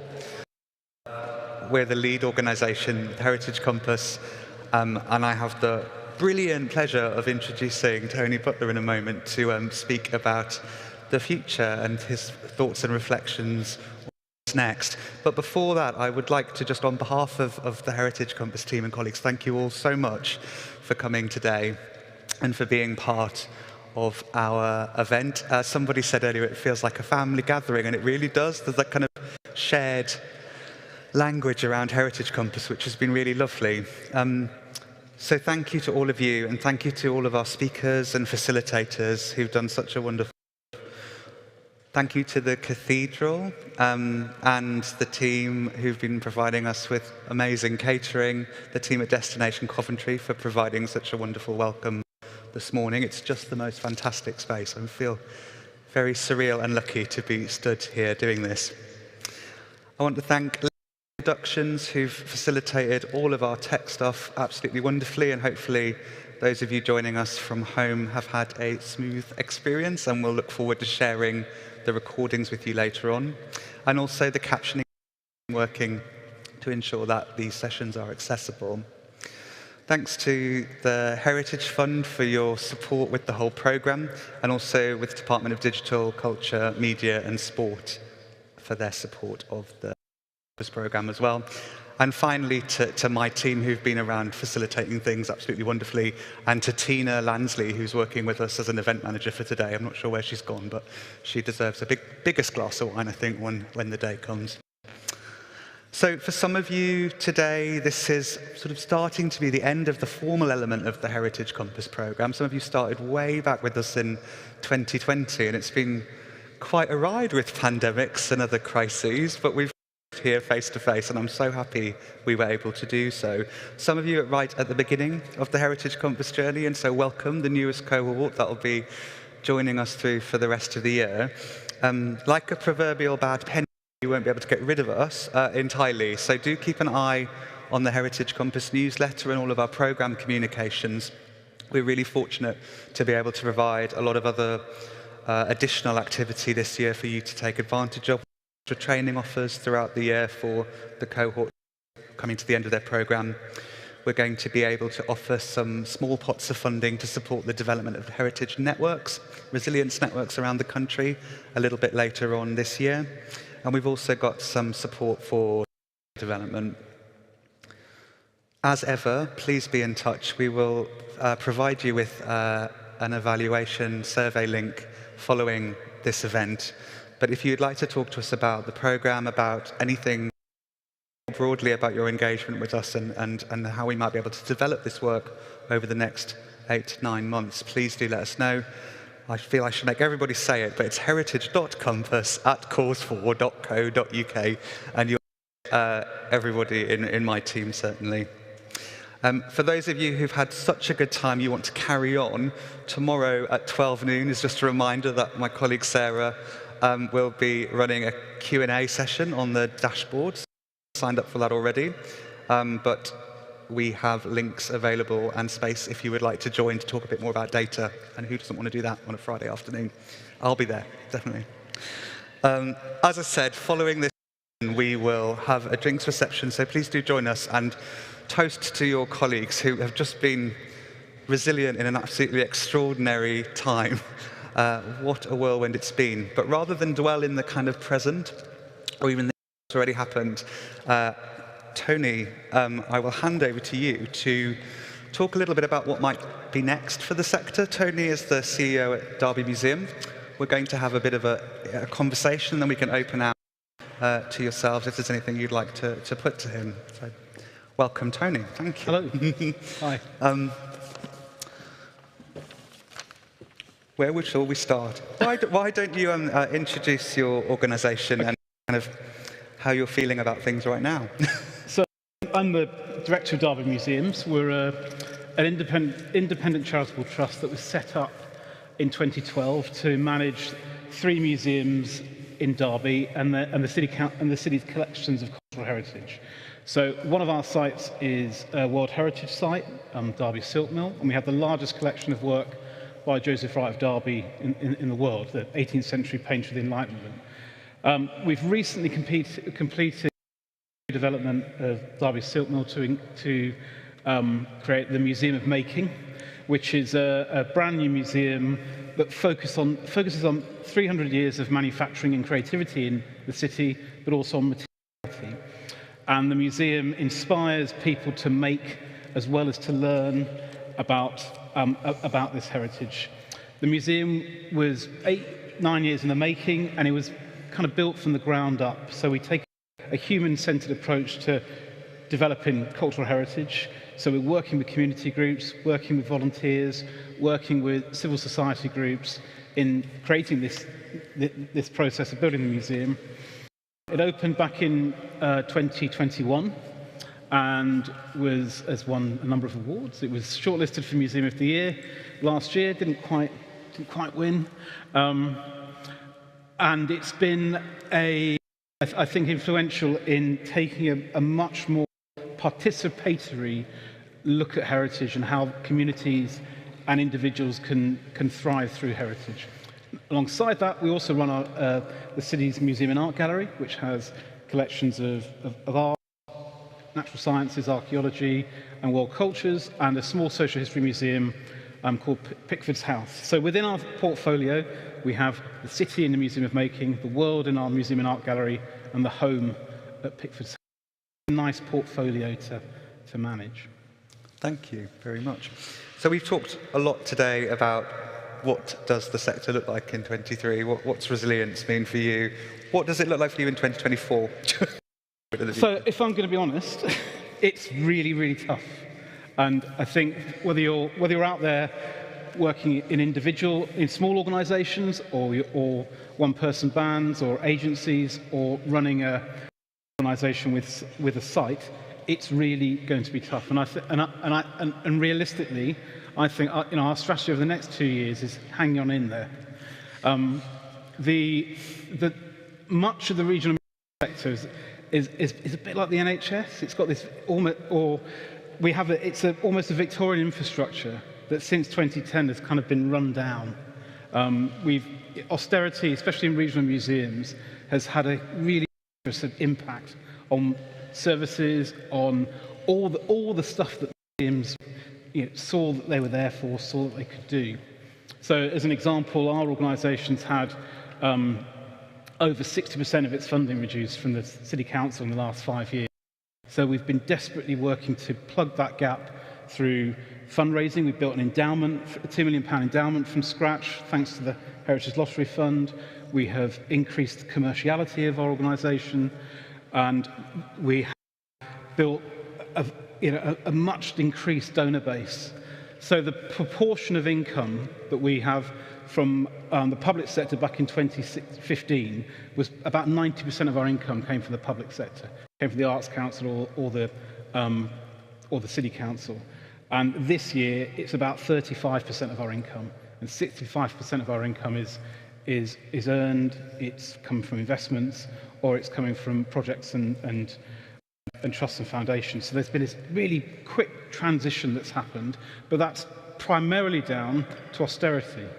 And it is a fact that the state has withdrawn from supporting culture across the board, but it's especially felt in the regions.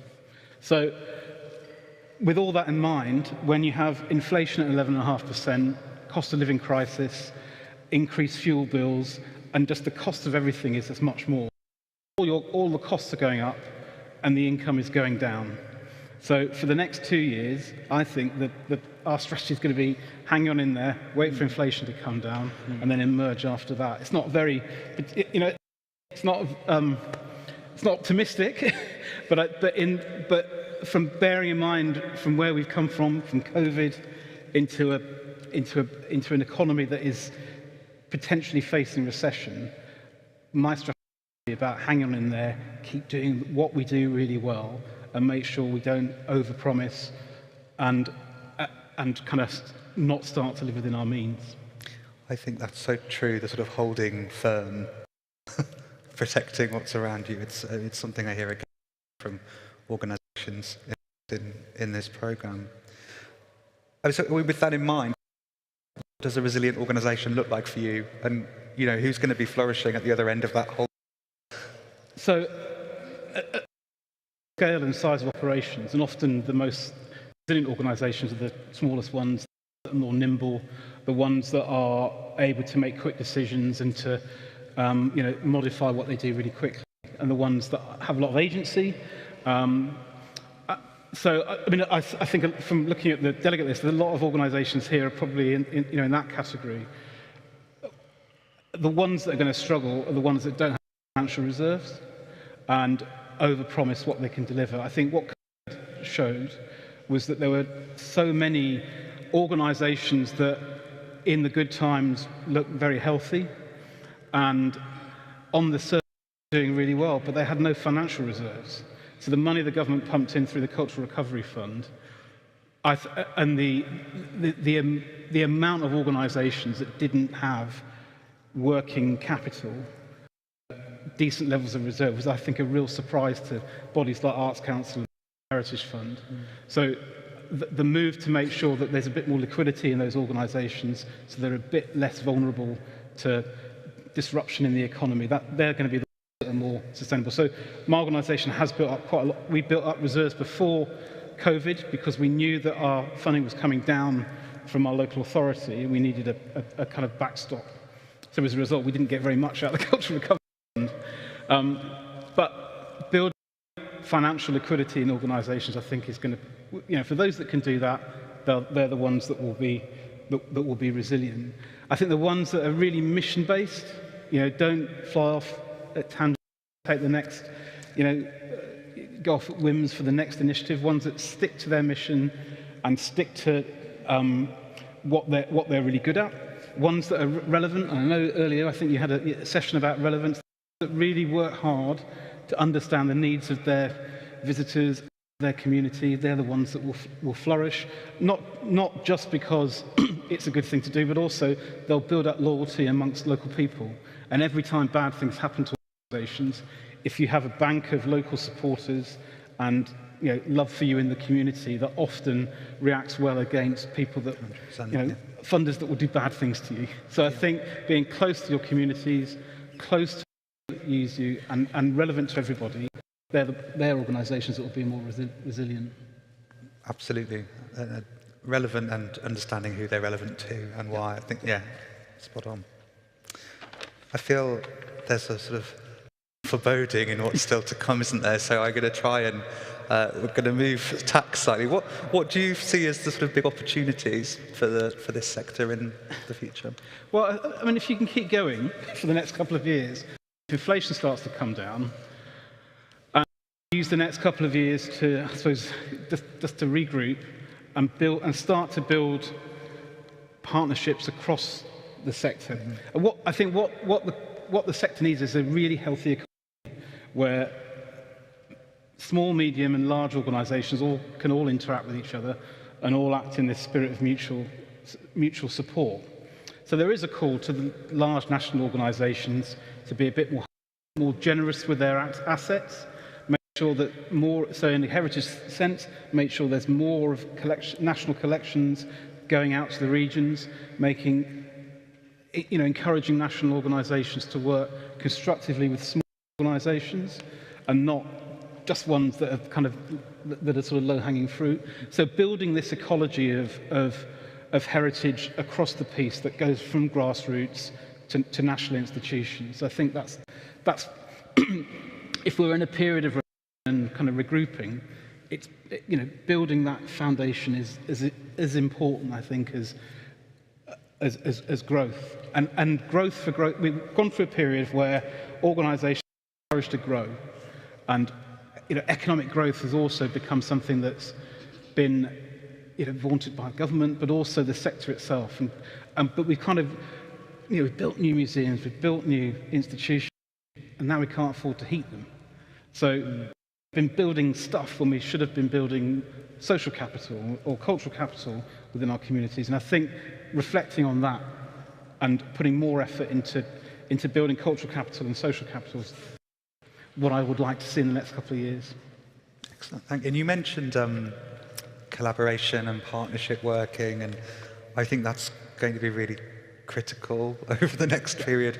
What are you seeing that's interesting or exciting? So I think, before COVID, there were some really interesting strategic projects that were funded by, so the Great Places scheme was a really good piece of work that was funded partly by Heritage Lottery and partly by Arts Council, about building capacity in places. So a place-based approach to arts and culture, bringing together established organisations, community and voluntary sector, and the community to build, to make more of the cultural heritage within the place where people lived.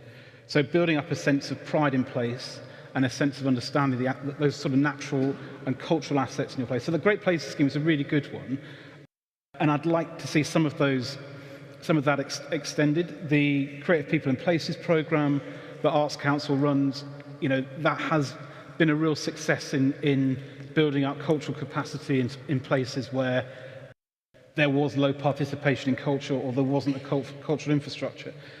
Derby, we're working with a CPP in Amber Valley, which goes up into the old coalfield of South Derbyshire, and there are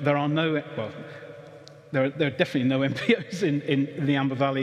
There are very, very few organisations that are constituted and have paid staff that work in arts and heritage. So those sorts of programmes have looked at building up this ecology of arts and culture from the grassroots. But there's been some really brilliant other projects that there's products as long as your arm, and ones that I quite like the look of them, things like the Moseley Road Baths in Birmingham, just down the road from here. Again, the kind of push to restore those baths came from grassroots. It came from community organisations, and over time, those large organisations like the National Trust came in to provide support and help build an infrastructure to restore those baths and to generate that. There's a brilliant project in Ipswich, in Suffolk, the Power of Stories programme, which was brought the Black Panther costumes from Marvel Museum, but it's a project led by Suffolk Aspire, which was working with black young people in the community and to look at issues around racism and enslavement and colonial history of the town. Now that exhibition around those costumes, but then it's also gone on to around what's essentially a very rural county, and at the moment it's in Snape Maltings. I don't know if any of you know Aldborough, which is we've got the most conservative audience of any bit of culture in the country, and yet the halls are bedecked in these Black Panther costumes and the work of Suffolk Aspire working with those young people from that community.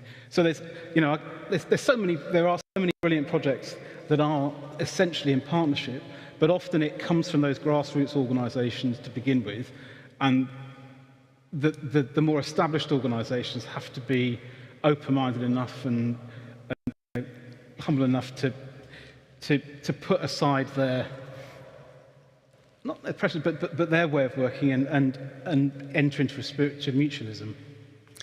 Thank you. I think there's as well, I mean, we've had so much discussion throughout the day on partnership and collaboration, and Jamie Lee from Fenland District Council talking about collaborating around a cultural strategy. I think Lucy Carlton Walker is somewhere who's just been running a session on education sector partnerships. I mean, there's just so much there that you could have a whole slot just thinking about amazing examples. So what do you think participants can take away in terms of future-proofing themselves to get through this period and into those? So you've got to be, so first thing, in a time of crisis, just understanding the money and making sure you have a strong, and I mean, it's quite boring, but you have to have a strong financial base, build up reserves, make sure you've got money for a rainy day, fix the roof when the sun shines, all the things we haven't done as a society and as a community over the last 10 years, but build up a strong financial base. In it, you know, whether you're a sole trader or whether you're an organisation, for me that has to be the starting point, because without that you just can't do it. You can't do anything. So that's the first point. And within that financial base, build up a diversity of income streams. Because by doing that, you're spreading risk. So you've got a good patchwork of income from the public sector, trust foundations, but also from donors, from individual givers, and other sources. So I think that diversifying your income, building up a sound financial base has to be the first thing, and then what would depend on your own circumstance. So I've been really inspired by people like Sue Clifford, who ran an organisation called Common Ground, and she was working back in the 90s, and she would talk about local distinctiveness and understanding the distinctiveness of your place and your community and building on those assets within that community. So the work we've done in Derby, we like to frame as asset-based and human-centred. So the asset-based community development, where you understand all the assets you have as an organisation, the physical assets, so in a heritage context, your collections and your buildings, but also the social networks that you create as an organisation. So your networks of volunteers, networks of community and voluntary sector groups that work with you, schools, youth clubs, etc. But those networks are all centred around your organisation or fed by your organisation. Those social networks are just as important as the physical assets. Then on top of that, understanding the cultural capital that you have. So social, cultural and economic assets within that your organisation breeds. And I think that's the thing to understand if you're going to be really asset-based. And then on top of that, as I said, what we've done as an organisation is use this idea of human-centred design. So encouraging individuals or communities to get involved with every aspect of your work. So when we were developing the Museum of Making, we commissioned up makers in residence and architects in residence to work with local people who would and take part in workshops to suggest architectural designs or help us lay out how galleries would be displayed. We held one session with designers where we got about 150 or so objects in a space, and we encouraged people to put them in a grid, a sort of shelves, because we wanted to see how people interact with objects. And I'm a social historian by training, and I assume that people would be grouping objects in terms of history, telling a story through chronology. And what they did is they grouped them in terms of the materials that they were made from. So they put all the glass in one bit, all the wood in another bit. And that made us then the way we looked at how we would address collections within the museum. And it became clear that the public were more interested in materiality than they were necessarily in storytelling. And so the museum has become a mixture of narrative and materiality. So we created a gallery where 30,000 objects are shown, and they're groups in the materials they were made from, because that's where people were responding to those objects the most. And that came from taking that human-centered approach to our work. That's fascinating. So I've got my mind is whirling now. Of course, we've got very, very few minutes left to talk. Just one more question, if it's okay, before I open out to anybody else who'd like to reflect. How are the people looking after themselves? How do we, as the people operating in these mechanisms, stay resilient for you? I think that's a very really prescient question. So firstly, it has to be reflected in what you pay people. So we're in a period of inflation. Inflation is 11%. Very few organisations can ensure that pay catches up with inflation. So you've got to look at other ways to help people get through this period. So the choices that we make as organisations around paying conditions right now are really important. And to also understand that for some people who are on, they may be in entry-level roles, they might be working front of house, the take-home pay they've got really has declined in a way that people that are really making choices about eating and eating, and they're not. That's not. That is real. So I think as organisations, we've really got to be mindful of that. And if you can't afford if you're paid to keep up with them, are there other ways to support people? So I think that's the first thing. Secondly, is we're kind of locked into this culture of doing more with less, constantly doing more with less, and to try as a leader, the challenge is to get people to encourage to understand that it's all right to say no to things, and it's all right to do less with less. And that's a really difficult. That's one of the most difficult things we find is that getting people out of that kind of hamster wheel of trying to do more with less has been really difficult. Yeah. And it makes people anxious when you say, just don't do that. Stop doing that, because we're in a culture where that would be seen as failure. So I think that's something that for people leading organisations, they've really got to try and frame in a positive way, and that doing less with less is fine, hanging on in there is fine, and making sure that you you regroup before we can move forward, maybe in a couple of years' time when inflation comes down. Amazing. Thank you very much. I am very conscious that it's just over time, so will you be joining? I'm keeping you for drinks. People have questions. I'm in between you and drinks. We can have some direct conversations with Tony, but thank you very much for sharing your reflections and your thoughts. It's been a really interesting conversation. I appreciate it. And just on behalf of the whole consortium, of course, for Arts Marketing Association, Creative United, My Cake, and DHA Communications, our evaluators, I just wanted to thank you very much for attending today. Join us for a celebration. I look forward to speaking to you all soon. Thank you. Safe travels.